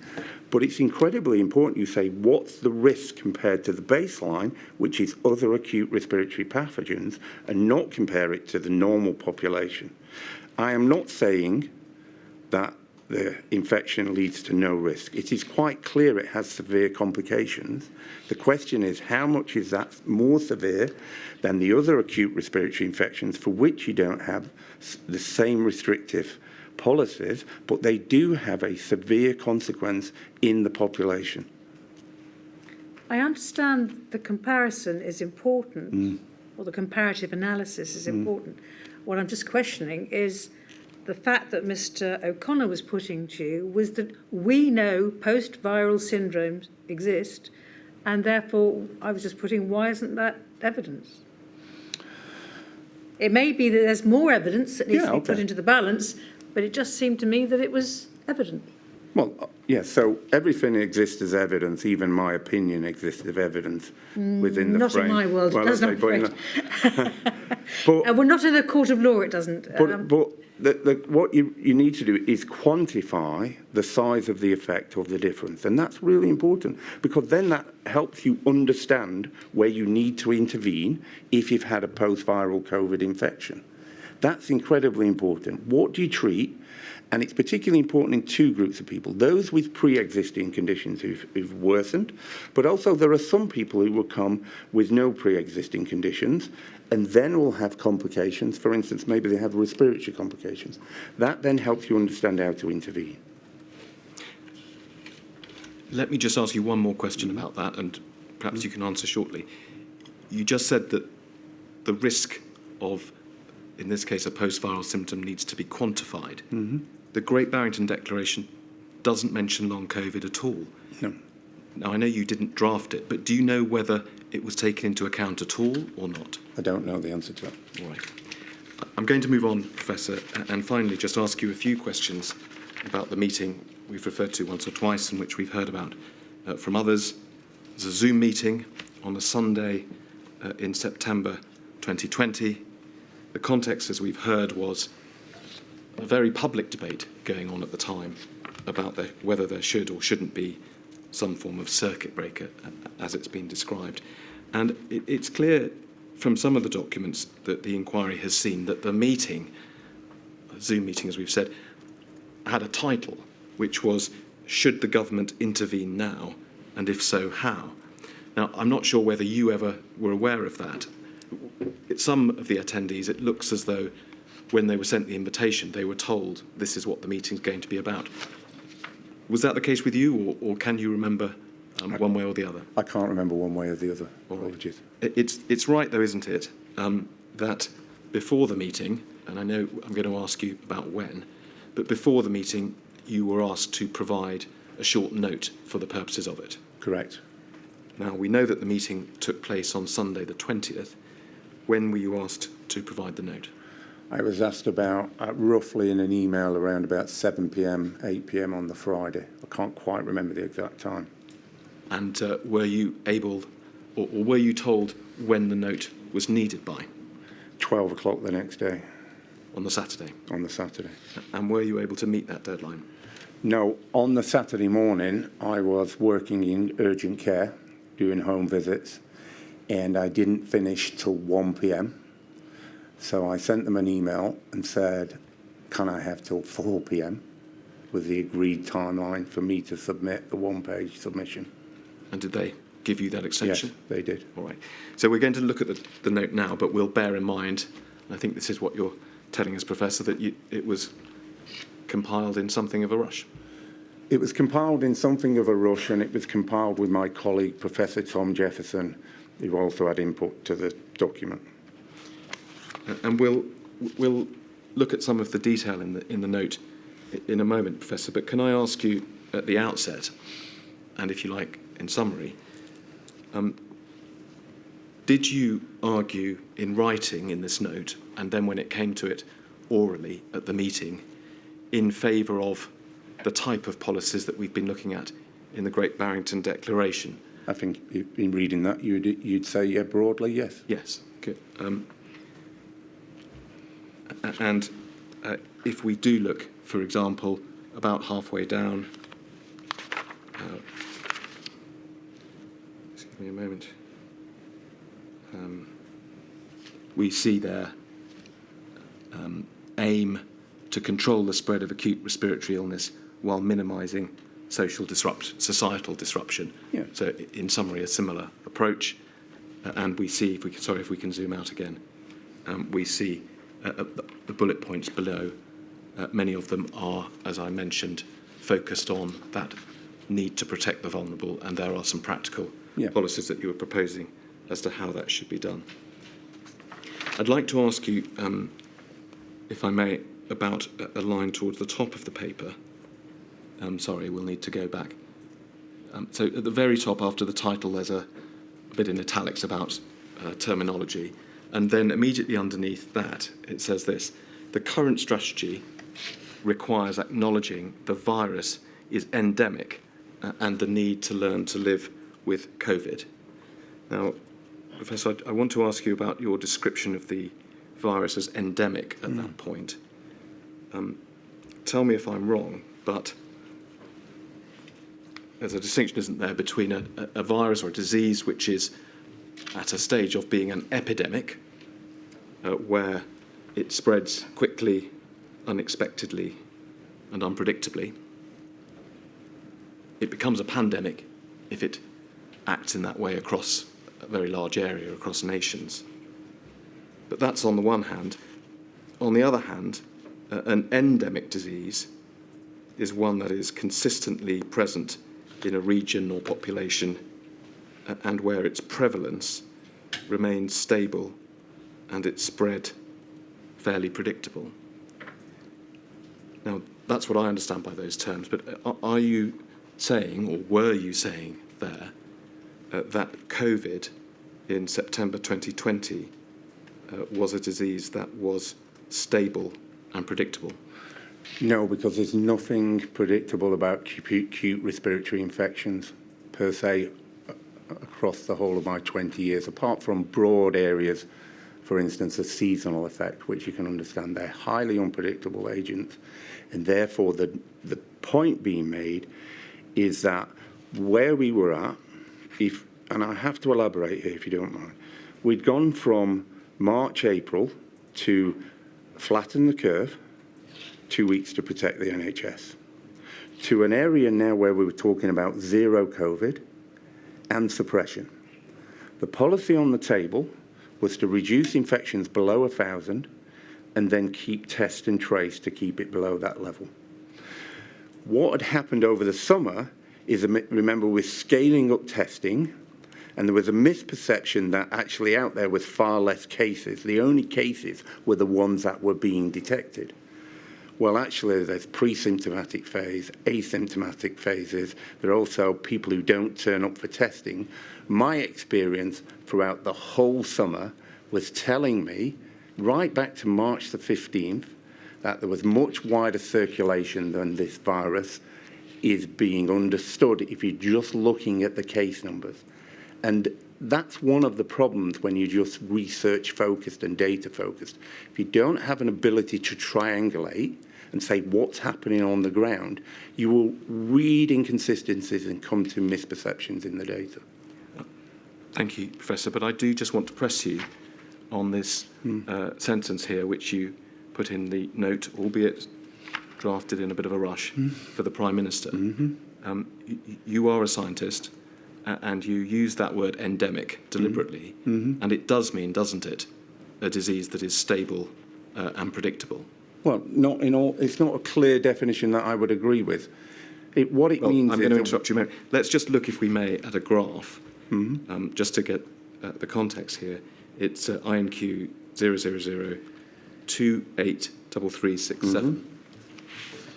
And we can see there's a date there of the 1st of October. So we see, if we look just to the left, obviously, that's the 20th of September of that year.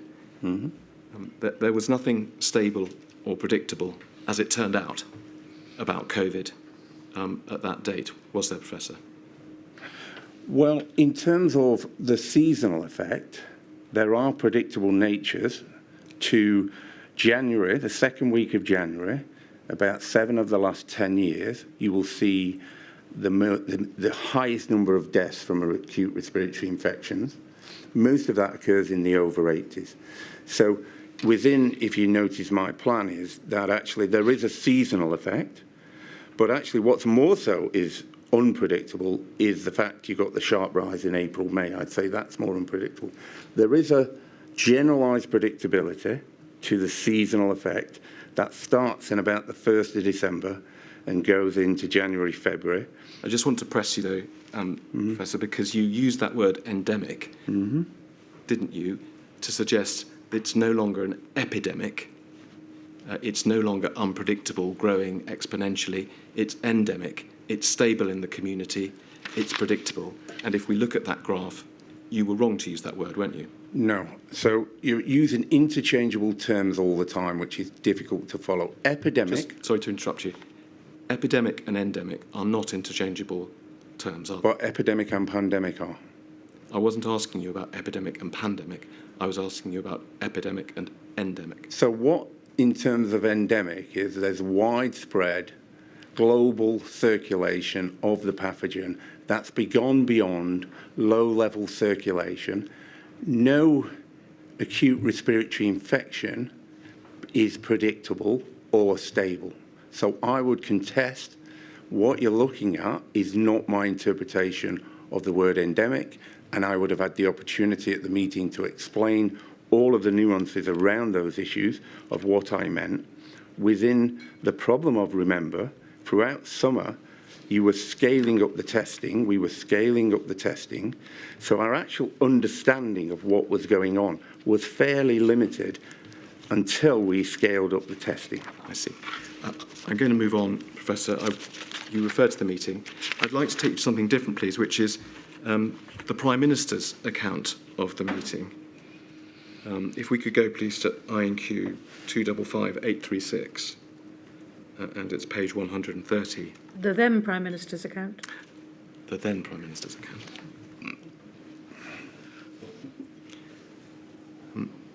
I know you've had a chance to look at this in advance, Professor. We see at paragraph 462, Mr. Johnson referring to this meeting and the title, "Should the Government Intervene Now?" And if so, how? He runs through the attendees that we've heard something about. We see your name there, as well as actually many others. He refers at paragraph 463 to the views presented by Professor Edmonds and Professor Angela McLean, who he describes as representing the more conventional epidemiological view. And then he said that Professors Gupta and you were there to present two opposing views, and refers to Dr. Tegnell presenting the Swedish approach. He records about halfway down the paragraph Professor Edmonds' advice, which of course we've heard evidence about this afternoon, and Mr. Johnson states at the bottom of this page, "I greatly respected Professor Edmonds' views, but had always put him at the gloomier end of the spectrum.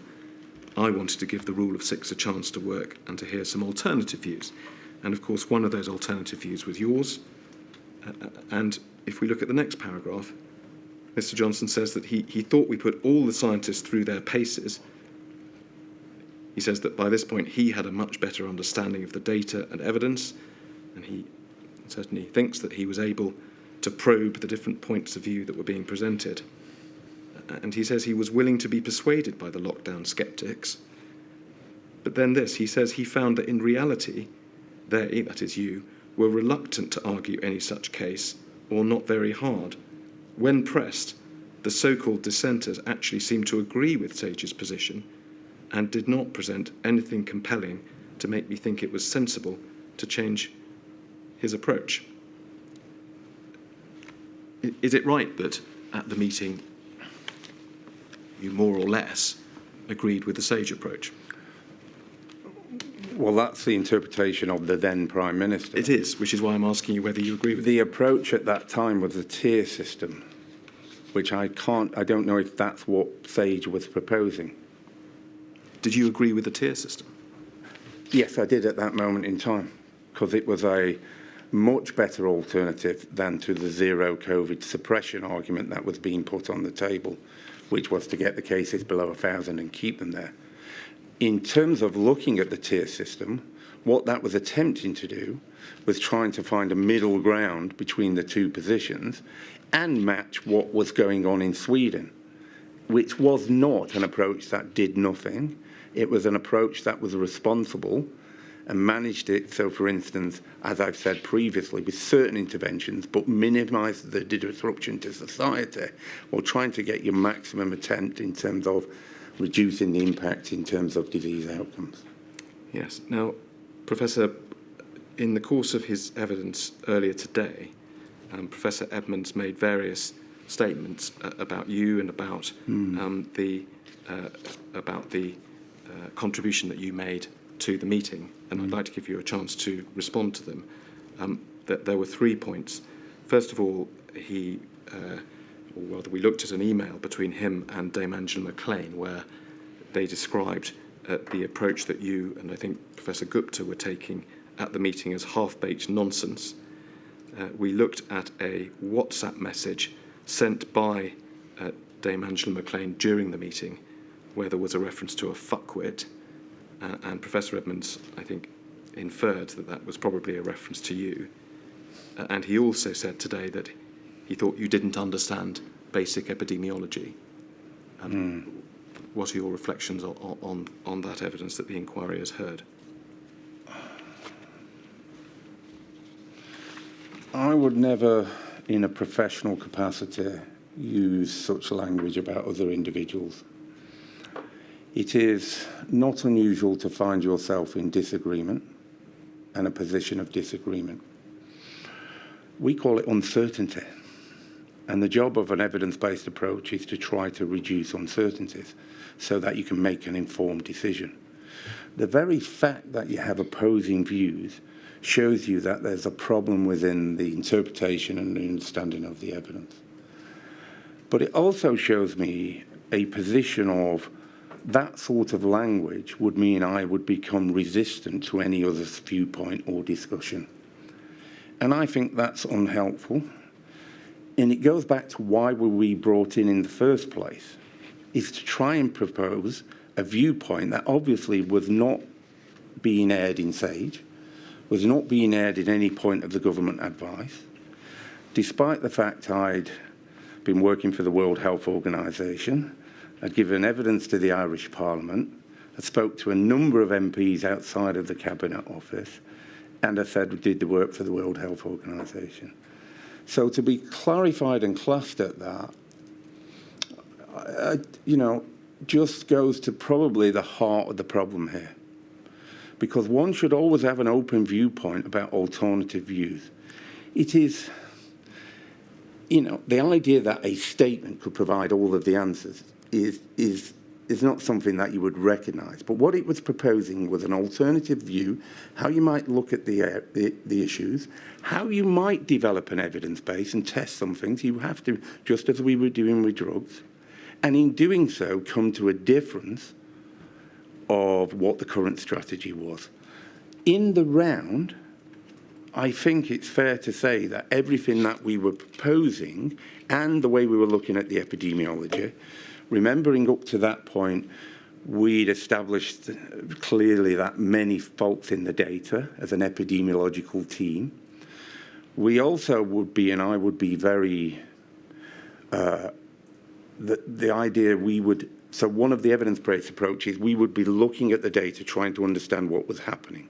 What I found very difficult was a modelling approach which kept looking into the future and saying, this is what we now predict, with some certainty. And what comes with certainty is a reluctance to engage in the discussion and the debate. Professor, thank you. We've seen the contribution you made at that time, and those are all the questions I have for you, and there are no questions from CPs, my lady. Thank you very much indeed, Professor Hennigan. I'm sorry we haven't had more time, but I think Mr O'Connor's explained. If there are other matters that you wish me to explore, by all means submit them in writing and I will consider them. So thank you very much for your time this afternoon.